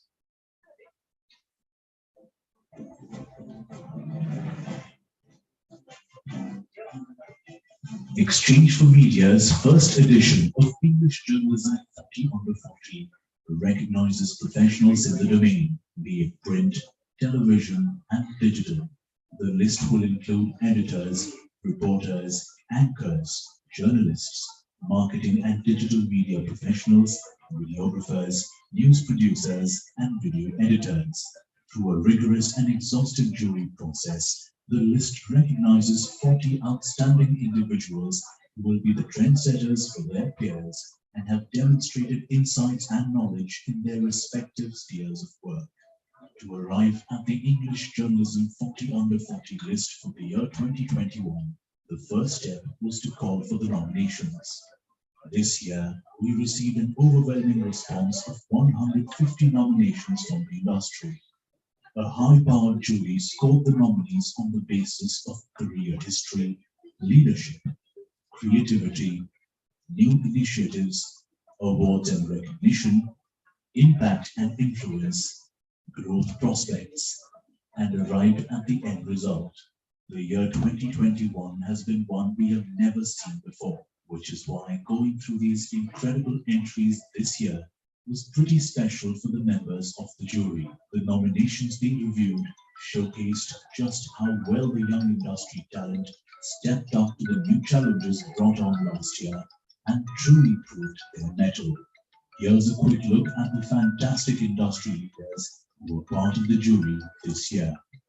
Sukumar Ranganathan, Editor-in-Chief, Hindustan Times. Dr. Anurag Batra, Chairman and Editor-in-Chief, Business World and Exchange for Media. Rajdeep Sardesai, Advisor, Senior Journalist, Columnist, Author and News Presenter, India Today Group. Barkha Dutt, Founding Editor, Mojo Story. Vikram Chandra, Founder, Editor-G Technologies. Sonia Singh, Editorial Director, NDTV. Rahul Shivshankar, Editorial Director and Editor-in-Chief, Times Now. Bhupendra Chaubey, Editor-in-Chief and CEO, India Ahead News. Veer Sanghvi, Editor, Columnist, Television Host and Food Critic. Palki Sharma Upadhyay, Executive Editor, Vyom. Dr. Nalin Mehta, Dean, School of Modern Media, UPES. I think the jury experience was absolutely fantastic because it's created a sense of the bright new talent that's coming into the industry. The reporters are doing a great job, anchors, people on the desk. So it really gave me a chance to almost encounter and talk face to face with some of the people I'd heard about, but to really get a sense of their thinking. And yes, some really bright people in the industry with that in my heart. I think finding 40 under 40 is a really important process because as in every field, sometimes journalism, the well-known names, all tend to be the old fogies, and it's important to understand and to recognize them early enough. The young people who are there in the business, the people who are actually out there in the field and who are making a difference. So 40 under 40 journalism is a great place to do it. Perhaps 30 under 30 can also be considered in some way. I've been very impressed with the caliber of all the young journalists that we met today. It's been really, in fact, rejuvenating for us veterans to see all the enthusiasm, the excitement, and more than that, the commitment and dedication that they have to journalism and, as I said, across platforms, whether it's digital or television. I think it's really exciting to see how much talent there is out there, and I'm really excited to have been part of this process. So I think it's actually great because journalists are getting younger every day, and I think it's nice to actually, when they're still new or maybe just about a few years in the profession, I think it's a nice gesture. And I think it's actually really important to give a signal that they're going the right way. And I think the fact that they're being judged by journalists also is very important, because I think it's nice to recognize their talent from people who've been in this profession for decades. I think actually it's really great that it's 40 under 40. And I think it's nice to have such a distinguished jury of journalists who are actually judging. Thank you. I'd like to thank you for the opportunity of being part of the jury. I think Anurag has come up with a very interesting IP, focusing on the under 40s, the future of Indian journalism. At the best of times, it's difficult to not only evaluate yourself, but other talent in the industry. But when it comes to the future, the next generation that's going to inherit the mantle, it's even a greater responsibility. And therefore, it was really a privilege to be part of this exercise. Thank you very much and best of luck. All the entrants got a chance to be presented and pitch their nomination in front of the jury panel.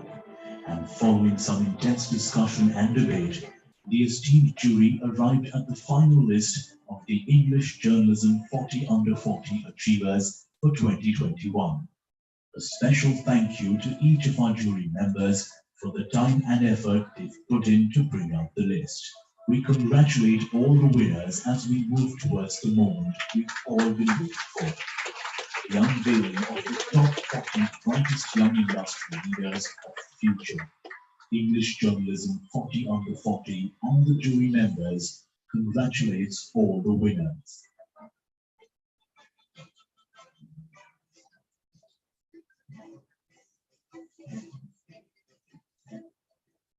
There we go. I have an opportunity to thank our partners once again, Value 360, Grace LPR, and Pobble AI for their unlike support in the first edition as well. Some of you wanted to clap for them, you can actually do that now. All right, if you enjoyed the conversations earlier in the day, and if you enjoy your awards, you can use the hashtag e4m English Journalism 40 under 40 and spread the word around. With that, without taking any more time, I would like to invite on stage the chief guest for the day, who's been kind enough to join us, Shri Uday Mahurkar, Central Information Commissioner for India, to kindly join us on the stage. And I'll request you all to put your hands together while I invite Dr. Batra as well to help us felicitate Mr. Mahurkar for being here with us. And people, this might be an opportunity for all of you to practice how you clap for the rest of the awardees. So go ahead, all your hearts out with a round of applause. Fantastic, thank you.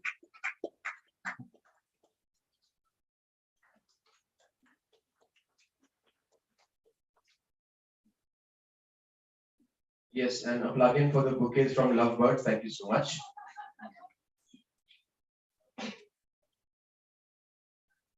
Thank you, sir. I'll request you to stay back to help us felicitate all the winners that will be coming up on the stage. I'll also like to invite on stage Mr. Sukumar Ranganathu. Yes, can we have a mic for sir to say a few words to all the winners going to be?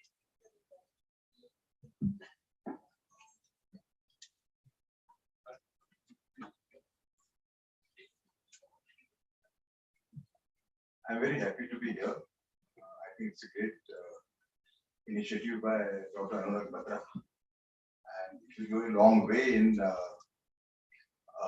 encouraging and inspiring upcoming journalists. I want to put a few things here. You see, there is a lot of training over the last. I joined Indian Express in 1984, and I had covered the riots in Gujarat.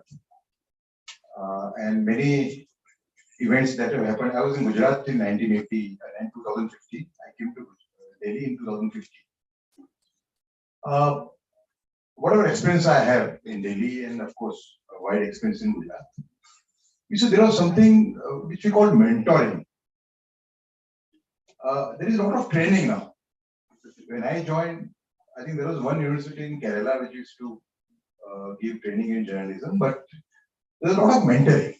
I remember when I joined in 84, I brought one very good story. I was still a trainee, and I gave that story to the chief reporter, one Mr. Mistry, very experienced man, and I really respect him even now. He's very old now. He gave it to a gentleman and told him, Uday has brought this very good story. It's an investigative story. You please take him along and do this story together. But he was so protective about his sources that he did not take me along. And then he did the story entirely himself. And then he called me, आपका नाम लिखिए इसके ऊपर. वो मेरा नाम उसने लिख दिया. Mystery saw it, and he was very angry with him. So that is called mentoring. Training, there is no dearth of training now. I think we need to devote time. The seniors, with all due respect to what Sukumar said, I think seniors have a role to play when it comes to mentoring. I very strongly believe so. Margdarshak is a very narrow term. I think mentoring is the right thing. You see, training and mentoring are two different things. Of course, I was in magazine journalism. Maybe I have not seen certain things, but I can very clearly see this mentoring part has come down. People don't have time. I think all seniors should, it's a resolve, train some good people. And another thing today is कि ये मुझे पसंद है, मुझे पसंद नहीं. I think that is also very wrong. Any new person is coming. I mean, it is our job to mentor him, the seniors. So that's what I would like to say. Thank you. Thank you so much, sir. I'll request Mr. Sukumar Ranganathan to kindly join us on the stage to help gratify the winners. And of course, Dr. Patra to kindly join along. Mr. Ankit Prasad, founder and CEO at Bobble AI, also, if I can request you to kindly join on the stage to help give out all the rewards and recognition to the winners coming up on this dais.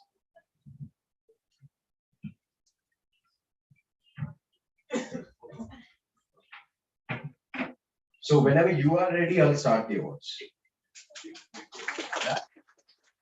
Okay, ladies and gentlemen, the section of the first edition English Journalism 40 under 40 awards. Here we go with the first winner. Can we please have a look on the screen to know who the first winner is?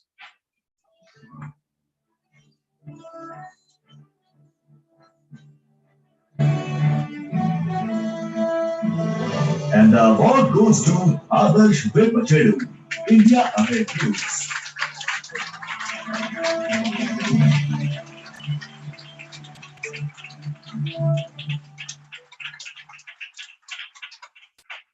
So the awards are being announced in the alphabetical order and no other preferences.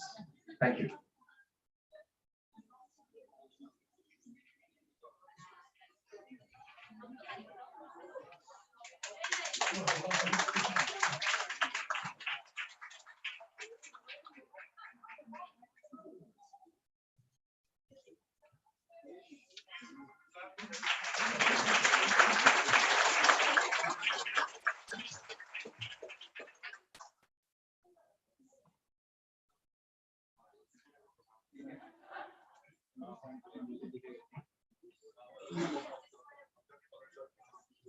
What a moment indeed, standing in this beautiful architectural mark.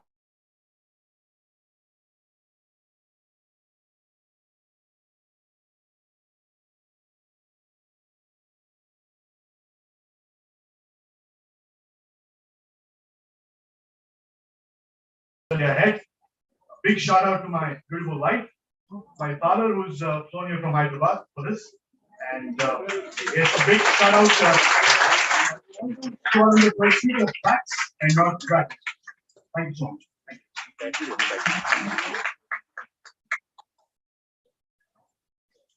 Congratulations, Adarsh, once again. Let's quickly have a look at the next winner of this year's list.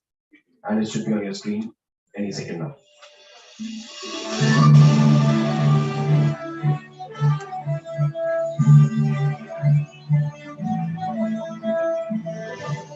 And the award goes to Aishwarya Paliwal, India Today Group.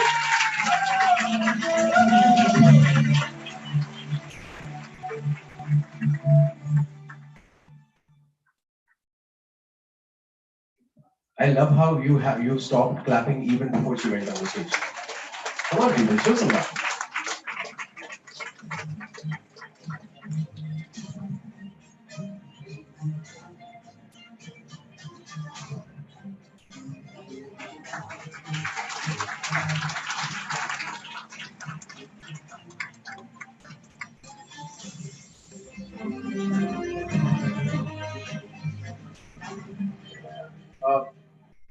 would like to really apologize to all the winners who will be coming up on the stage.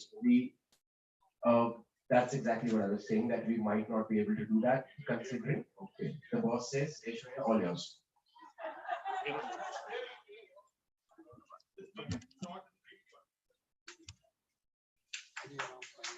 Apologies, very bad.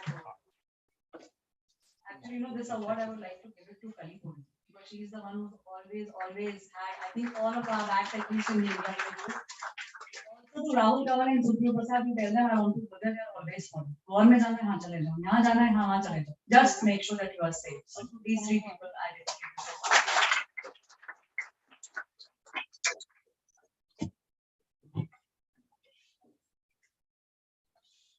We'd also like to request all the winners to kindly take a picture once they're done with the award. So with that, ladies and gentlemen, we'll move on to our next award for this afternoon. Let's quickly have a look on the screen to know who that is.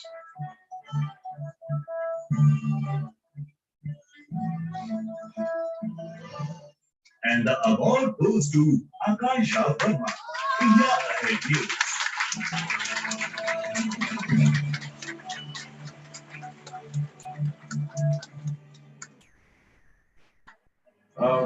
FYI, Akansha is trying to make her way to the stage. So if you see the winners coming in, you might want to help them out, right? It's a closed room, and yeah, congratulations to the lady once again. Let's have a huge round of applause for her.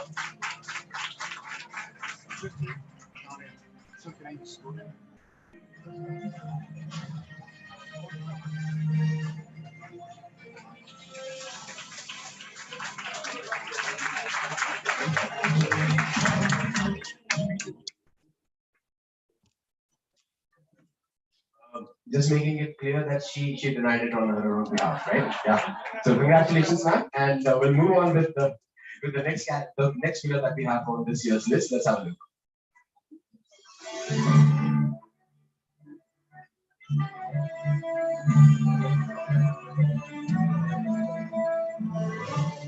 The award goes to Ananya Bhattacharya, India Today Group.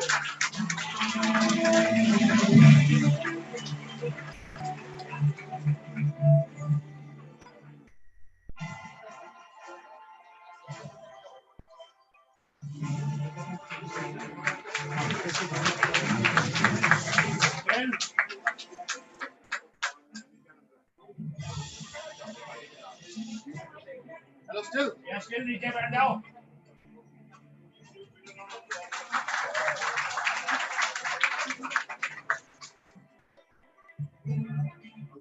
Please आगे से नीचे बैठ जाइए. A few seconds. This is for the India Today group. This is for my mentor who's sitting right here in the audience, Mr. Kamlesh Kishore Singh, who's always had my back no matter what. And my family, Andrea, they're also here with us. And of course, my family back home, they're watching this on Thank you so much. Thank you, India Today group. Thank you, Media. Thank you, Thank you. That's all.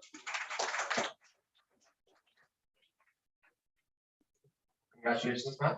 Let's quickly have a look at the next winner on this year's list.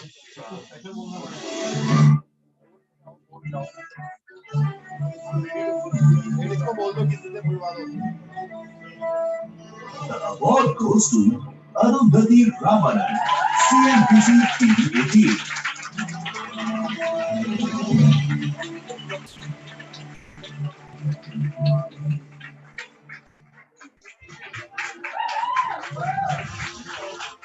Miss Shireen Bhan is here, and she's somebody who's very senior in the news, media, and editorial domain. Miss Bhan, it would be also nice to have you on stage while she's getting the award.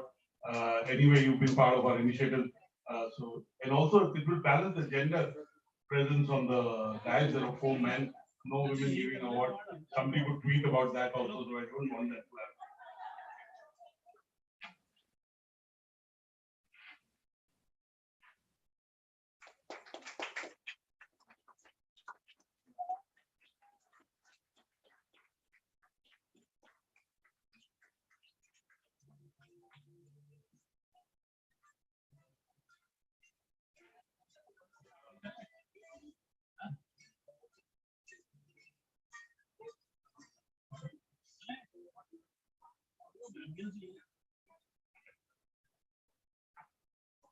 I'm absolutely honored to get this award. I would like to thank the team at Exchange for Media and especially the mentors that I work with, Shireen Bhan at CNBC TV team and the entire team. Thank you so much.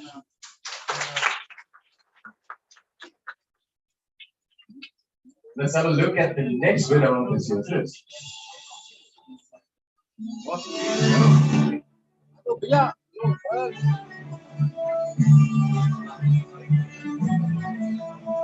Madam. And the award goes to Arunil Sadadekar. Times now.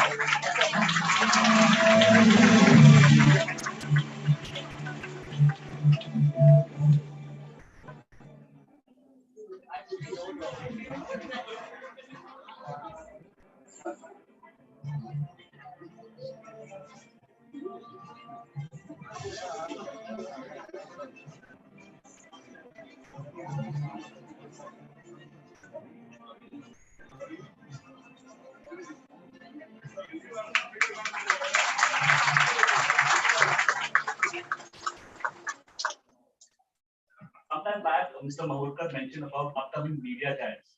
I would just want to say that that is really motivating, but that also comes that added responsibility for all of us. And in front of us, some of the big names in the media industry, some people who really we have looked up to, and this is extremely motivating and an enriching experience for all of us.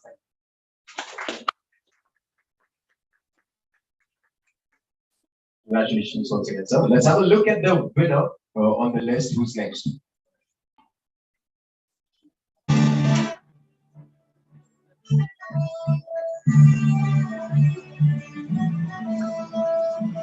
The award goes to Ashmit Tej Kumar, CNBC TV 18.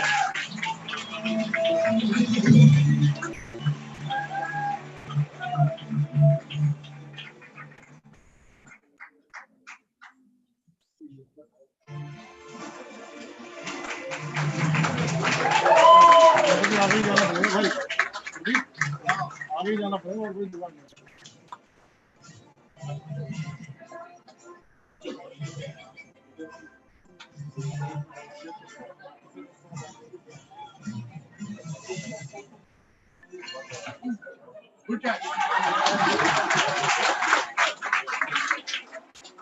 Yeah, I think I'm just a little nervous, but simply blown away. Thank you so much to all the jury members. The fact that there are 8 of us, I believe, from CNBC is mere testament to the brand of journalism that we try to do at CNBC on a daily basis. And the fact that there are 8 people below 40 here also suggests that Shireen has encouraged us a lot, has encouraged young leaders to take initiative to develop domain expertise. So, all credit to her. Thank you once again, ma'am. Thank you for this. And also, just a word out to my parents. They've joined us here.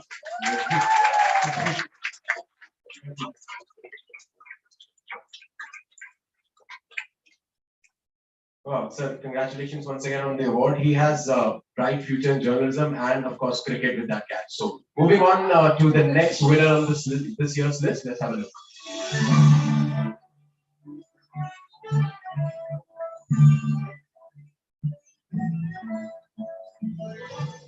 The award goes to Adhika Falki, Colors.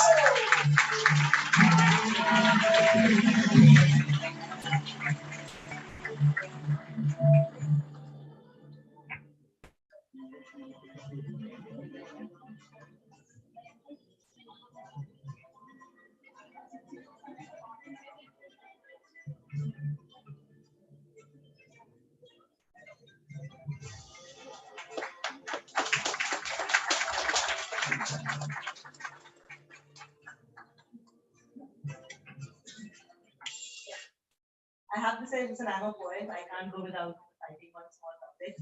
This is for all the working women in media. मेरा एक शेर है, महंगे लिबास, कीमती जेवर, ऊंची sandal, महंगे लिबास, कीमती जेवर, ऊंची सैंडल, मुखौटों के पीछे के मलाल पहचान ना पाओगे, कामयाब औरतें कुछ इस अदा से मुस्कुराती हैं कि उनके दिल का असल हाल कभी जान ना पाओगे। Thank you to my organization, Colors and CNN News. A big thank you to my father, Mr. Shruti Ahmed, who made me the person I am. My mother, Mrs. Shana Agar, who takes care of my house while I'm at work. I am a single mom. My 2 children are Amir and Umar, who study and play while mom is at work.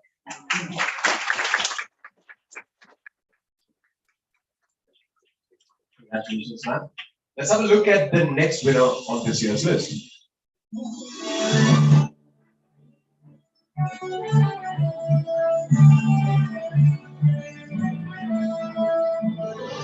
And the award goes to Divya Upar, India Airways.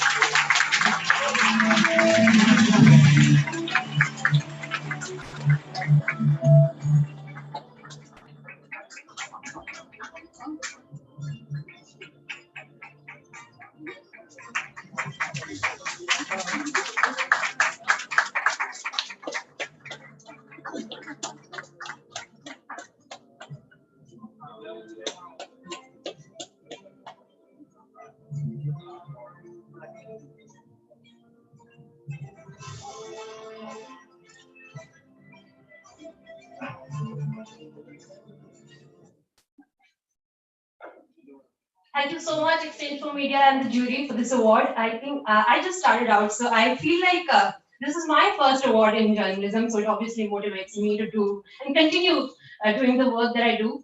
My mentor that India had, to start with, Mr. Roshan Tamang, I think I cannot thank him enough. My mentors at India had, Bhupen Chaubey, Sudeep Mukta, and many others who really, encourage us every single day to keep doing the kind of work that we do. I think when you start out, there's always this inhibition of whether my stories will, what happens if they get dropped, what will happen if I won't be able to do the kind of work that I want to do. It never ever happened at India Head. So I think definitely, India Head, thank you so much for giving me this opportunity. Thank you very much. Thank you very much.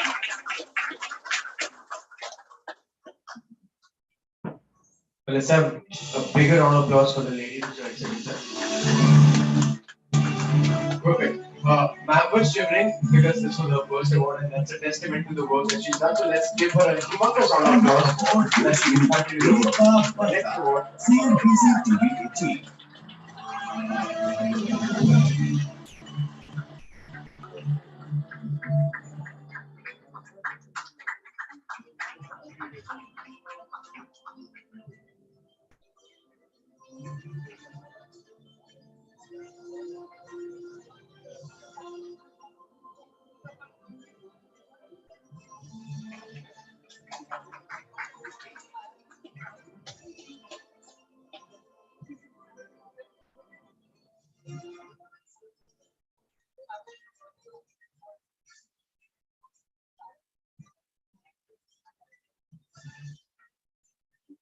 Just want to say thank you very much. I think I work with a fantastic team at CNBC TV18. Thanks.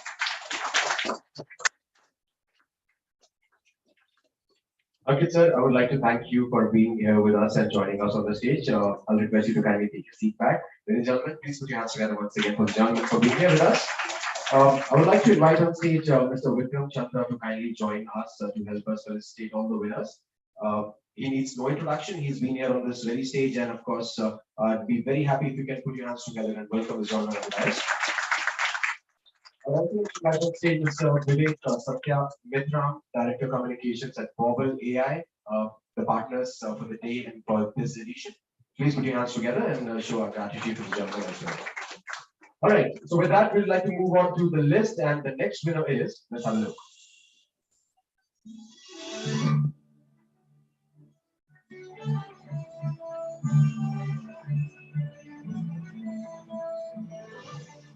The award goes to Japneet Vadhera, India Today Group.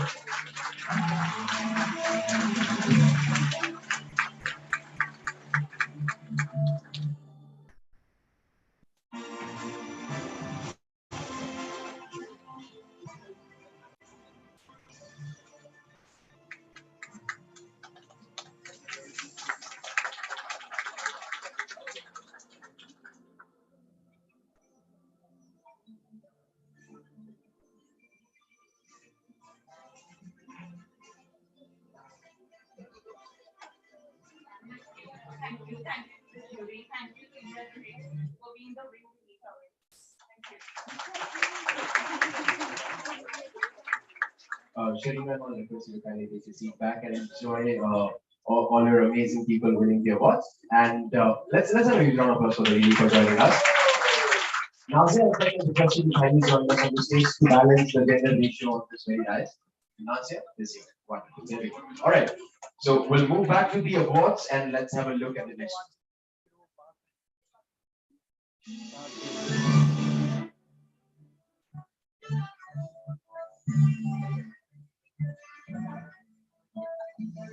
And the award goes to Linda Piazzo Pugia, Open Magazine.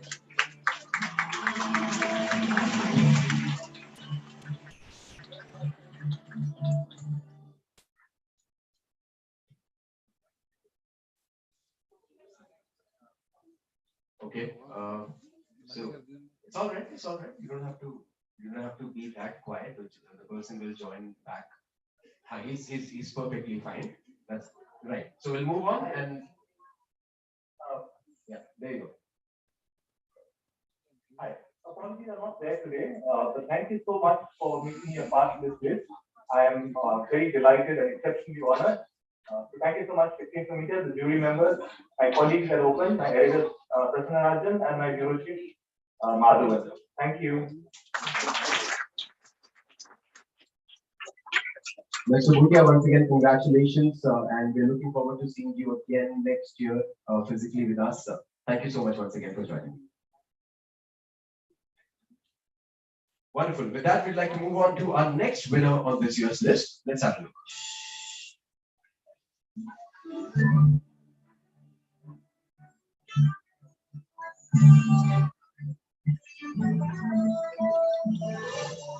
The award goes to Mangalam Maya, CNBC TV 18.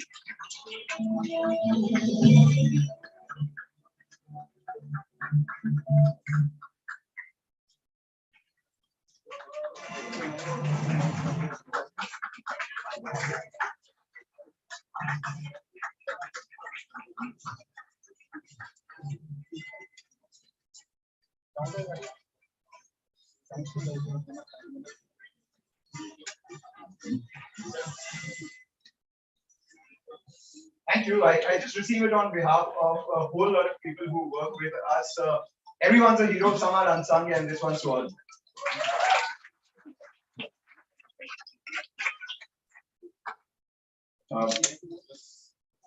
Congratulations once again, sir. Let's have a look at the winner who's joining the elite list of 40 under 40 this year.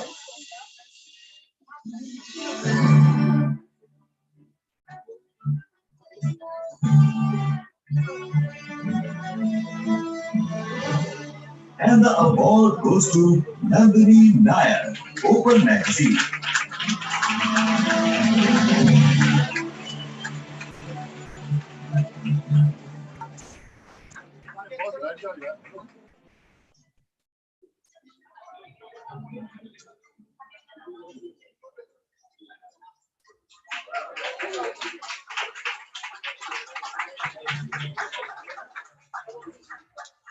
Hello. I just want very quickly to say a thank you to my mentors at the Open and before that the Indian Express. Also as a print journalist, I've been like a dinosaur in the room, because most people here are in other mediums. So thank you for appreciating what print does. Keep reading. Thank you. Congratulations, ma'am, once again, and sorry in advance to all the people who have to adjust the mic because of me. Right? So we'll move on quickly to the next winner of this year's list. Let's have a look.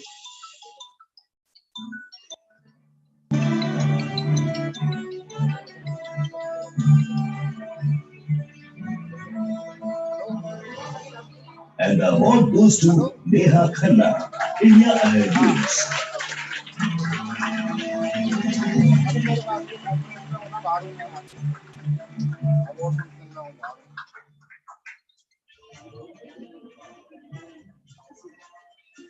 अरे award function में हूँ, बाहरों में यहाँ पे नहीं हूँ, conference हो रही है वहाँ पे अवार्ड बाद में करता हूँ।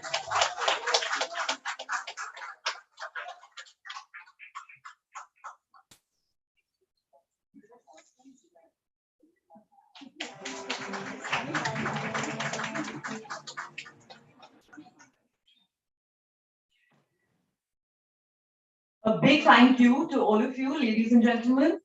A debt of gratitude to the jury, Exchange for Media, Anurag Batra. My boss is here, Bhupendra Chaubey. I owe you this. Thank you so much. Thank you for the opportunity, the trust, the latitude, and we are going to make something special with this journey together. I am very sure of that. My other boss, Sudeep Mukhya, is also here, and there is one thing especially that I want to thank him for. Thank you, Sudeep, for allowing the arguments, the debate, and the democracy in the newsroom. I value it and cherish it immensely as a journalist. Not everyone can claim to be in the position that I am in, so thank you for that. My sister is here, so thank you to my sister for being here in this moment with me. But I have to conclude by saying this one really is for India ahead. We're still taking our baby steps, but I'm super proud to be associated with this wonderful organization. Thank you. Congratulations, ma'am. Vivek sir, I would like to thank you for joining us on the dais, and I'll request you to kindly join us back on the seat. Ladies and gentlemen, you can put your hands together for our partners, Mobile AI, represented by Vivek sir. With this, we'll move on to our next winner on the list. Let's have a look.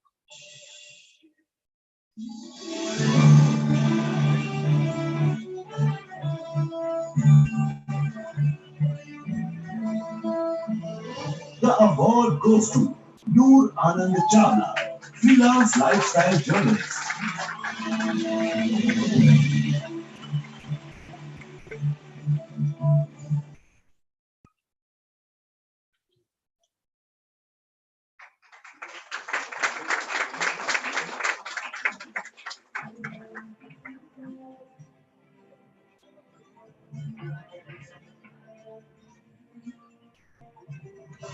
For someone who's been trained to be a lawyer and actually practice their court, and then to have followed my passion of writing, of entering this field of journalism, this is a huge deal for me. And I just have to thank e4m, but first of all, to even consider me and to give me this honor. Second of all, my husband, who's right here, because he was the one who encouraged me to write, when I was upset with the legal career. And then, of course, my parents who always supported me, my in-laws too, and my mentor right here, Nani Singh. If she hadn't pushed me to nominate myself for this, I wouldn't be here. Thank you so much, everyone.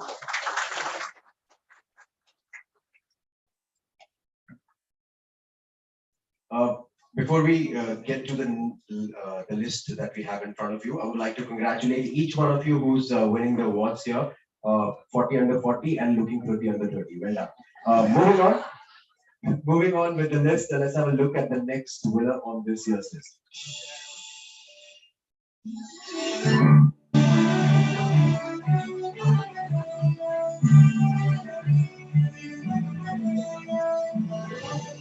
The award goes to Pooja Shadi, India Today Girl.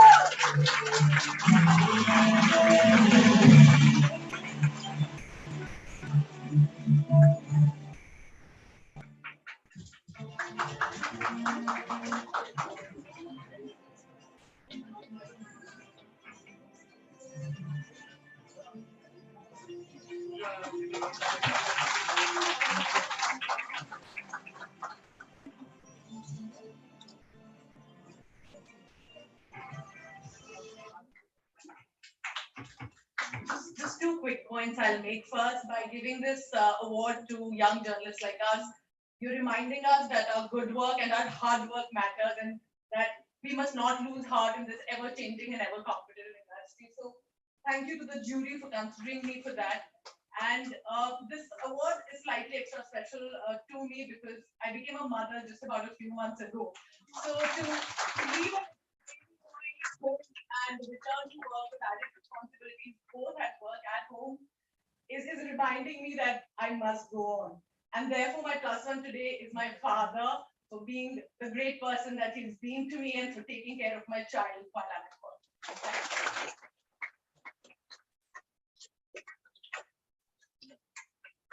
Congratulations, ma'am, and congratulations to the father.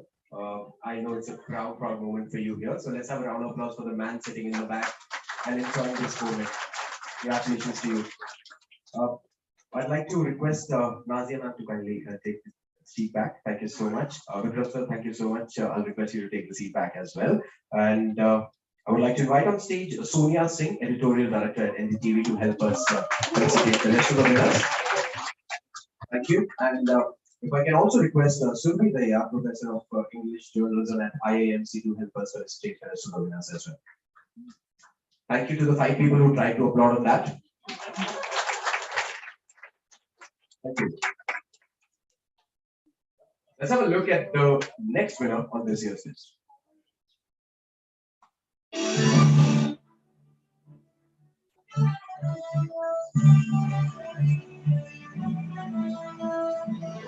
And the award goes to Purnima M, CNN News 18.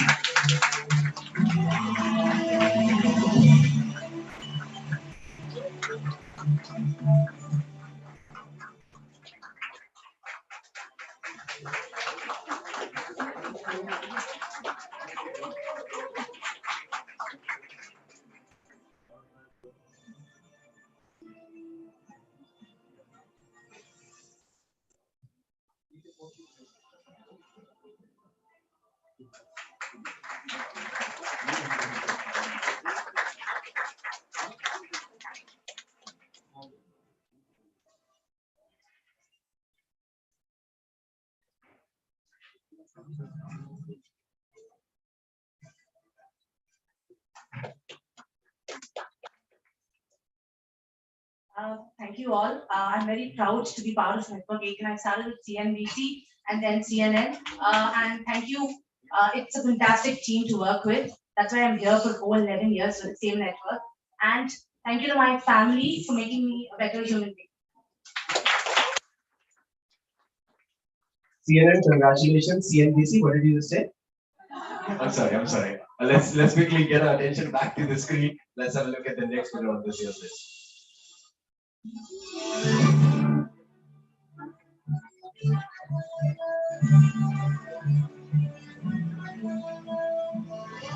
And the award goes to Preeti Chaudhary, India Today Group.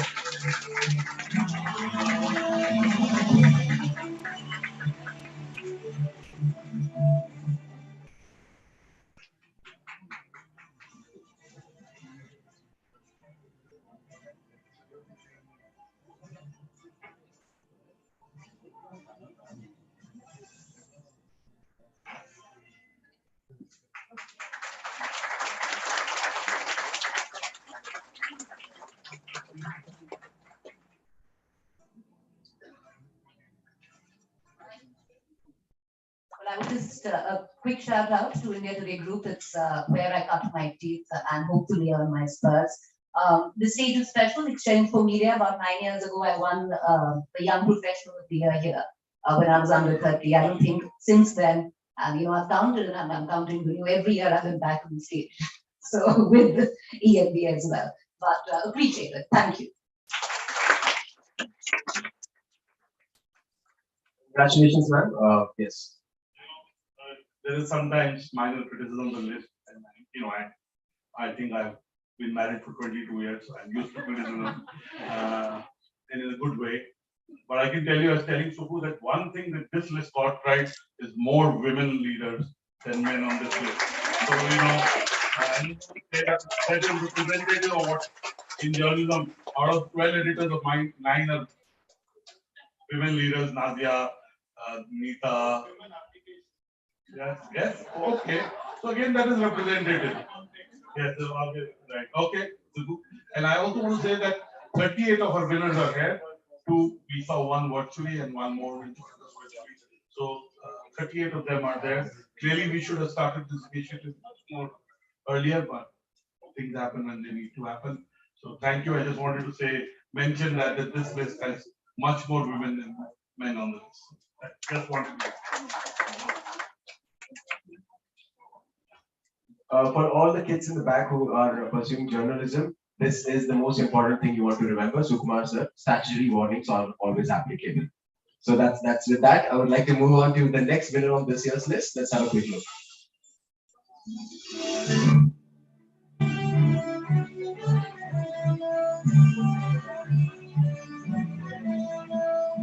And the award goes to Rima Tendulkar, CNBC TV 18.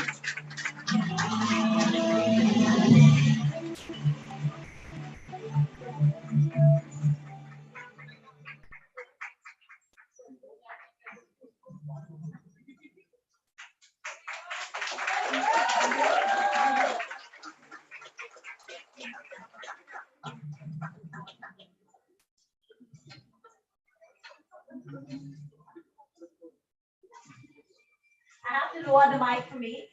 They say it takes a village to raise a child. The child has become a journalist, a working mother, and I think the support of the village still continues. So big thank you to my family, my work family, my boss Shreen is here, but to everyone. It's been a fantastic journey, and thank you for all the support and love.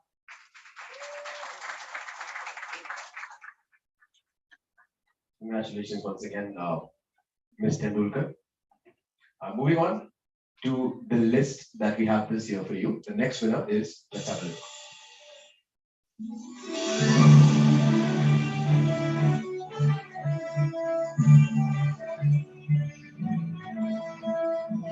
The award goes to Rimjim Dubey, freelance anchor and journalist.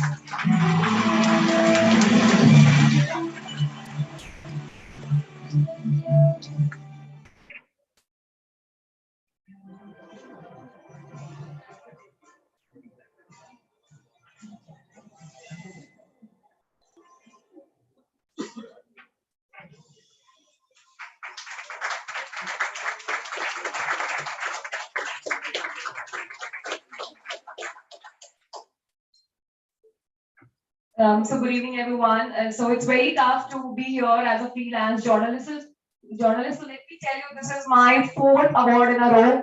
Firstly, I got for the best anchor award as a freelance journalist, and I want to dedicate this award to my father. He was also a journalist back 20 years, and he was working with Sahara. And thank you so much, Dad, for believing in me and telling people, no, my daughter will finally did it. And thank you so much, everyone. जिन्होंने मुझे ये भी बोला कि पत्रकारों की जिंदगी कुछ नहीं होती है. Thank you so much.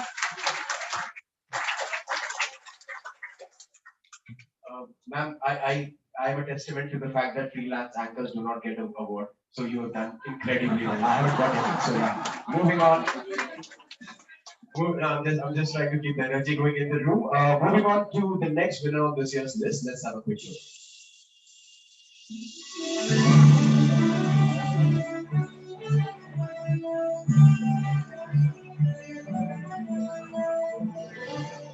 And the award goes to Ritu Singh, CNBC TV 18.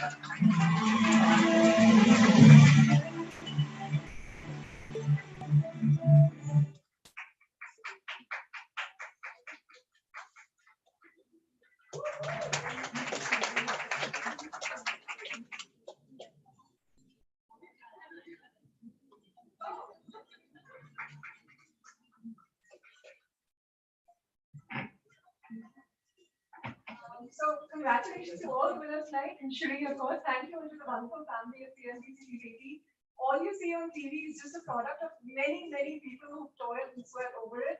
So this is for everyone at work, and work has become like family. I'm glad that we have all of you, and thank you everyone again. Thank you.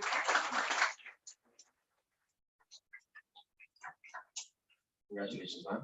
Let's quickly move on to the next winner on this year's list. Let's have a look.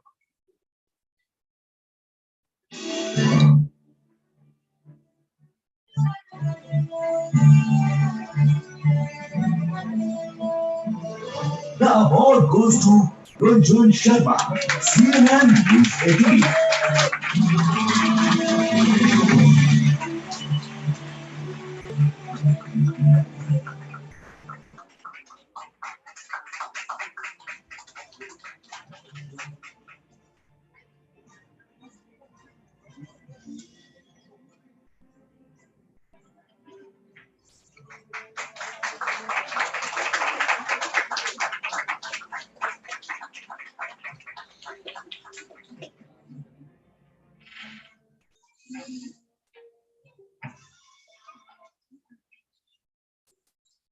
Thank you very much.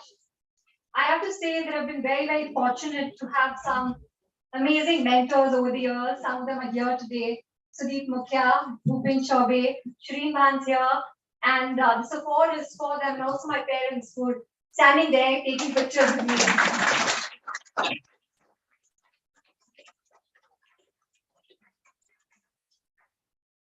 And there's no money on guessing who the parents are because they've got the brightest smile on their face. Yes, wonderful. All right, congratulations, ma'am. Let's quickly move on to the next winner on this year's list.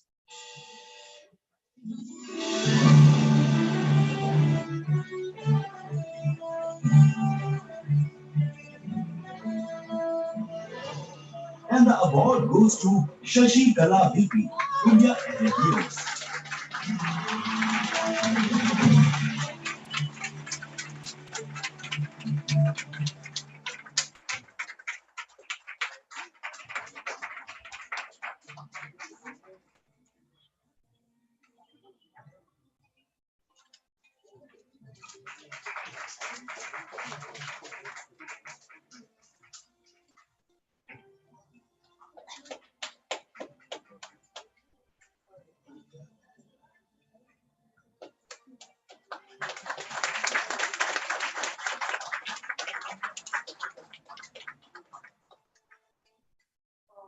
Thank you so much to the jury, first of all. Some of you are sitting here, I can see some of you, so thanks a lot for considering me, deserving of this award, and also to India Ahead, and the editors who have supported me, throughout these few months that I've actually joined them, and for giving me the opportunities it has. Thank you so much.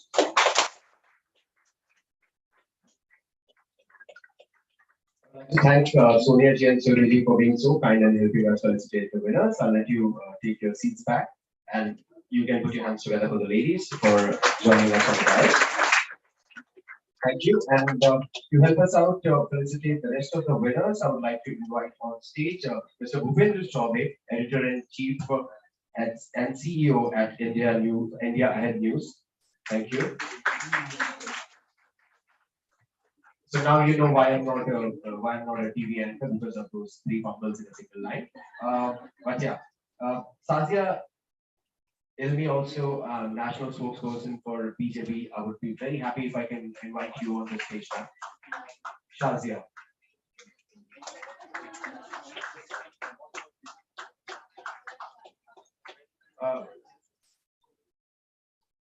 This one's for my editors at the back. They've given me wrong. Great, man. My name is Ravin. I've been called Ravina twice in my life, so I understand the pain. Okay, so I'll try and correct this once again. Bhupendra Chaube ji, thank you so much. Shazia and Meji, बहुत shukriya aapka for joining us on the stage. Okay, with this, we'd like to move on to unveil the next winners on this year's list. Let's have a look.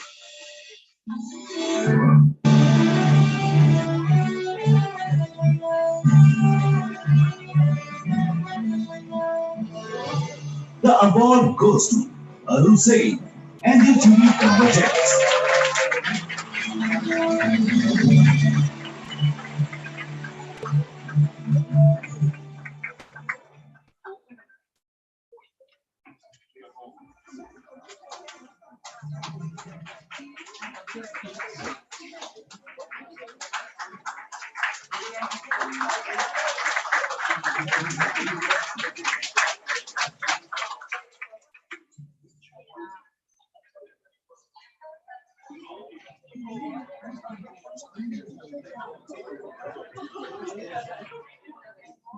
Everyone who expects actually often gets confused with the other person.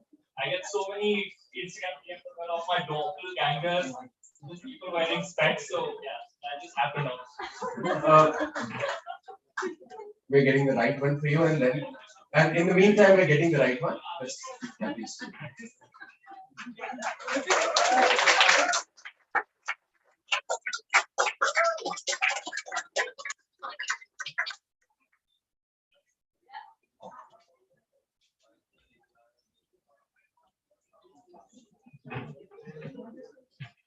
I do a lot of short videos, so I'll keep it quick. Thank you for this, and a huge shout out to NDTV for the kind of journalism that they do. Thank you. So, sir, if I can just kindly come back. So, apparently, it's obvious that these two guys were confused with each other. It is not obvious.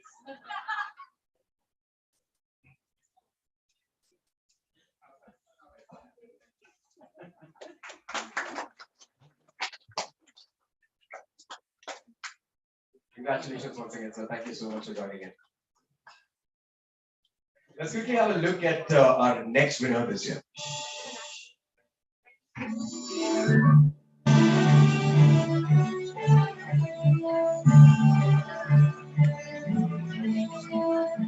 And the award goes to Aruvidil Mariam Arvi and DTV.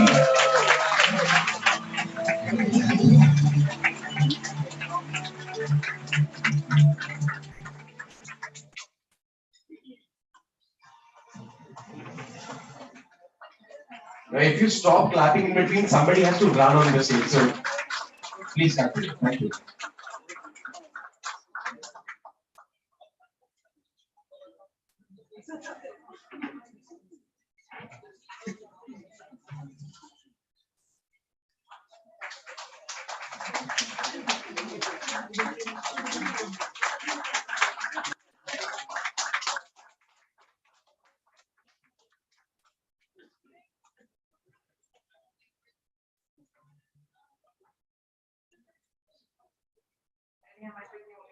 Raise the mic after coming up here. Thank you, e4m, and of course, I'd like to thank my mentors who are sitting right there: Vasu, Chetan, Sonia, Nidhi, Anna, Devna, everybody there. But I think as young journalists, we many a times forget how much we learn from our peers. So for that, I would like to thank my other teammates from NDTV who are here. Arvind Gunasekharan is a study in cultivating sources and doing your due diligence. Ratnadeep, that tenacity of following a story to the very end as much as possible, pushing hard. Arun is an energy in himself. I don't know how he packages the most serious stories in a very palatable way for every audience. Parmeshwar Baba, who's here, who is somebody you can study the grind from. Thank you, all of you, for teaching me what journalism is supposed to be and what I should be doing. Thank you.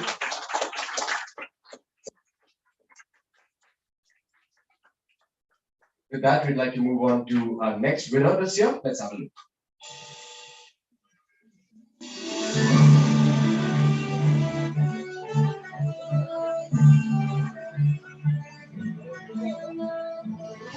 And the award goes to Arvind Gunasekharan, NDTV 24/7.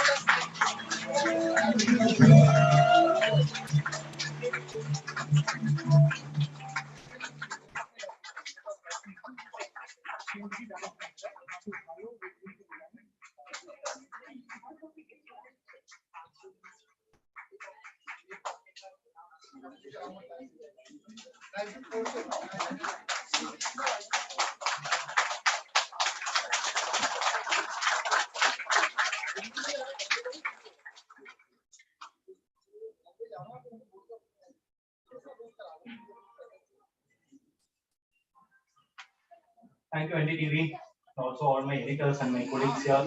Also, very importantly, my sources. Without you all, I'm nothing. Others, thank you. Sir, sorry, we took a lot of time to identify without an answer if this is you or not. So, congratulations. Thank you so much. Well done. Let's quickly move on to unveil the next winner of this year's list. Here we go.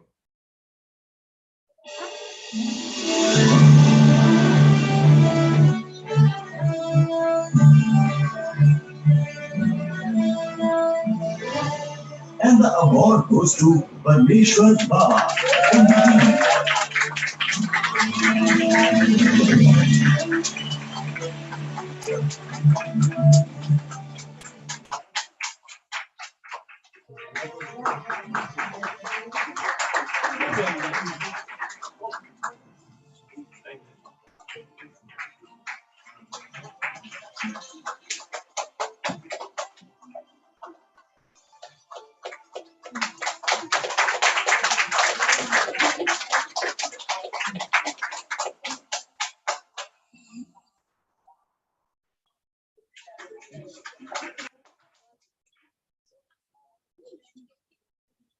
just lowering the mic, not lowering the bar, as my company is been testament.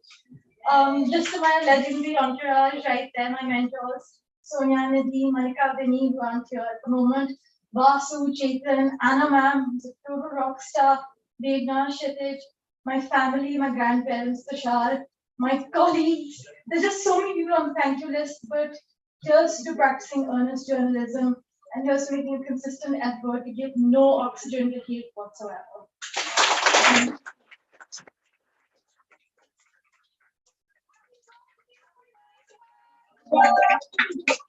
I'm sorry, what is that?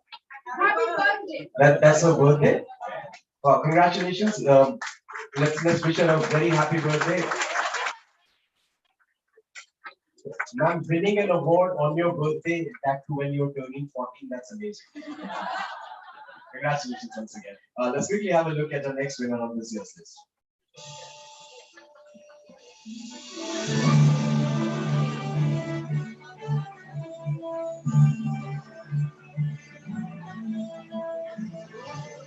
The award goes to Ratnadeep Chaudhary, NDTV.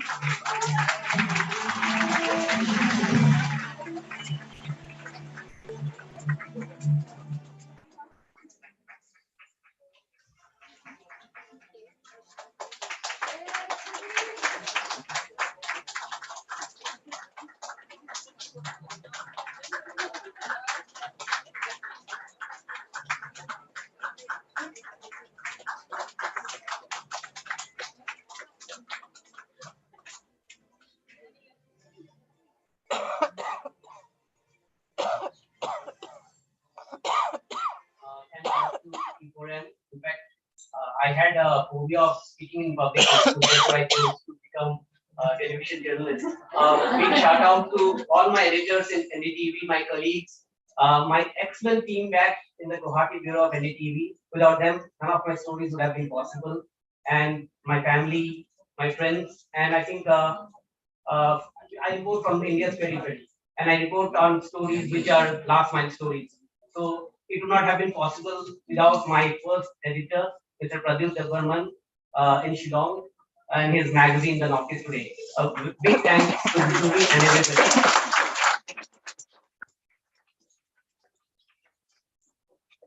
Congratulations on the award and of course overcoming the fear of public speaking. That's amazing, sir. Kudos to you. Let's quickly move on to invite the next winner. But before we do that, I would like to thank, of course, Bhupinder sir, Shazia ma'am, thank you so much for being here with us. I'll let you get back to your seats and join us for the rest of the presentation from your seats. You can put your hands together better than that. I know you can do that. Fantastic. All right. I would also like to take this opportunity to welcome on stage Mr. Anurag Bhadoria, National Spokesperson for Samajwadi Party, who will be joining us now on the stage. They still have the government in power in places. If you do not applaud properly, then you might have, you know what I mean, right? Congratulations. Srinivasan Jain, Group Editor, NDTV as well. I would like to invite on stage. Sir, if you can kindly join us and help us felicitate the winners.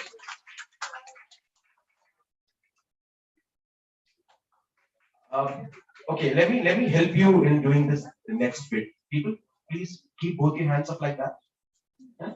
Please do. With one finger, start tapping on this other hand. Just one finger. That's it. Just one. Just two. Now two. Now do it with three. I know you can do it with four. And now you put palms together. Now that's the applause that I want for the rest of the awards. Can we do that? Thank you so much. Also, can I please request Mrs. Nidhi Razdan from NDTV to kindly join us on the stage? I'm flying here on the road, so if I make any mistakes, you please forgive me for this, right? Nidhi, thank you. And all of you, if you can put your hands together, welcome to start on the stage.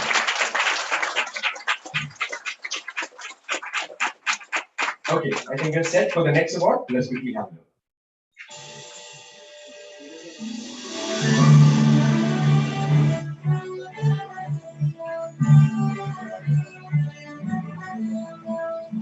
The award goes to Shashank Bhargava, the Indian Express Online Media Private Limited.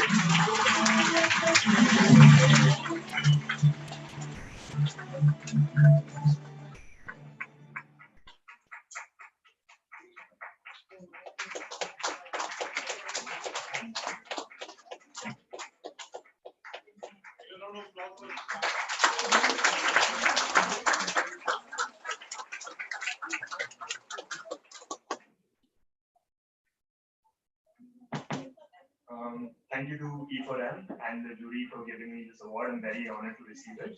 And also a big thank you to Indian Express for nominating me, and also for really believing and taking seriously audio journalism and podcasts. So somebody who loves podcasts, who loves audio as a medium, it's a great place to work at. So thank you to Indian Express once again. Thank you. Congratulations, sir. Let's quickly have a look at the winner who's joining the rest 40 under 40 this year.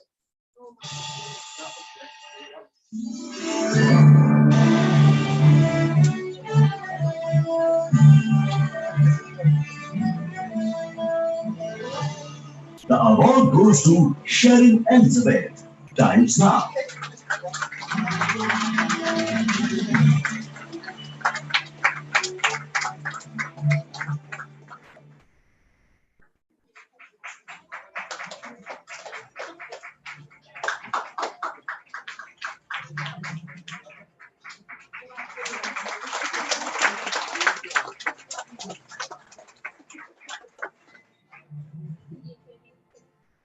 This award is very special because this is the month where I completed my 6 years in Times Now and 7 years in journalism altogether.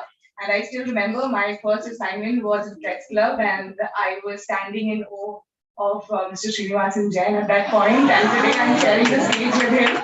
I'm really honored. Thank you, Exchange Media, also the Times Now family and my editors. Thank you so much. Congratulations, man.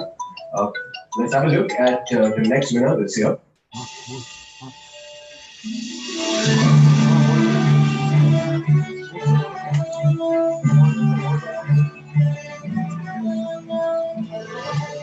The award goes to Soumya Saxena, India Today Group.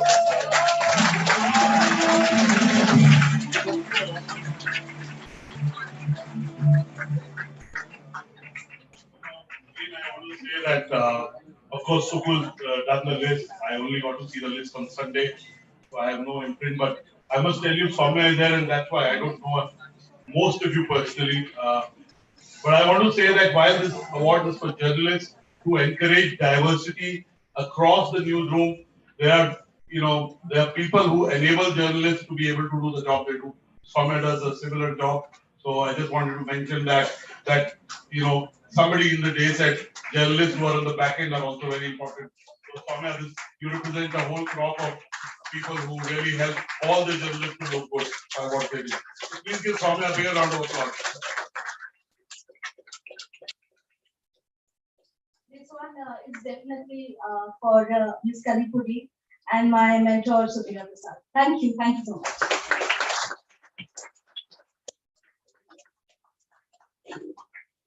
Congratulations, ma'am. Let's have a look at the next winner this year.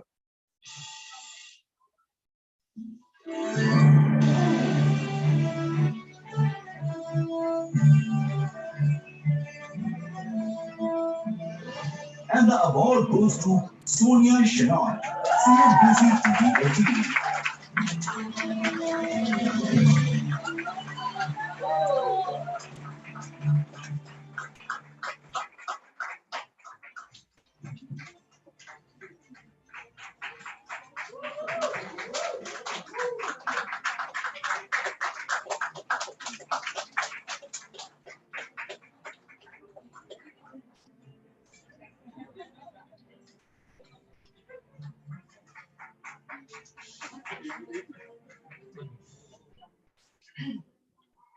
Wow, it's an absolute honor to receive the award here in front of so many journalistic greats. And of course, my entire team here at CNBC TV 18. I joined 14 years ago when I had absolutely no clue about the markets, absolutely no clue about journalism. but all my leaders, my mentors told me to, just go for it and punch way above my weight. And I did that. I continue to do that. And thank you so much to everyone here. Thank you, Shireen, for always leading from the front and making sure we do our best, whether we like it or not. Thanks a lot. Thanks, everyone.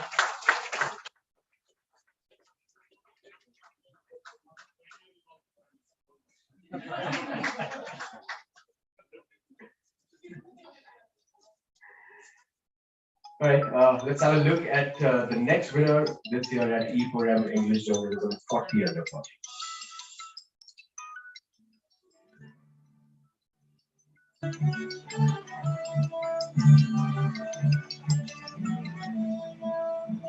And the award goes to Swastika Das, CNN News 18.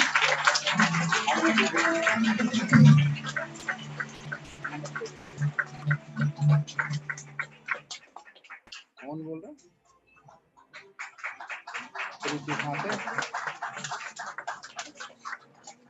अच्छा अच्छा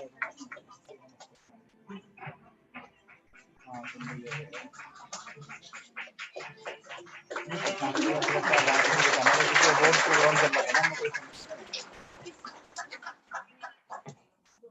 Big honor for me.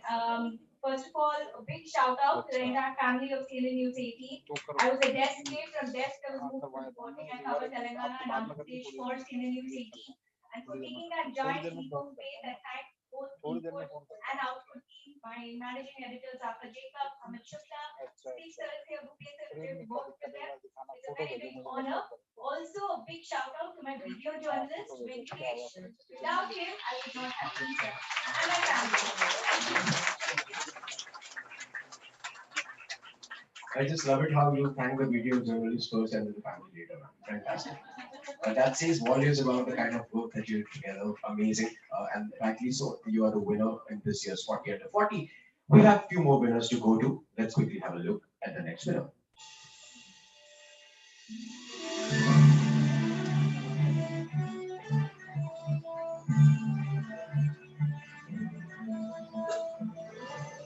And the award goes to Swati Khandelwal, See Business.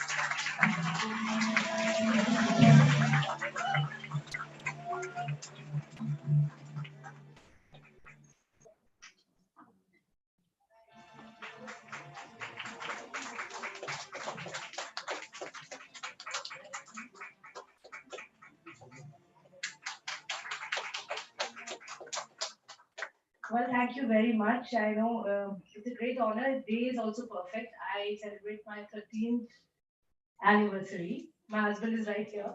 He said, what better way to celebrate it? Thank you very much. And big thank you to the jury and everyone in my work and family. I think all of them have played such a good role that I'm here to take this award on their behalf. Thank you very much.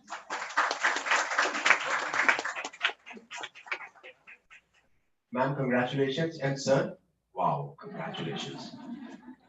Let's quickly have a look at the next winner on this year's list. Here we go.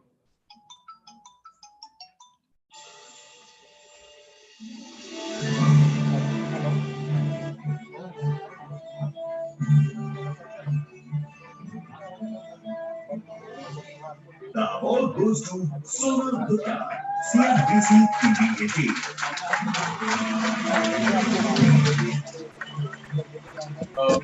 Sadly, the next winner is not with us. She's joining us virtually is what I wanted to say with that long pregnant pause.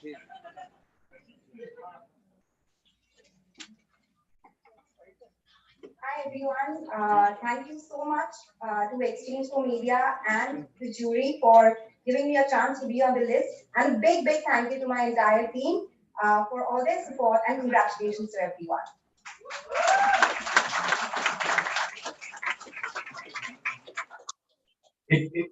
I'm sure you can't see it, but I can see. Look at the smile on that man's face right now. The radiant face. Congratulations. Well done. All right, moving on to our next winner this year. Let's quickly have him.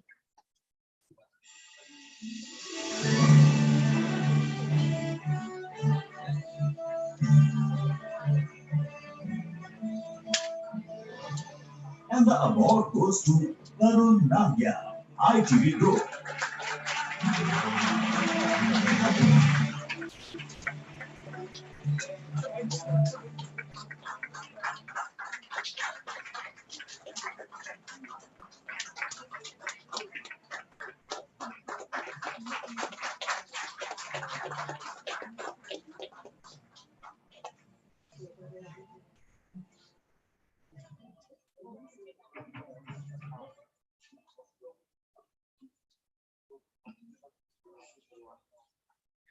About 17 years ago, when I was studying journalism in Pune, there was a speech by Steve Jobs that became very popular. That you can connect the dots in your life only looking backwards, not forwards. You can never, whatever thing is going to happen may not happen. But in retrospect, if you look behind, you know that this is the cause and this became the effect. 2005, I was punching emails on my BlackBerry to a certain editor named Dr. Anurag Patra from Vaishali restaurant, which is on Ferguson College Road in Pune, or Cafe Good Luck. And I punched about 8-10 mails to you that the impact distribution network need to be improved, because I had to travel all the way to MG Road to pick up my copy of Impact magazine, which became my peek into the Delhi media. What were the editors doing? Who was joining there? And I used to buy that every fortnight as it was then. And I was very happy because the editor responded. And now I know, of course, Dr. Batra responds to emails, but those days having an editor respond was a big thing. And of course, I kept on following the magazine, which became my peek into Delhi. Finally, I came here, started to work. So that is why I think, things have a way of shaping up. And this is 17 years later. Of course, I got to know him only 6 or 7 years ago. Before that, we didn't even know each other. And I always used to tell him that one day I may win one of the awards that you organized. It's taken 7 years, but I would like to thank you. But that shouldn't end here. In fact, a lot of people that I see here, Srinivasan Jain is here, all the interviews he took. When I entered with Z in Bombay, I remember taking a transfer from one of the reporters because I had managed to misplace one of those small cassettes that we used to have to record. Sukumar's comments on ornithology, Surat, all the bird sanctuaries, which I never knew, I got to know through his Twitter account. And of course, Mr. Uday Mahurkar, all the articles in India Today, because my father used to buy India Today since I was a kid. So all articles there. So in a sense, when I come here, everything converges. And that's why I go back to the commencement speech of Steve Jobs, that, you get the points only when you look backwards. Before I end, I started the journey of legally speaking about 6 years ago. I can't help but thank the late Sri Arun Jaitley, who allowed me to do his biography. Of course, he couldn't live to see it.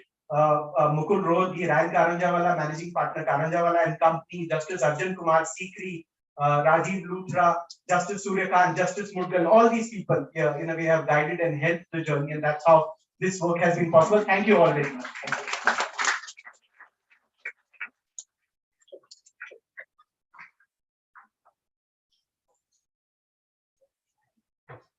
Mr. Nagya, the most serious journalist I know with the most non-serious face. Amazing, congratulations. No, he's got a baby face, that's amazing. Let's quickly have a look at the next winner on this year's list.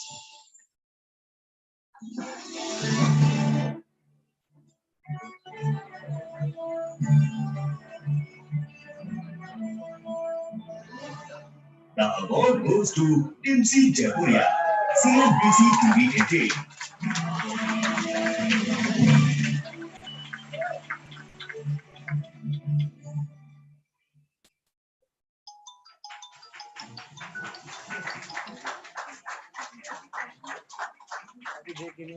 Function पे हूँ मैं कहीं award function पे यहाँ पे mobile use नहीं करता आपको मैं कर रहा हूँ उठा रहा हूँ लेकिन उठा नहीं सकता मैं अभी 2 मिनट देने को बोल देगा ठीक है 10 रुपये फ्री में करता हूँ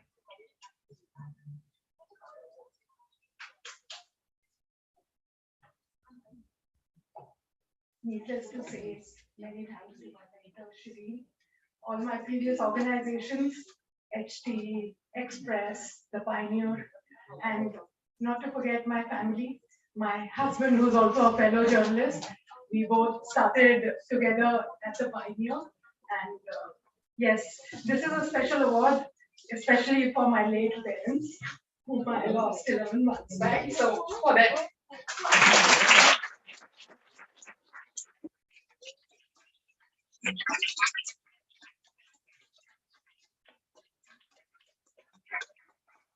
When there's a principle in physics, it's called the energy is neither destroyed nor created, it just transcends. And I'm absolutely sure wherever they are, they're looking at you right now. They're absolutely powerful. Let's have a look at the next winner of this year's list.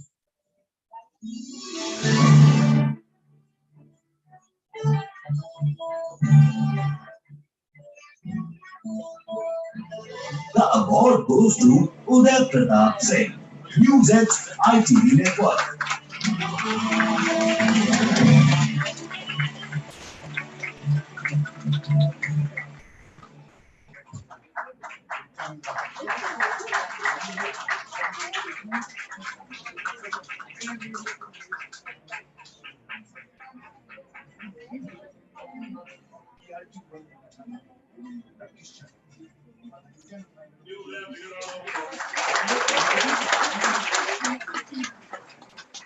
वो कहते हैं कि सूर्य उदय होता है पर आज I think इस programme का अस्त उदय से हो रहा है but no I've already spoken earlier in the morning so I won't take too much time. Thank you to Exchange for Media and to the jury. These are individuals from the industry who I've grown up watching, so to have them select me is a big moment. And thank you to my mentors, the leadership at NewsX, and of course the previous organizations I've worked with. And thank you all once again very much. They say journalism is a thankless job. That's all right. We still do it, but once in a while it's good to get thanks. So thank you, e4m.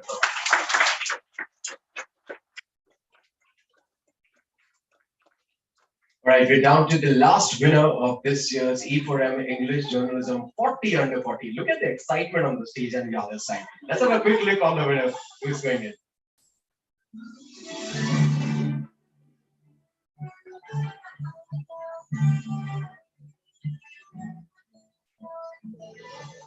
And the award goes to Umar Sophie, India Entertainers.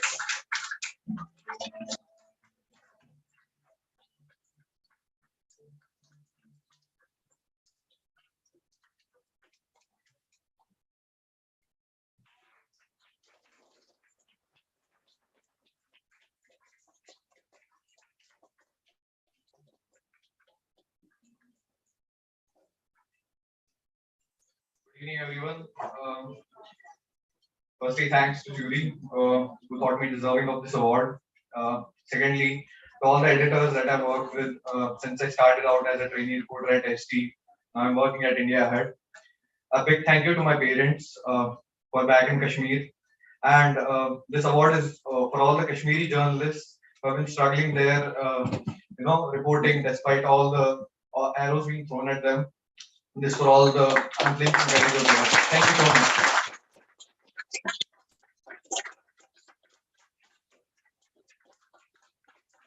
All right, so that brings us to the end of the winners that we had this year for E4M English Journalism 40 under 40 inaugural edition.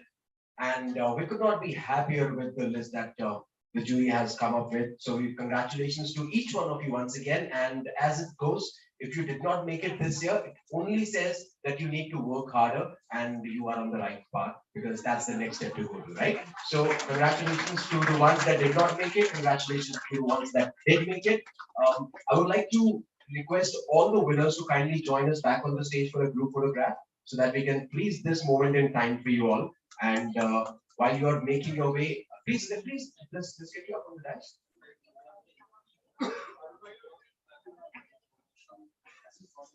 Okay, so we can invite them in, that's not a problem. Let's get all of you on the stage, and while you're making your way up here,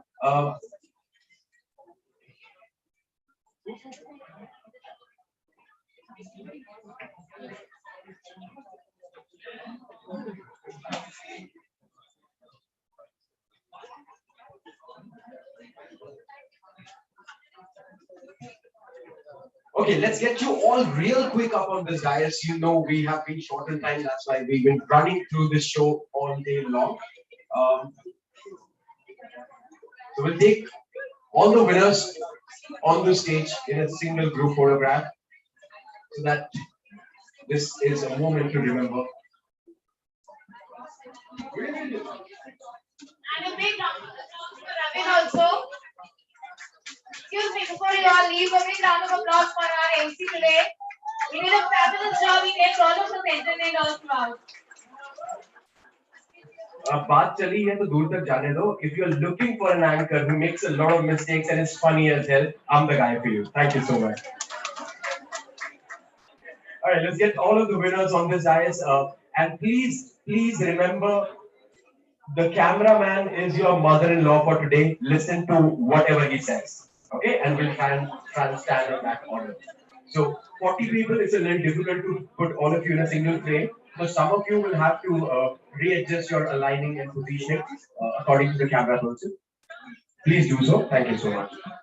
While I'm here, I would also like to thank all our partners once again for making this possible. It was not possible without all of you, but a special mention goes out to Bobble AI. You have been instrumental, and of course, it's the first edition, so we are really thankful to you.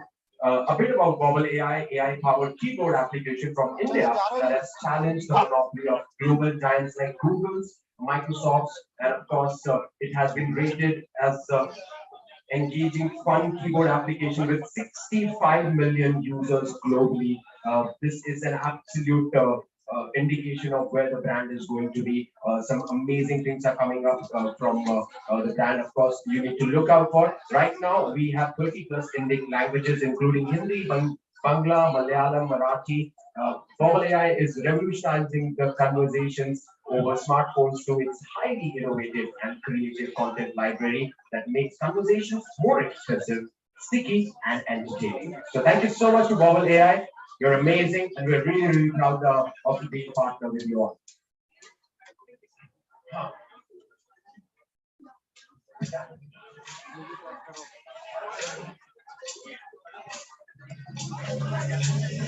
What we are facing now is soil extinction. Dr. In Batra? most countries, Dr. Batra?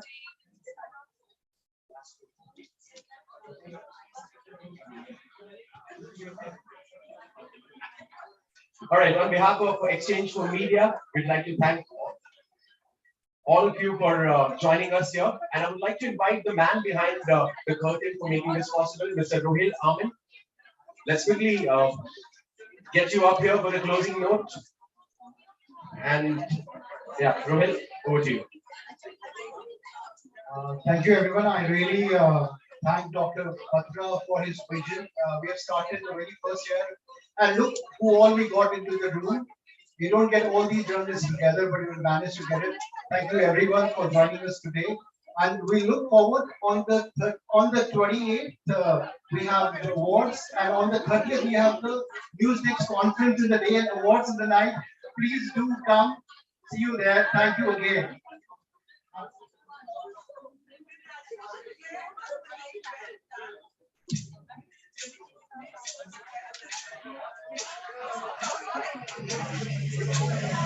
what we are facing now is soil extinction. In most countries, more than 50% of the topsoil is already gone. Every responsible scientist in the world is clearly saying by 2045, we will be producing 40% less food.